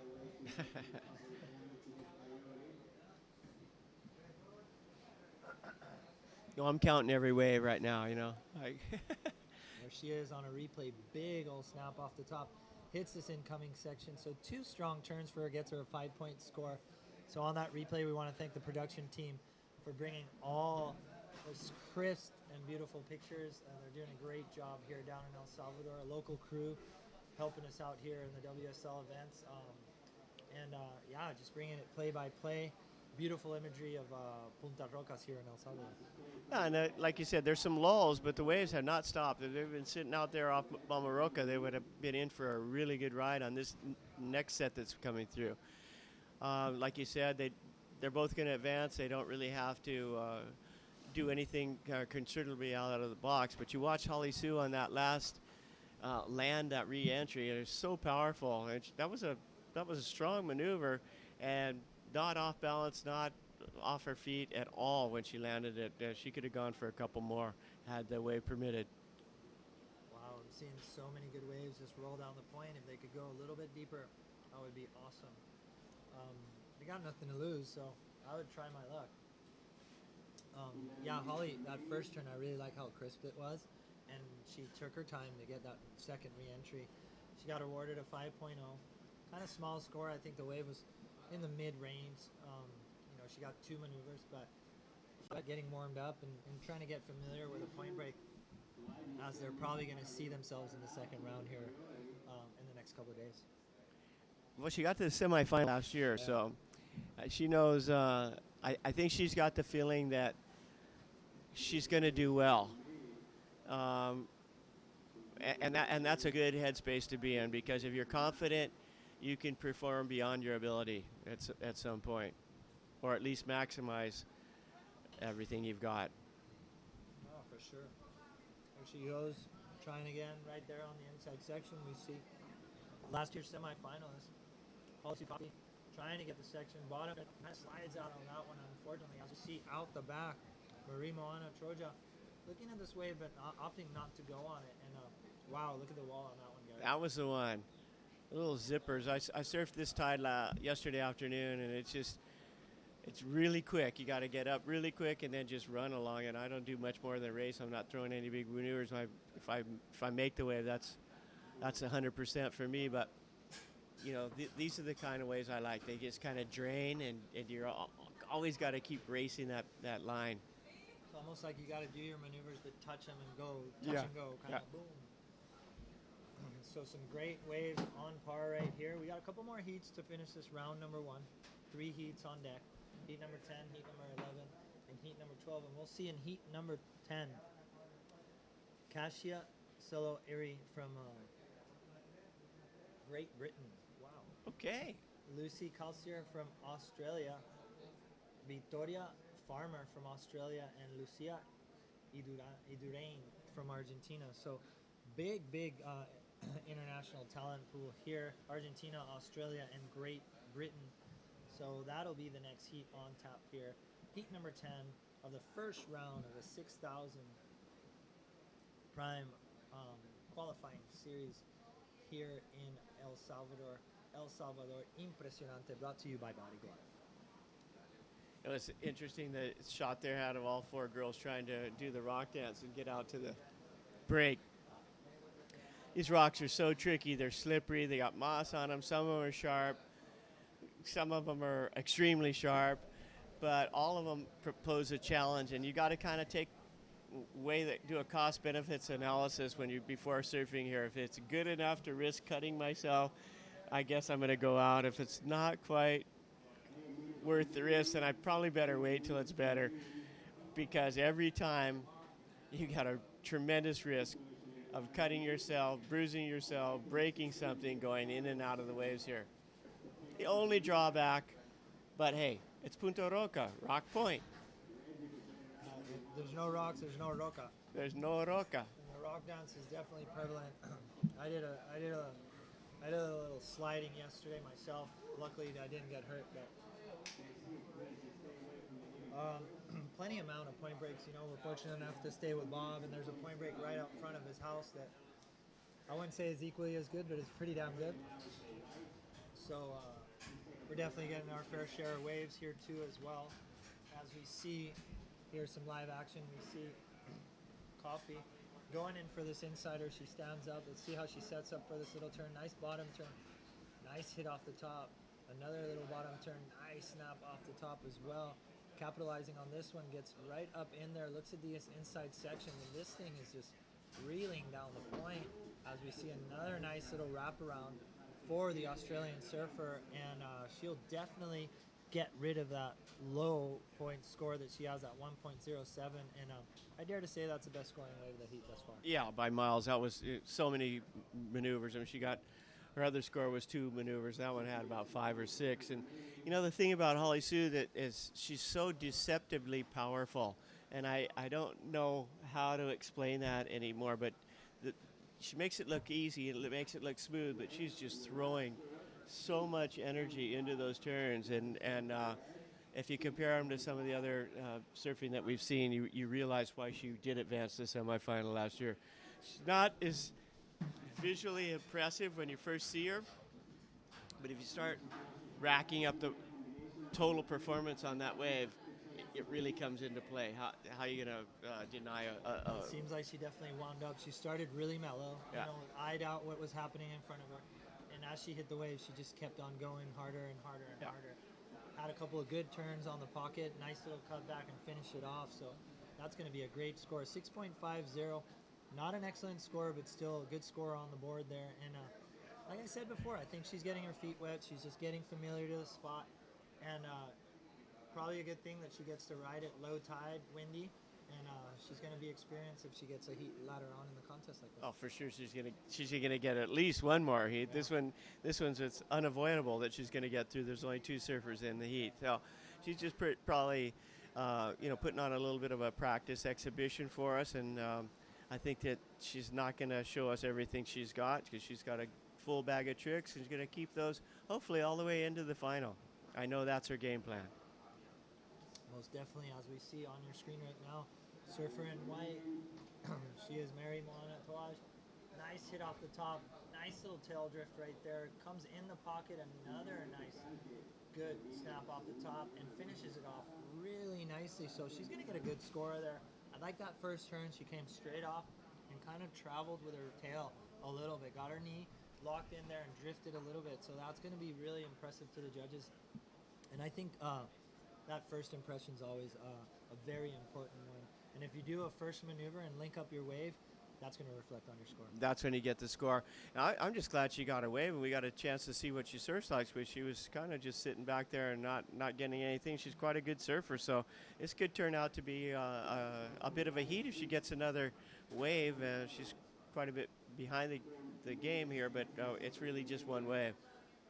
Well, you're right about that. We have 4 minutes remaining in this heat, where we see the lonely Australian and the French women surfing, and I'm eager to see 6.0 is what the judges give her for that last effort, and it was very well surfed. So she wants to get rid of that low score that she has on the board now. So there you see the replay right now. Nice little drift off the tail right there on that first maneuver. Comes back, gets that another little snap, drifts the tail a little bit, and finishes off right there, vertical. So there's another example right there of that vertical hit that you could do no matter what position you're in. You can kind of throw your board up there when you're backside, and I think that's going to play a big part. Like Tatiana Weston Webb could be a very big threat out here with that backside. I think so, and I think the contrasted styles, you saw Holly Sue Coffey got a lot more maneuvers in going on her forehand, and they were powerful maneuvers, but they didn't go as vertical. And Marie got the vertical maneuvers. She only actually did 3 maneuvers. It's not like we're counting maneuvers, we're counting intensity of maneuvers, but that's why it's kind of deceptive what Holly Sue is really doing. I thought her maneuvers are just as powerful and just as strong. It's just they didn't go vertical, and that's the difference between forehand and backhand. So yeah, your game plan has to change. Maybe on a forehand level, you really emphasize on your arcs and like turning down, but then on your backside, you have that vertical, option that you could really go to town on. I think front side, if you've got to throw a lot of spray off the top. I think when you've got to come up and just hit it and just throw a big whitewater spray to make it look that exciting. It's like not the subtle intensity goes unnoticed. You've got to make some way of making an exclamation point in your surfing, and the backside surfer does it with a vertical, and I think the front side surfer has to just throw a lot of spray. One thing I do like about Holly, she looks really calm. Like I'm looking at her on screen, and she paddles like she doesn't look desperate when she paddles, and I think that says a lot for a surfer. Yeah. In this situation, you're on your nerves, like you can fall just like she did, and that plays a big part in the heat. And having her be so poised like that, and that confidence, like you said before, she could play off of that and get some solid scores. As we see live action here, our goofy footer Marie from France gets over that section, kind of does like a mid-range maneuver trying to get around there, and unfortunately the wave closes out on her. Yeah, that wasn't the one she wanted, but once again, they're both going to advance, and it's all about just a little bit of exhibition of what's to come. And like you said, Holly Sue's confidence comes a lot from her success last year, so she knows if she gets her way, she can beat anybody out here. She's done it before. I think she was 17 last year when she served here, so she's not as old as some of the other competitors, but she's got plenty of experience and the talent to back it up. Most definitely. I think she is the youngest out of both girls, right? Ellie Jean is older than her. So, great performance there by the young Australian. And, heat's winding down, a minute running out the clock here. See Ellie Jean, Holly Sue trying to get a last-ditch effort right there. Kind of behind the peak. Not much to worry about. She's going to make it. Both of the competitors are going to make it. But we're focused now on what's to come. It's heat number 10. Keisha Sillo-Erie from Great Britain, Lucy Cullister from Australia, Victoria Farmer from Australia as well, and Lucia Idurain from Argentina. So a lot more to come here. 3 more heats in this round number 1, and we'll definitely let you guys know the decision that is made for running round number 2. In the coming moments of the contest. How about those names, Holly Sue and Ellie Jean? It doesn't sound Australian. It sounds like American from the Rock star. Yeah. Beautiful. Very beautiful. I believe they have a little brother too that surfs in Saints. What's his name? I don't. I think I've seen him around with the family. It's got to be something like Elvis or something just to keep up with the sisters. Elvis Costello, Coffee. Wow, Now it's my homework to go find his name. Elvis Presley, Elvis Costello, nothing. Yeah, the real king. Yeah, the real king. So the heat is on. So heat number 10 starting right now as we see Great Britain, Australia, and Argentina come into the center stage here. Finish your lunch. Mitchell in here. Get Mitchell in here if you want to take a break and finish your lunch. Yeah, just don't. Yeah, do that. Yeah, do it. I gotta go pee too. Right, I do too. Go We'll finish. just introduce No. him. Go ahead. You go, and then Okay. when you I'll come back. introduce him. Well, Otto, thanks a lot. That was a great work in these heats. It was kind of a marathon, but finally, one of our fellow announcers, Mitchell Salazar from Mazatlan, Mexico, has arrived. He missed his first flight. Welcome here, Mitchell. Good to have you here. I'm sure the people out there in Webland are getting kind of tired of hearing our Otto and my voice. I'm sure they don't mind if we come back, but just to freshen it up a little bit. Welcome to El Salvador, Mitchell Salazar. Thanks, Gary. I appreciate it. Second time here already, and straight off the plane coming into work here at Punta Roca. But I mean, I saw the swell, the place we're staying at. I knew there was waves, and showed up first 10 minutes here, and there's already quite a bit of swell in the water. So I'm pretty keen to get a surf in after the event finishes. But in the water right now, we have Lucy Callister up and riding all the way from Australia, setting up her first maneuver. A nice one. Nice little car for Lucy. Nice second maneuver. Let's see if she can fit a third one in. But a nice opening ride there for Blue, Gary. I don't know how competition has been so far today, but waves are looking pretty rippable. There he is, Mitchell Salazar. Say hello to the fans out there. Hola.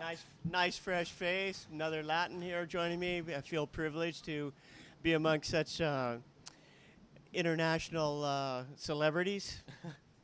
I don't know if you can call me a celebrity, but definitely Latin American for sure. Well, you're right there on the screen. That's stardom to me. I mean, if you're a Kardashian, you'd be set. If I'm a Kardashian. If you were a Oh my Kardashian, God. you'd be selling emojis right now. So a lot of action in the water area. I mean, incredible to be back here at Punta Roca. I mean, my second time here. I was here for a QS before, and I'm now commentating here at the women's event. I mean, a huge event for the girls. I mean, it's good to have two back-to-back QS 6000s for them. Especially, I mean, they get to surf really good right-hand point breaks. Coming from Los Cabos straight to Punta Roca, I mean, pretty good competition for them. And I think we're going to be seeing a lot of good surfing throughout the whole week. Oh yeah, it's really you got here a little bit late. Unfortunately, it was absolutely incredible yesterday as well as this morning. Right now, the tide is draining out a little bit, so it's not ideal conditions, and the wind has come up a little bit. But like you said, it's still one of the best point breaks in the whole world, and we're really fortunate to be having a 6,000 women's event here. I mean, anybody that competes would probably like to be out here today, woman, man, child, or whatever else was competed, but in the surfing world. Anyone in general, pretty much. I mean, especially if you're a regular footer. I mean, who wouldn't want to be out there? I'm just going to be backsiding that thing. Like, you're just going to be seeing backside fin walls once the event finishes for me. I mean, I'm pretty keen to get in the water, and tide is looking pretty low, Gary. I mean, and it looks like there's a little rip in the tide as well, which can be a little bit difficult here at Punta Roca, paddling up the point. But girls, I mean, still having a blast out there. Waves looking in the 5 or 6 foot range, which is really good here for Punta Roca. And I think we're going to be seeing a decreasing swell a little bit, which might be a little bit better, 4 feet, 5 feet throughout the whole week, which is really good. Well, it's still coming up. It's supposed to be on its way up tonight, and then it'll peak tomorrow during the day. So a good solid 2 days of surfing, and then there should be enough swell left over to carry us all the way through the final on Sunday. But right now is what it's all about. And out in the water, we've got Lucy Callister in blue from Australia, leading the heat with a 3.83. In second place, Lucia Indurain from Argentina with a 2.50. And then without a wave ridden yet is Kishia Celo Iri from Costa Rica. No, Great Britain. Great actually, Britain. yeah. I'm sorry. I can't see these things. You're gonna have to help me out. Victoria Farmer from Australia in white, still yet to catch a wave. Set on the horizon, they're sitting a little bit inside. The big ones are catching them a little bit off guard, but let's see if somebody can pick one of these waves up. Yeah, it looks like red might have a paddle here. This is Keisha Iyer from Great Britain, and she has a no paddle. But it looks like blue on the inside. Yep, Lucy Callister. Oh, that was pretty bad wipeout for blue. That was Lucy Callister going over the falls. But definitely pumping out here, Gary. I mean, Punta Roca is on fire right now, and I think it's just going to get better throughout the whole week. And white was up and down as well, so that is a counted ride. There is priority with these women's. So a lot better, these QSs now, Gary, having priority, no hassling, especially right now, you know, at such a good point break like Punta Roca, you don't really want to have hassling in the water at all. Being such a long point break as well, I don't think you really need any hassling, and I think just having that priority now is way, way better.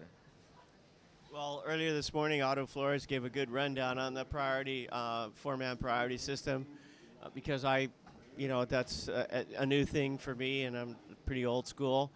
But, it actually changes the strategy. The guy that gets the first wave, end of the line, everybody else goes through, paddle back out. The one that caught the first waves, right back up, set up for first priority. So it's good to, jump off the block early and get that first ride, and then wait your turn so you can keep up a good rhythm going. My day was old day. Everybody hassled you, and that's part of the routine. It's kind of like out there in the water right now. There's no priority if you go out in the free surf. So it's a little bit of one more luxury that you get by entering a competition. Not only do you surf it with only 3 of your best friends, but you also can establish priority and get the pick of whichever wave you want if you strategize it correctly. And looks like our Argentinian surfer had a quick look there, up and down for her. So that rip in the current right here on the face of the wave, Gary, making it pretty hard for the girls to drop down. But competitor in red looking on a solid one. This is Keisha Iyer with her opening ride. She is up and riding, speeding down the line. Nice first car for red. Coming off the bottom again, nice second turn. Let's see if she can finish, and 2-turn combo for first of pink, actually. So Keisha Iyer from Great Britain starting up. I've seen her surf before a couple times at World Junior Championships. Great surfer. I think she used to represent Portugal mostly, but now representing Great Britain. So a good opening ride for red, Gary. Yeah, the tide is going out. It hasn't quite hit absolute low, but we don't have extreme tides. It's not really wash out. I've seen it when it's way lower than now, and it also come back higher. So it's pretty good. We got medium tides most of the event window, and what I found surfing this tide is you can't really paddle for a wave. You kind of just wait and then just flip yourself in, because if you paddle for it, you get out of position really easily. So it's better to just wait right when it's on your back and just kind of splash into it. So saw a replay there of red while we were talking, and it's just you got to study it. You got to see what like we talked about. You got to see what the locals are doing, and make sure you learn from them, because they're surfing it every day, and there is a way to get into these waves, and it's just a matter of selecting that technique. Yeah, you definitely want to be into waves early here at Punta Roca, especially with that current, as you were talking about. Tide not too changey throughout the whole day, but there still is going to be that little bit of bump that you want to get into early just to have a nice clean takeoff. But girls doing pretty good so far. Last of red, a 4.57, so a pretty good score for her to open up with 16 minutes and 35 seconds. Still plenty of time, and we are in Heat 10, so we will be running all 12 heats of round number 1, Gary. Event director, so you have to call, and we'll see what happens. Well, I don't have the complete call. We got the head judge and the tour director, and also the top-ranked surfer here. My personal opinion is that it's still looking pretty good, and it's as we get later, the wind's gonna calm down, and I probably, my vote would probably be for pushing on, but we'll have to wait and see, and assess everybody else's opinion and make the correct decision that most facilitates the competitors and the event. We want to have action, plenty of action all through the 5 days of the holding period, and weekend is when the El Salvadorian people can get down here and actually enjoy the show. And so we don't want to surf all the heats all today and save some for later on in the week. And with that being said, we really like to thank the tourism board here for putting on the Copa Impresionante El Salvador, presented by Body Glove. But the tourism board has just been such a big factor in bringing professional surfing to Punta Roca and wanting to showcase the beautiful waves that we have here in this fantastic country that is really a family-oriented vacation, a surfing family-oriented vacation, because there's so much to do in this just small area. There's volcanoes, there's jungles, there's fishing, there's surfing. So you can surf in the morning and take your family out and do something fun that they would enjoy instead of just throwing them on the beach all day. So come visit El Salvador. Great food, great people, and just a total unreal experience. I agree with you completely, Gary. I mean, last time I was here was for the QS, last comp we had here, and I mean, it's changed quite a bit since last time I was here, but I mean, still, food is great, waves are great. I mean, it's a great place to come with your family, that's for sure, especially on a surfing vacation. I mean, who wouldn't want to surf perfect right-hand point breaks pretty much all day long? And wind doesn't really affect it too much here. And then you got waves on both sides of the country, on the Pacific side and on the Caribbean side. We're on the Pacific right now in Punta Roca, and I mean, Punta Roca, you could really compare it to J-Bay when it's on. I heard that 2 days ago was just absolutely firing, and I would have wanted to see that because that must have been pretty darn good. Well, there are two surfing areas. There's east and west because of the way we face, but El Salvador, unfortunately, doesn't have a Caribbean side. Oh, well, That's okay. Just my mistake. I'm not trying to point out your mistakes. I just don't want to get the wrong information out there for everybody. It's kind of it's surrounded by Honduras and Nicaragua to the south. So we're really It's a really pretty tight. small country. Very small country, but it jam-packed with more right-hand point breaks than anywhere else I know, and definitely world-class, right up there with Rincon, J-Bay, and I think that Superbank is probably the only point break that's longer or better. But anyway, it's good enough for this guy. That's for darn sure. And the warm water more than makes up for anything that lacks in comparison to J-Bay. Well, last time I was here, I remember you were charging, Gary. I hope you brought a board this time because I want to see you charging out there once the girls are finished. And I know I'll be out there charging with you. And we're still in Heat 10. Next heat's looking like a pretty good one. Camila Kemp from Portugal, Tarnio Mir from Australia, Ellie Francis also from Australia, and Lucia Cosoleto from Argentina. So one European surfer, two Australians, and one South American surfer. Good comparison in styles, Gary. Yeah, it's been a mix of international surfers out here, which is really, really great to see. You know, we talked earlier with Otto about the fact that, you know, there's little pockets of surfing prowess that develop because there's 4 or 5 guys or girls that are really good and they're competing with each other every day, so the bar gets continually raised. But here in international competition, it's good to see that the whole world's being represented and not just 10 surfers from one area. So it's the field is expanding all over the world, and I think that's one of the goals of surfing as a professional sport, is to grow the culture. Always has been one of my goals, and it's really great to see that that's really actually happening. As we see Lucia Indurain from Argentina up and riding. She's trying to catch up with the swave, doesn't. And a couple sets out the back rolling through. Looks like red might have a good option here. And she opts not to go. Looks like blue might be interested, though. This is Lucy Callister, if I'm not mistaken. Yeah, up and riding. Nice drop for her, but that wave a little bit closed out. I think the girls are a little bit too far inside, Gary. That's my... That seems to be the observation that both Otto and I have had all along, because as you look outside, there's some good sections on that outside wave. But inside here, Kasia Iyer from Great Britain finishing up her ride. Yeah, nice solid turn for her. She got one good one in before the wave closed out on her. Right behind her in white, looked like she was going to go, Victoria Farmer from Australia. So yeah, they're opting to get this inside section. It's a little more user friendly. the outside section's a bit intimidating when you're sitting out there. It doesn't look like you're going to make it, but actually there's almost 2 separate waves. And if you just take the outside section and work that peak, you're probably going to get a better score than if you sit inside here. But who am I to say? Fortunately, I'm not judging. I get the luxury of just commentating on what happens instead of trying to tell you what the performances were worth. I did that for a lot of years, and really my hat goes off to all the judges who have such a actually stressful job. I mean, It is. it's beautiful. They get to watch the waves just like we do, but I would rather be here talking about it than having to put a score down. Oh, no doubt, Gary. No doubt. I mean, I've been up there with the judges before. It is pretty stressful, and thank God that there's more than 5 judges up in the panel every now and then, so they get to switch out. Take the stress off, because some heats get so close.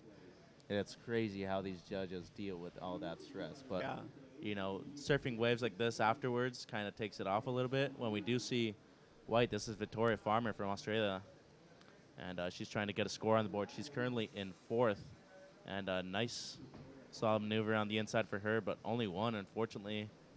And looks like the girls are paying a little bit of the price on sitting too far on the inside, but exactly who am I to say, Gary? We're not out there in the lineup right now. We do not know what's going on, so Yeah, well, it could be a lot more difficult than it actually looks. But girls doing what they can, and hats off to them. I mean, they're out there at pretty solid Punta Roca, and they're charging.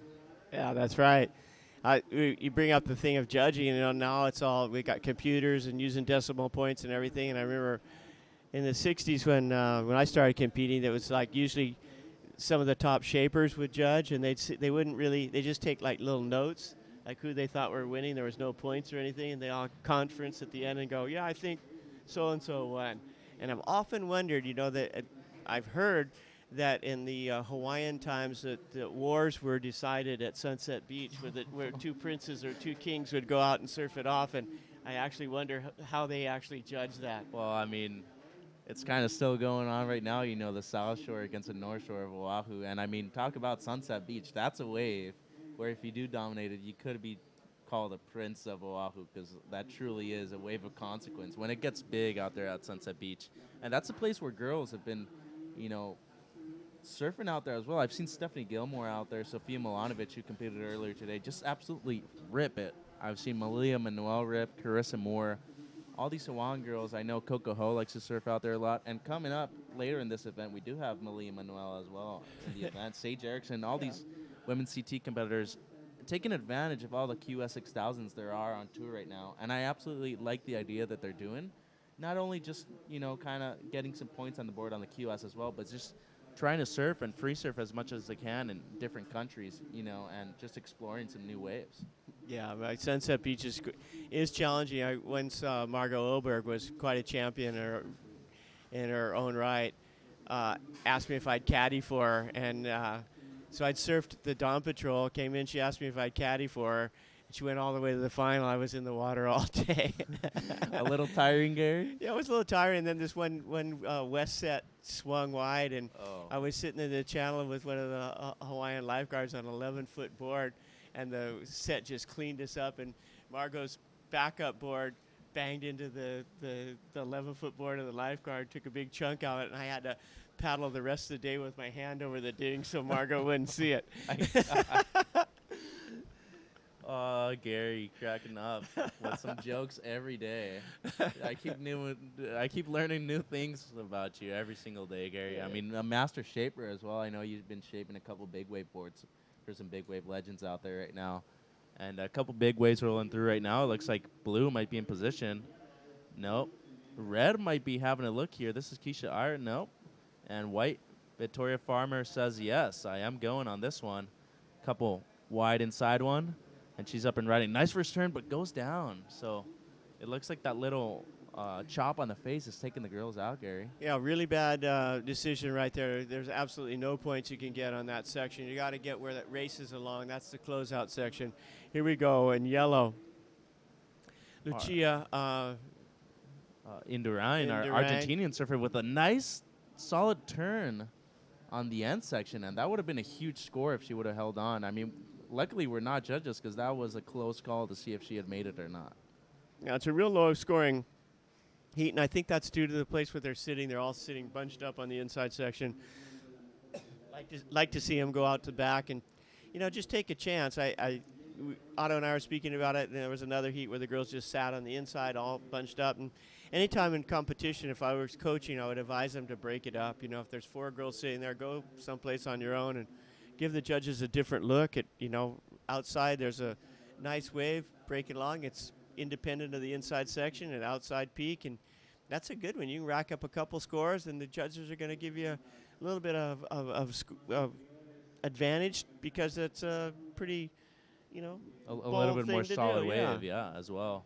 I completely agree with you, Gary. I mean, there's some couple bombs on the outside section where I think it might actually be a little bit easier takeoff as well, a little bit cleaner face. So, if I were to advise the girls, I'd tell her to sit out the back and maybe a little bit easier takeoff. But we do see blue, Lucy Callister.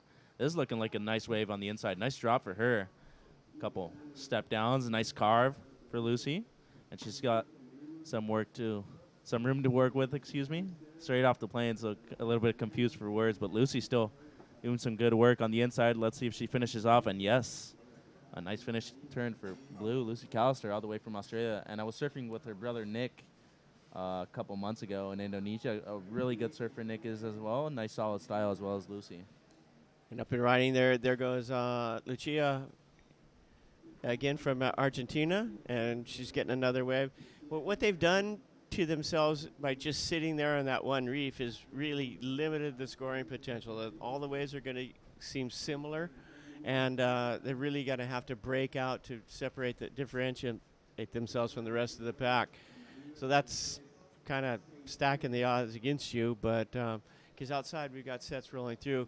That outside peak is a little intimidating when all the local surfers are out there that know the break, and so in a free serve, most of the girls haven't been able to sit out there, so they really don't know what to expect. But if you get one out there, you can also always get enough momentum. You pick the right one, like this one. It's going to roll all the way through. You're going to have enough speed to get through that section and really get the big score. So if the other girls in the coming heats are watching, they can a lot to be learned from just wave selection and where you're sitting. Especially if you wait for the second or third wave of the set, a lot cleaner face. Pretty good recommendation there. I mean, especially coming from you, Gary, a lot of experience on the QS, a lot of experience on the Big Wave Tour, and just surfing in general. You've been surfing for how long now, Gary? 50 plus years, if I'm not mistaken? 54 years. Wow. And almost coming up on, 54 on 4th of July, so almost ready for the anniversary. Not a bad day to start surfing, as well as the independence of the USA, which is pretty nice as well. Probably, I was 12 years old, and it was my independence as well. Independence from any other sport in the world. That's what makes surfers so different from anything else, Gary. I guess we are pretty independent, and we like it that way too. Yeah, I liked it. Team sports just didn't. I love team sports, but you're always dependent upon the coach to put you in or something like that. Surfing, you can do whatever you want. Nobody's telling you what to do, and you can either rise to the occasion or you can sink. It's all up to you. And other sports, it's so dependent upon a whole bunch of various factors and dependent upon other people. Teamwork is great. It's a great philosophy for living your life, but when I'm enjoying myself, I like to have total independence. Yeah, a little bit of quiet time comes good every now and then as well, especially when you're in the barrel, when you're just surfing those waves. I know you like to surf Puerto Escondido a lot, been spending a lot of time down there. I know I love to spend time down there as well. And that's a place where you can just really relax and get to know yourself as well as a person. When you get into those bad situations, that you wipe out on, I guess you do really learn a lot about yourself. Yeah, I don't know if I'm relaxing at all ever when I'm out at Zicatela Beach. It's probably the heaviest beach break in the world, but it's a test of your ability, and sometimes you push yourself a little bit beyond your ability level, as I've done many times. And Lucy Callister now out in front, Gary, with 40 seconds on the clock, and it looks like she will take a heat win, but pink now paddling. No, it looks like yellow will have a paddle, and she's in third, so might have been a priority mistake there with a little less than 30 seconds, and yellow with a nice opening crack for her. she only needed a 3.88. So with one good maneuver, it all comes down to that, Gary. With 15 seconds on the clock, judges have it pretty close. It has been a real close heat, and those are the kind of heats that I think if you're a competitor, going back to where you're sitting, catch the waves, you leave too much to chance. There's not much to differentiate you between the other surfers. As the heat has come to an end, and we will be waiting on scores for last of yellow. A 3.88 was what the yellow needed, Gary. Lucia Indurain from Argentina. I think it's going to be a pretty close score for her. And I would not want to be a judge in these moments because you're also depending. You have to compare that wave to the highest wave of the heat. So you get comparisons, and that does change a lot of things. But we are counting down, so scores have dropped in, and we'll see what the judges decide. Well, that was unfortunate if Lucia doesn't advance, which she didn't, because she was actually maneuver for maneuver one of my favorite surfers in that heat. She just didn't get the right waves. And up and riding, this is Lucia Cosoledo, also from Argentina, the yellow. Nice opening crack for her. She's coming out around the foam ball, gets enough speed, and does come around. Another nice second turn, and pink out the back with a nice opening hack for her.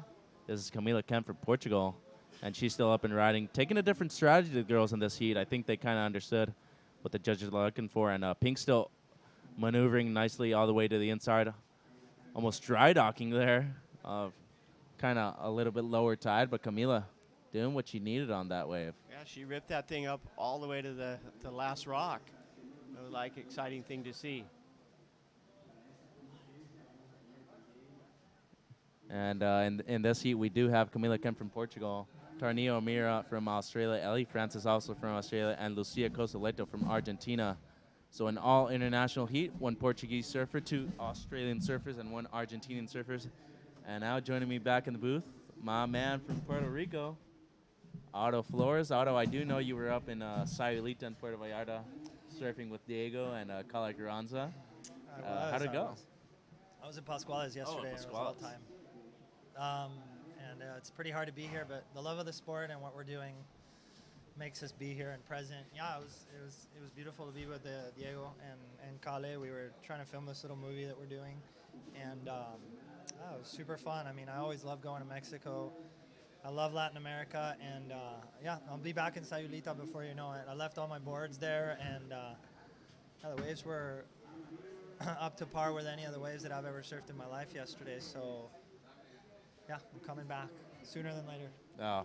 Hopefully, Otto, we like having you there. And talk about Pascual is a pretty heavy wave in its own right. When it gets big, it's pretty dangerous. Yeah, it was 6 people out. It's even better. Yeah, it's every bit of good waves yesterday. You know, it was 6 to 8 feet with 10 footers, and as good as it gets. I think I caught one of the best waves I've caught in a long time. So just sharing wave with friends to me is the ultimate. You know, we're getting older these days. You know, and we have a better perspective of what to do out there, and it was just fun to share some waves with Diego and Kale and kind of create this little project that we're doing. Yeah, like I said, I'm coming back. I'll be back there on the 10th of July, and I'll be back in Sayulita and probably driving down south and exploring. We were all over, you know, Jalisco and that whole area, and Nayarit, and we went down to south of that. So yeah, it was just cool to see it and kind of get our bearings on it, and now we're gonna do it again. All right, that sounds great, Otto. I know you're a legend in your own right, all the way from Puerto Rico, surfing with guys like Ala Moreta. I know Magna Martinez has been living there for a couple of years as well. Brian Toth, his brother, Josie Graves, Dylan Graves. So many good surfers come all the way from Puerto Rico. And Australian Ripper, Ellie Francis, is up and riding. Nice first car for Ellie, and she's still driving off the top. A little bit of missed speed there on that turn, Otto, but out the back, still some more waves stacking up. Here goes blue. This is Tarnio O'Meara, also from Australia. Old Tarniro trying to get up and down there.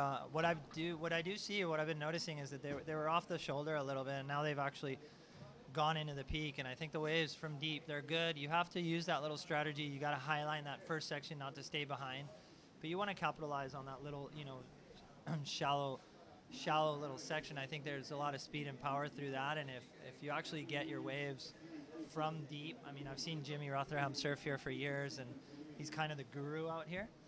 And he always seemed to draw this line, this high line through that like Mama Roca section, and it seems like the girls have been, back into the spot. They were surfing way off the shoulder, way off the inside, looking at that low tide. But I think the scoring potential is coming from the peak and deeper. So as soon as one of these girls really gets her bearings on one of these waves, they could tee off and get a good score. Yeah, I think so as well, Otto. I think your insight is great.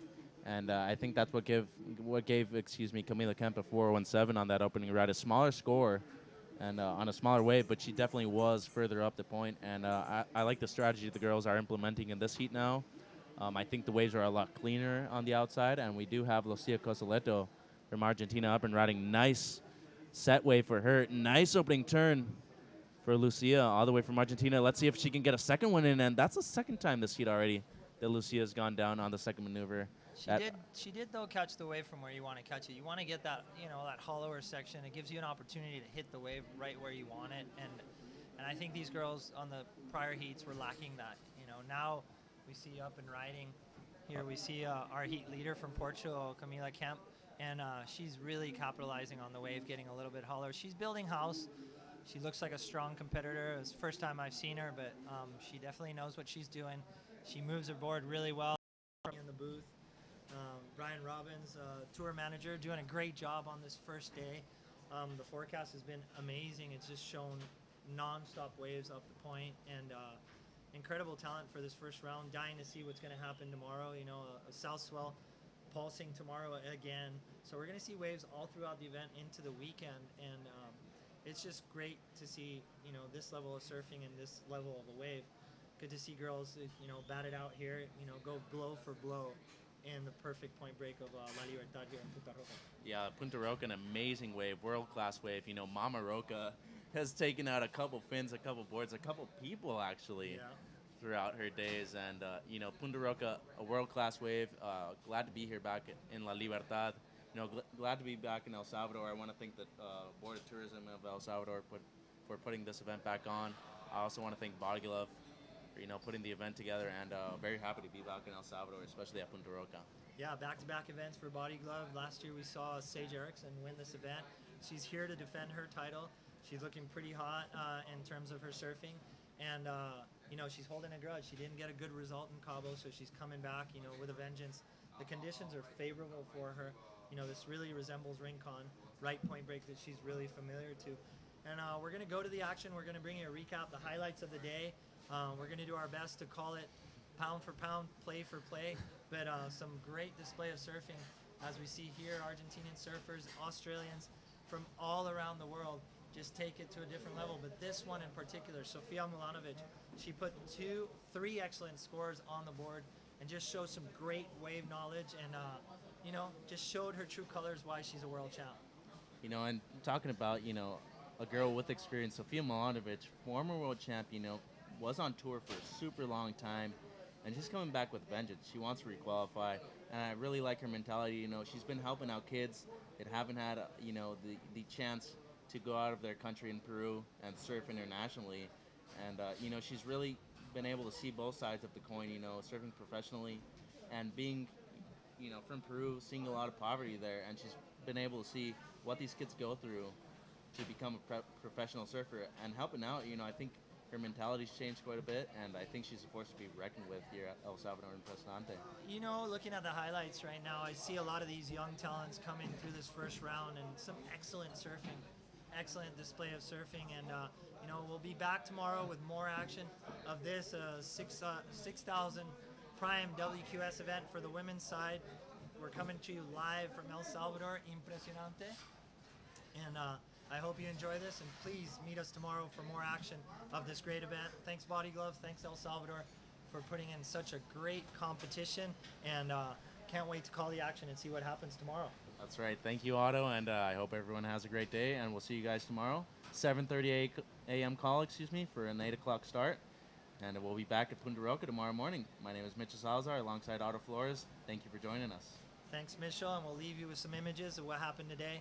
Adios del Salvador.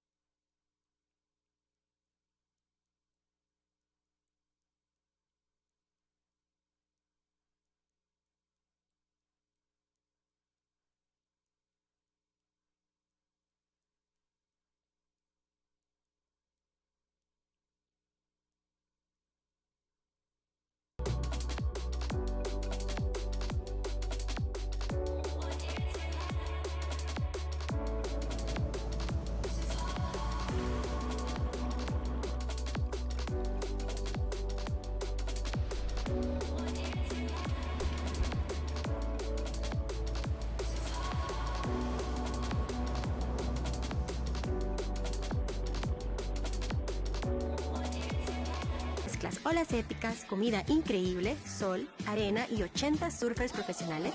Una marea de buena onda. Llega la Copa El Salvador Impressive, una oportunidad para apreciar el mejor surf femenino con 80 competidoras representando a la Liga Mundial del Surf.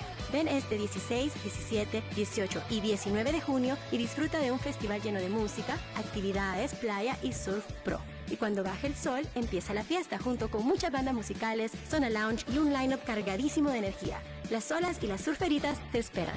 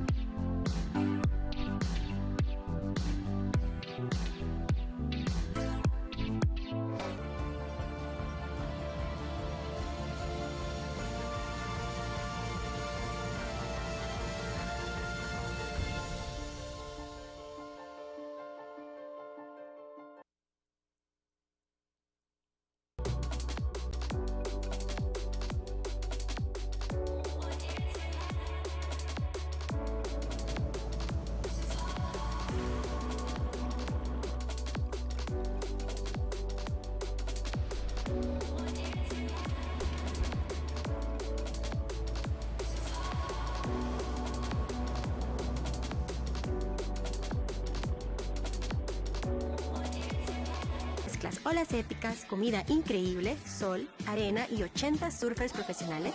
Una marea de buena onda. Llega la Copa El Salvador Impressive, una oportunidad para apreciar el mejor surf femenino con 80 competidoras representando a la Liga Mundial del Surf. Ven este 16, 17, 18 y 19 de junio y disfruta de un festival lleno de música, actividades, playa y surf pro. Y cuando baje el sol, empieza la fiesta junto con muchas bandas musicales, zona lounge y un line-up cargadísimo de energía. Las olas y las surferitas te esperan.